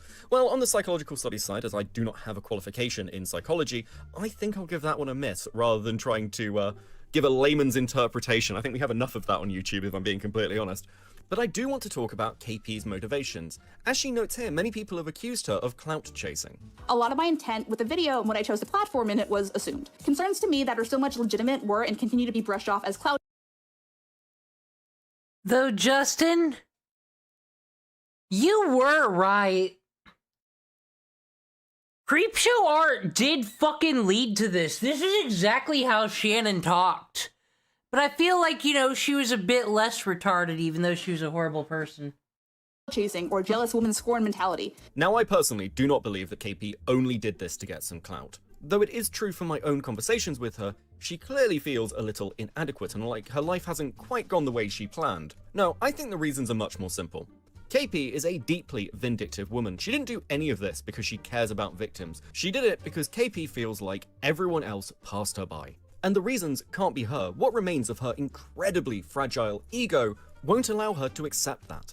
In KP's worldview, her channel failed because Chris told a story about her one time, or maybe SaberSpark twisted people against her, when the reality is far more simple. KP, your content just about got by when you were dealing with the Brony community, but you have nothing to offer a modern day viewer, which is perhaps the greatest irony of this entire drama from your perspective. Regardless of the outcome, positive or negative, it wouldn't have actually helped you. Nobody was watching beforehand, and going forward, nobody's watching in the future. Ilovekimpossiblealot is a fascinating relic of an older time on YouTube, when people who didn't really have any talent could build some kind of a fan base just based off the fact that there wasn't much competition. It's undeniable that KP saw the response to a Lily Orchard video, the first video in a very, very long time that gained any kind of traction, and decided that that might be a viable route forward for her. I have no idea what the future holds for this chick, but after a debacle like this, it's certainly not on YouTube. Now, this is obviously a lot more ranty than something I'd put out normally as structured content, but I have to be honest, I'm just really sick of this woman. KP is infuriating to deal with, and after watching this whole thing unfold for months now, Seeing this 10-minute piss-poor response kind of just threw me over the edge. There is, however, one last thing I want to discuss from her video before we move on. So moving forward, how can we, as the online community, do better? What changes can we make to improve child safety or our fandom spaces? What kind of conversations should we be having? How about power dynamics and fandom spaces and the people that abuse them? Creators turning their fan bases into dating pools? Grooming behaviors passed off as normal internet interactions? These were the kinds of conversations I was intending to spark with my last video. This was my intent. And with the end of the video, I'd like to close off with a note about accountability. Throughout the whole ordeal, I have seen a lot of people attributing my lack of response to mean a lack of accountability, that I was avoiding the controversy and that I was trying to erase or ignore it. Something I invite the audience to think about is what accountability is, what it looks like, and what it isn't. Someone jumping to respond as soon as possible or through as many avenues as possible is not indicative of taking accountability, especially if that response is to victimize/murder yourself in the face of accusations and criticism. True accountability is stating whether or not you did something on its face, regardless of any intentions or effect, and without excusing yourself or attacking the accuser. Example, I made the original video. It was bad, and I understand that. Do you think their parents hated them? How'd they get this way? With just the constant, like I said, or is it because of some female hormones we didn't have children and it didn't go right or something? We need to fucking lecture a child. We really want to, but maybe because they are autistic and it's... Female autistics do not like talking about their autism unless they did something bad and need a fucking out, to be honest, it seems. I don't know why. Everybody says mental health awareness, but then female autistics like hide in the shadows. But maybe they do want to like lecture and help and, you know, kind of like the bird hand thing with home math. Women start shouting crazy things at people and starting things because it's like nursery rhymes for a kid and they don't have a kid. So they want to protect the immigrants. Maybe that's kind of what's happening here, or maybe they're just bitches. Jumping to dismiss someone as clout chasing and trying to justify why what happened isn't the word they're using is not accountability. It's obfuscation and defense. And you didn't need to defend something that didn't happen. Anyway, this was heavy. It is criminal that KP is so lazy that after years of being on YouTube, she can't even read a script properly. She has had 4 months to make this video, and that was the best take? Are you fucking kidding me? As for what she actually says here, KP is incapable of taking any kind of accountability. It is laughable that she thinks she can start a conversation or in some way dictate how other people should be acting. I like the way she invites the audience to consider what accountability is. KP, I'd like to invite you to consider what accountability is. Not to mention the fact that she is, by going after Saber Spark, once again blaming the victim. God, this chick is just vile. No wonder all her friends distance from her. And with that, I think I have gone over everything I wanted to cover. Thanks for joining my rage-induced ranting. I promise that the next video I make will be, you know, not done over the course of a single night. I do have a couple more in the works. Well, I mean, this was hot drama, Beckett. You did your best. I don't like it. Everyone's dead. It's horrible out there, folks. That was my great story. Not a great story at all. Since I am just bumming around, I really... Kim Possible... The Kim Possible, I love Kim Possible a lot. That's the name.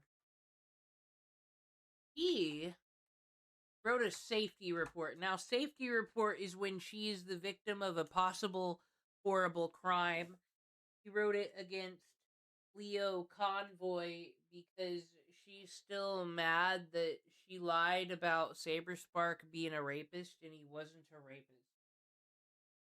She's still very upset about that and gonna keep complaining. It was very long. But basically the point is I need to go to my video share here on Discord and find where Justin suggested, because there was a 4th part. I want to see what the original was. Search impossible. Call me, beat me if you want to cringe me.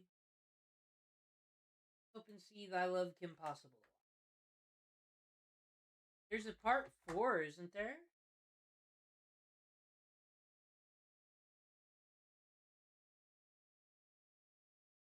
Back First YouTube. We could see Mr. Inter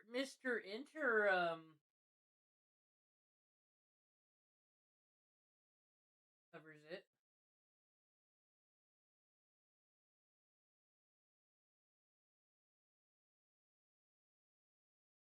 I swear there was a part. Yeah, here it is. Okay, I love Kim Possible's original response. Let's talk. Were highlighted by people like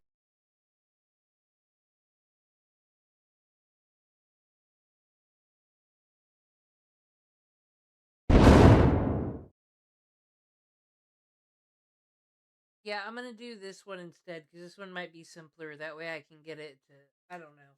I just wasn't feeling the other one, but I do want to make a Rhea Oki Chungus. I should have saved that frame. What's wrong with me? Toonchi on Twitter. Now, at time of recording, I've been unable to gain a copy of one of the original audio drafts. However, what I have been handed is nearly as good, a copy of the original draft script for the video. I took a shot in the dark and checked in with a few people who I thought may have heard one of these original drafts, and they did at least confirm that this version of the video is accurate, though not complete. It seems there may have been an even longer version of this video, though God knows what was in that. Regardless, I do think it is worth talking about this original draft version, because it is very different from what was actually released, and presumably KP have been working on this version for a significantly longer period of time. That being said, rather than just releasing it onto Twitter or reading it on live, I decided that you deserve a Okay, so this is why I love Kim Possible a lot. Got mad at Lio Convoy. And you gotta remember, this person, Kim Possible, KP, is the ultimate victim. Because, well, she tried to paint a guy as a rapist. Forget about that for a minute. What you need to know is, she has to be the good person. She has to be right. And it doesn't matter the evil thing she was. She has to be right. So, the claim here is they saw her first draft, said, "This is awful, don't do that." And then she put out her final draft, and they're talking about her first draft. She says they're not allowed to do that. Copyright.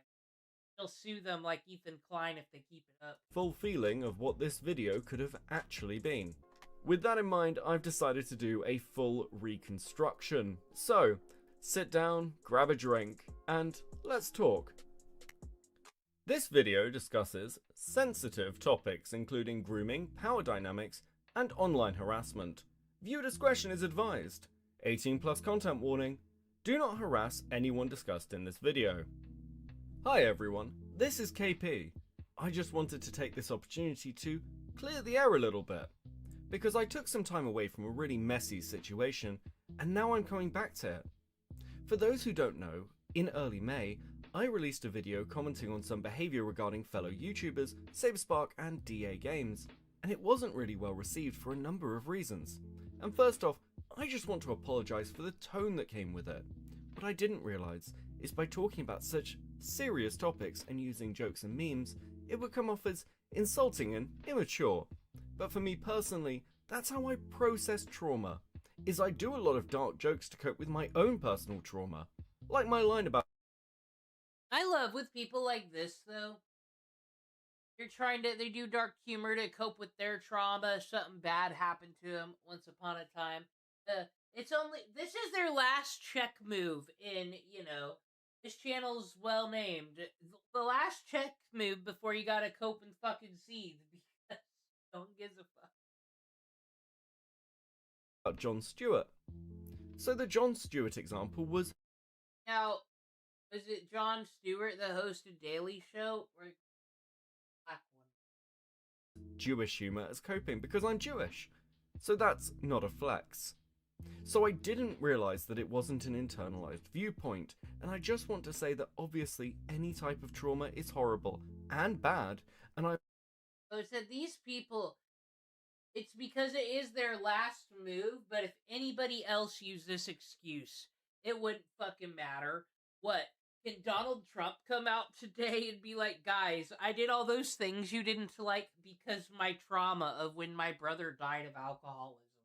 What the fuck would the response to that be? Curious.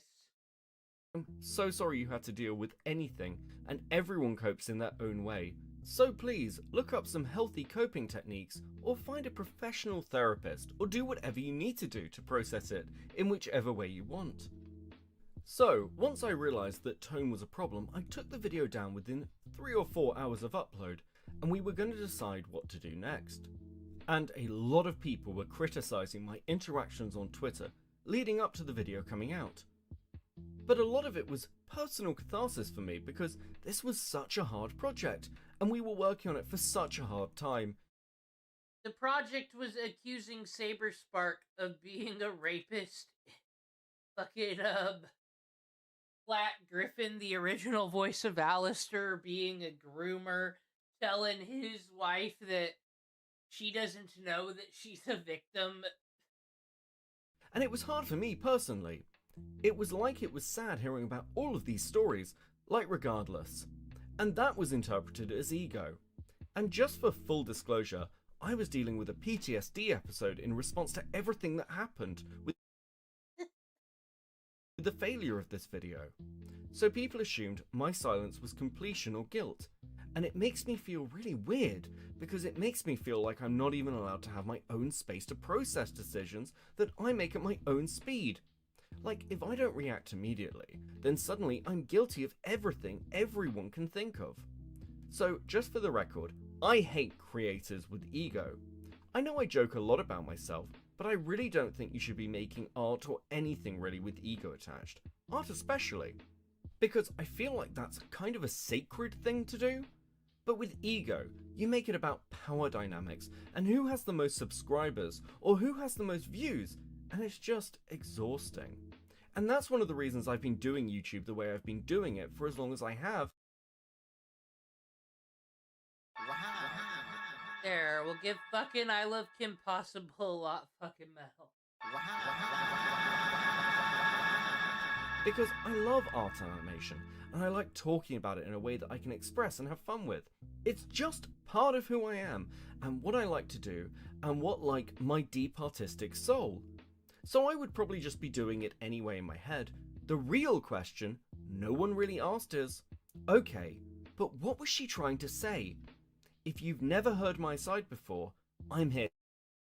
This shit is all Vivzy Pop's fucking fault. I should make a fucking Vivzy Pop is the worst goddamn human being to ever breathe.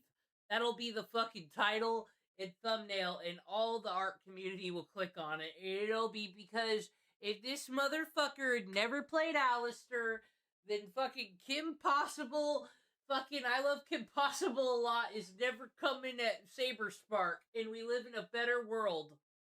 That would be the alternate reality we are denied. To make sure there's even a second side to hear. And I invite you to sit with the patterns of these issues, not the personalities. So, the core of the main video originally was to criticize DA Games' Will Ryan and the rest of his team for not only how they run their Discord server, but how they handle their interactions with their fans, specifically children. There is documented proof of problematic behavior, including using slurs, accounts of parasocial behavior, and the worst one, accidentally sharing inappropriate images in the server that children have access to. So everyone here deserves to be cancelled 40 times worse than fucking Nux Haku. Instead of addressing it and apologizing and giving a plan for how they'll never do it again, they just erase the evidence. And if a creator has access to children and behaves recklessly, that deserves scrutiny, period. Fame just isn't a shield. So let's get this straight. The core of the video was not only my interactions with DA Games, but how they handle issues of grooming and specifically issues with children. We're talking about someone with influence, access, and no real oversight. This isn't cancel culture. We're not trying to cancel anyone. This is community protection. It should have been everyone's concern. Well, yeah, I learned that KP releases releases the safety report, which is when people like her, mostly her, have been slighted. And it's all Chat GBT. She feeds it all to fucking Chat GBT, and it lists why this person, Beckett, in fucking Lio Convoy are the worst people ever. Because they proved her wrong. Son, frankly. And yet, the second I brought it up, the focus became my tone, not the risk. People like Ilovekimpossiblealot, honestly, are the type of people that, you know, kill the Charlie Kirks of the world. So, sometimes they should be feared, I think. They take everything to the fucking... But then it's like, oh, but will they leave the house? But then when they do leave the house, it's fucking chaos. So I don't know what you do with these people. Curse America for having so many freedoms. Let's be clear, the internet will always turn everything into content, but some things aren't content, they're warnings. I didn't come forward because I wanted attention, I came forward because kids were involved. And if the biggest takeaway from that is still, she seems mad, then we need to take a hard look at what kind of fandom culture we're building. What I liked or didn't like doesn't change whether a grown man acted recklessly around minors. So let's talk about the power of the creator. If you're a creator with a young fan base, you don't get to be reckless. You don't get to play naive. This isn't a hobby, it's a position of power. And when the power's mishandled, then people can get... These people do not like power imbalances, so you know, they better take heed to this. Get hurt, especially kids who don't know when someone is crossing a line. The question shouldn't have been, why did KP say it like that? It should have been, what was she trying to say? This wasn't about one incident, it was a pattern, a documented, long-standing one. If the roles were reversed, if a small creator ignored this kind of behavior in someone else, they'd be complicit. So why is it controversial to speak up when I did? The risk wasn't the careers, the risk was the kids, who trusted someone they admired and maybe didn't have the tools to know when that trust was being broken. I shouldn't have been the first person to say it. I mean, I wasn't, but I'm glad I did. So during this, I recorded a story for my safety about someone making an explicit story about me. First off, I want to apologise. I thought it was clear that I was recording Chris, but I should have just said it outright. But the recording was framed as worse than the harm, like worse than making up a gross, illicit, a story about another person that might affect their career prospects, and don't tell them until the story gets back to them. It makes it seem... You need to start reacting to some I Love Kim Possible's channel. It seems like this, maybe she can explain the Bible to us. Next planned stream will be, you know, Sunday school. On Sunday. Gonna learn about that Bible again. I'll post when I figure out what time. I'm gonna be better about these things, I promise. And then the next planned stream after that will be the video game one. Start getting things together for that. To actually play some RPG Maker games. Get some ideas. Gross. And if you're more upset about how someone defended themselves than why they had to, that's not accountability.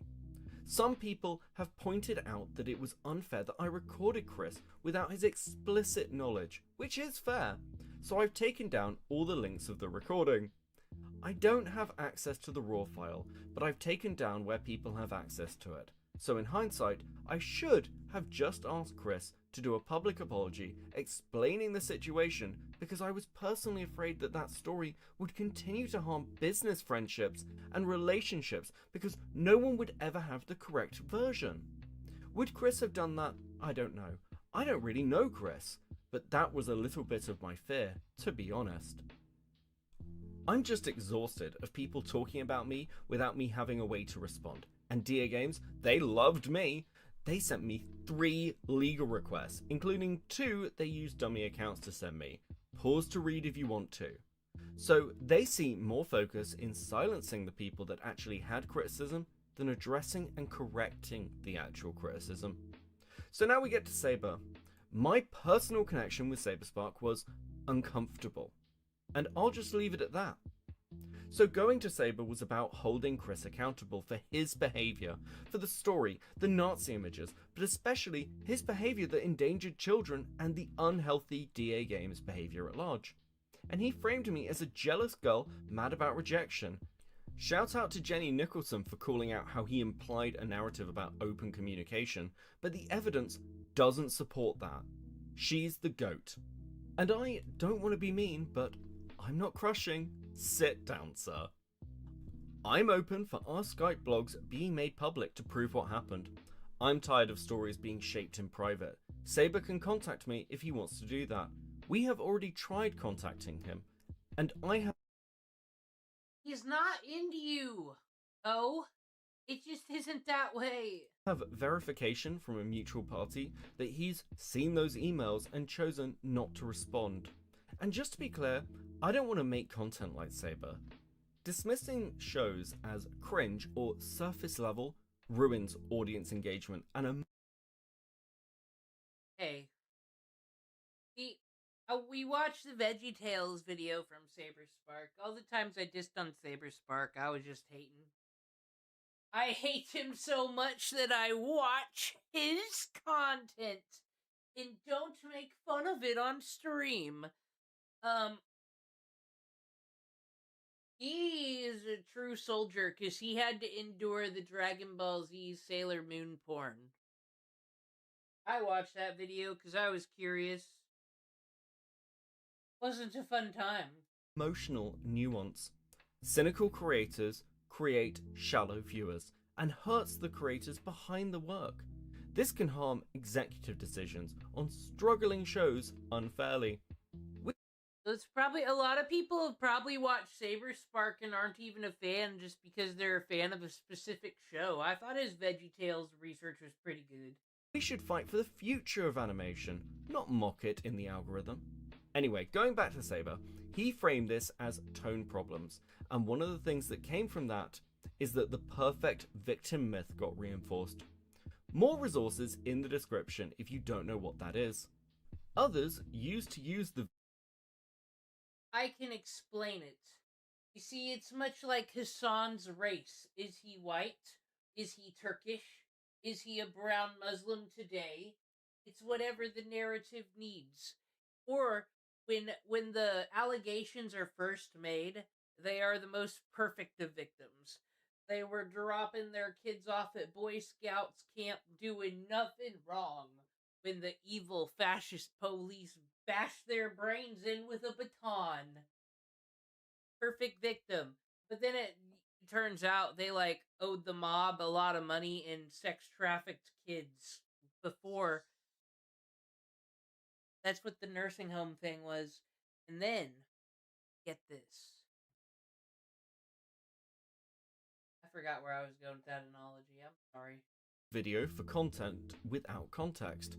What do you mean turns into how can I monetize this? Cartoon Sheep, person I've never met before this, didn't reach out to me, didn't quote any actual intentions, and didn't seem interested in checking his assumptions.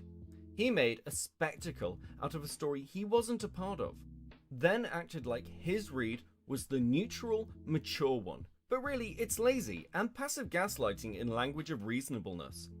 This seems to be a pattern with a lot of people that were commenting on this case. And if your attentions... Oh, I'm sorry. Perfect victim. I always do this where I start on a rant and I'm like, whoa.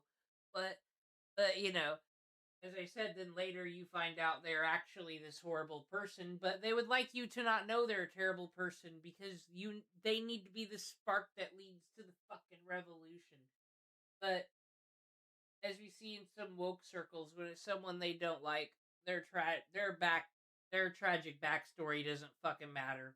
They disrespected bisexuals today. Really good and not monetizing YouTube drama for your own personal gain, why don't you donate your monetized profits to charity? I'll wait for the receipts. So one of the things I did was review the video with other trauma survivors, but I didn't realize that experience wasn't universal. And then people benefited from it. like this one incident where someone shared a DM publicly without context after offering to help me and being a fanboy. And then a spicy comment was about coping, not about dismissal. This wasn't ethics, this was optics. And then there was the situation with Courtney P. For those who don't know, Courtney P is another YouTuber, and she got into a fight in the live chat with another trauma survivor, and it wasn't great. And for the record, all these people sound like a fucking mess, so I really need to check out his videos more. I believe this is Lily Orchard's sibling. If I'm gonna sit here and do arts on stream, dare get commissions up in this. I need to find out more about the art community. I disagree with how Courtney acted. I checked on the person she dismissed, discussed things directly, and cut ties. Something else I noticed is a lot of people who talk about me only talk about their side of the story, often framed for clout or trends. And this can incite harassment, unfortunately, so just please be more careful and have more honest conversations. There was how Mr. Enter treated me initially. He used the lettering tone in comments like, "This isn't My Little Pony, Rachel," to dismiss valid emotional testimony. He reduced nuanced trauma to poor tone, not just mine, but other. Well, okay, so she explained that so to Mr. Enter, she came off as an annoying fucking bitch, but he's supposed to pretend she's the greatest person in the world. Wait, she's the one who roleplay, like, her character she roleplays as is, the best person in the world. Never mind, she's one of these. People's or emotional instability. He positioned himself as the reasonable adult versus immature fangirl, painting the story as punishment instead of pain. And he focused more on bullet points and timeline logic than the human impact. How dare. He assumed I was lying in places without giving me a chance to clarify. He ignored the care about her deeper, tragic emotional truth backstory. about what was being said, and he dismissed it as drama. Despite everything, I still appreciate that Mr. Enter gave me the chance to talk, even though I should have waited a little bit. And let me also just be clear about this. Sometimes passion in men is seen as genius, but passion in women is seen as unstable. I know. Dude, honestly though, I was seeing the fucking crazy unhinged doc she just put out. She just fucking Taylor Lorenz's like little retarded sister on it. Misogyny everywhere she looks. I'm intense. How I present myself in my YouTube videos when I'm a horse sometimes is not the same as how I present myself in real life and how my thought process works. I personally exaggerate myself for comedy, and that gets read as an oversimplified version of my character, which affects my fandom friendships sometimes. It makes me feel a little unsafe. Something that I'm also seeing is that people's friends or favorite content creators are very special, and there's emotional connection there, and when they're found out doing something bad or perceived to be doing something bad, then some people don't question that loyalty, and like, maybe you should try and get every possible perspective you can. Maybe your friend's version of the truth might not match the other perspective of the other person. And then it gets into the bigger problem when fanboys catch feelings and don't get reciprocated. Suddenly, I'm crazy or too much. I stop being insightful and start being unstable. Gaslighting through facts. Survivors mess up dates or details and get dismissed completely. And trauma isn't a spreadsheet. Pain doesn't happen in bullet points. Like, can't we just admit that Saber might have made mistakes too? I get questions. This is what happens when we let fucking users like Angry Dan have freedom of speech on the internet. Once again, I'm never letting this go. He saw live how fucking garbage the accusations against Turkey Tom were. These women lied about everything, admitted they lied, and then Dan's takeaway was, I think the answer's somewhere in the middle. Of what? Women making up rape allegations? Making it so when something bad and serious does happen to somebody, it's not taken seriously after fucking Little Boy Who Cried Wolf. Why y'all act like Little Boy Who Cried Wolf is just some old fable, some old story? It's a fucking moral to live by. These people ruining lives and civility for everybody else. We should shame them with tars and feathers. About whether I regret platforming Emily, and the answer is complicated. Emily recently did a video where she opens up about her side of things, and if you want to hear from her perspective, link is in the description. But I also want to say this. The goal was never to make Emily the center of this. It was to hold patterns accountable. And I regret by bringing Emily in, it distracted to what the whole video was supposed to be. I don't think I was wrong to listen to somebody and potentially try and help them, but I think the execution and the advice I gave could have been different in hindsight. Maybe I should have been more firm about her filing a police report first. Even during editing, someone crossed boundaries who knew what the video was about. This isn't rare, this is a pattern. And when people volunteer for me, sometimes their expectations are fun times with KP and they're being worked, and me putting up my own boundaries seems dismissive of their expectations. I'm not interested in building a brand on trauma. I'm not letting this get reframed as a scandal when it was a warning. Some things to take away from this is have honest conversations with your friends or your work environment. It can save a lot of stress. Trust me. I know you don't have to agree with it, but I hope you sit with it, especially the child endangerment behavior. How can we use this experience to better share online communities for kids and adults? Should we have more strict age restrictions or more universal moderation guidelines for creators? And just a reminder that harassment is never okay. Criticism of the video and situation is fine, but people use this opportunity to tell me to unalive myself. And me taking space from the situation was seen as a dismissal of the concerns. I feel like I'm not allowed to have boundaries sometimes, and consider why you have to tell a person you never met that they shouldn't be alive anymore. That's not okay. Just some bonus things to take away from this. Not okay! I also didn't realize how weird BronyFanDont was. Like, the level, but it seems to me yeah, this that person he's is very mentally ill, and I hope he gets the help he needs. Sorry. Fuck me. And maybe takes a break from the internet. So regardless of Claire, the Black Griffin tweets are still kind of weird. But what about Destiny? What about the kids that Gabe was DMing? For those who don't remember, Destiny was Black Griffin's original accuser. What about the deviant art note where he's trying to hang out with a 14-year-old? Saber used my video's performance as an excuse to ignore the issues and shout out to all my friends and supporters and fans that were skeptical of information when it was first coming out. You guys are the real MVPs, and I really appreciate it.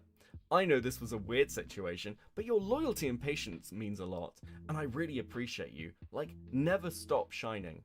And just some happy things to end on. So what's next? I've been working on a show pitch, and I'm really hoping something like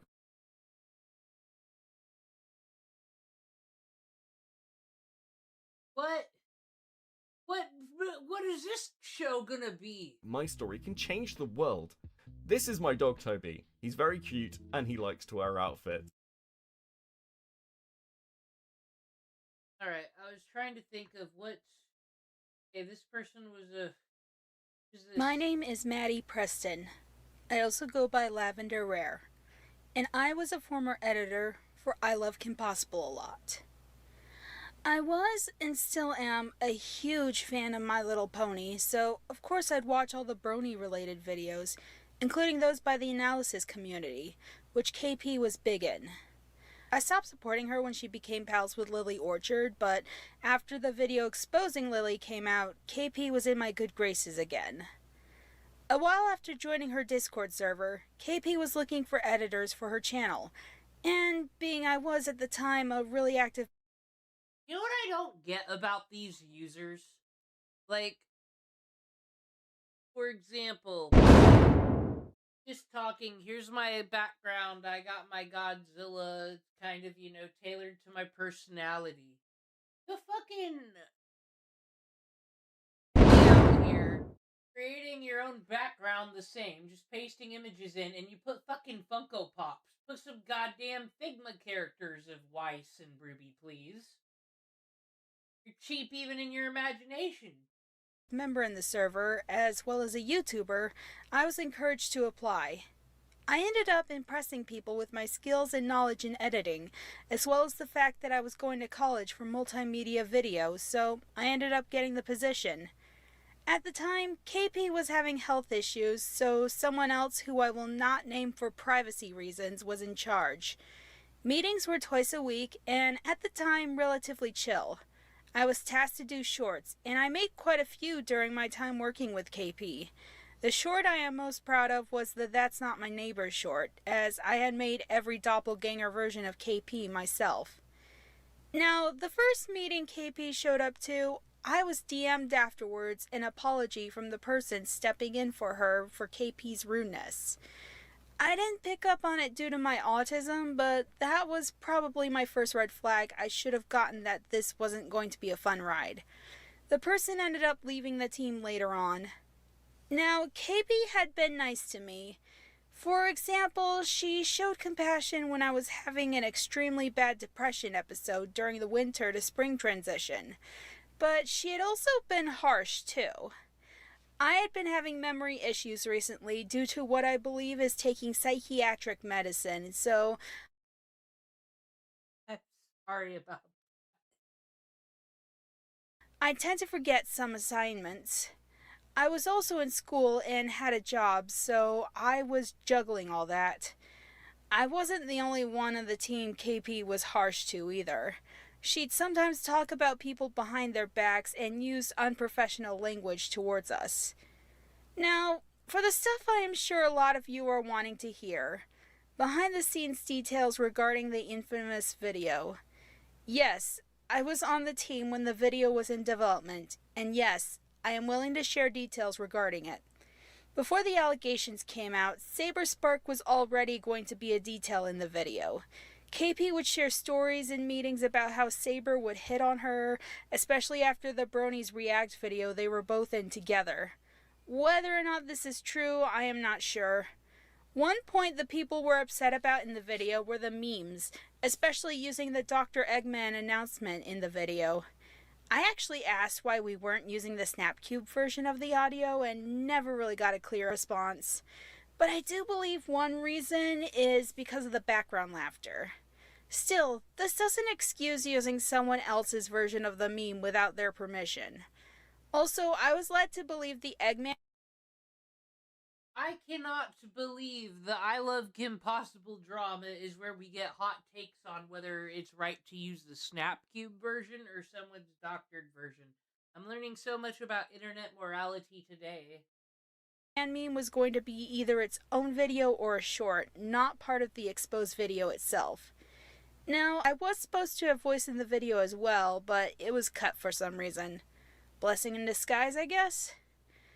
I bet a lot of you have questions regarding all this, and I'm willing to answer them the best I can in the comments. This video wasn't made to bash KP, but as a way to share my experience working with her.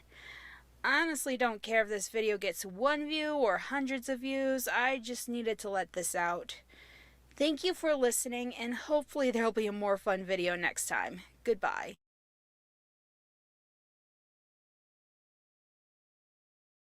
Well, there, we listened.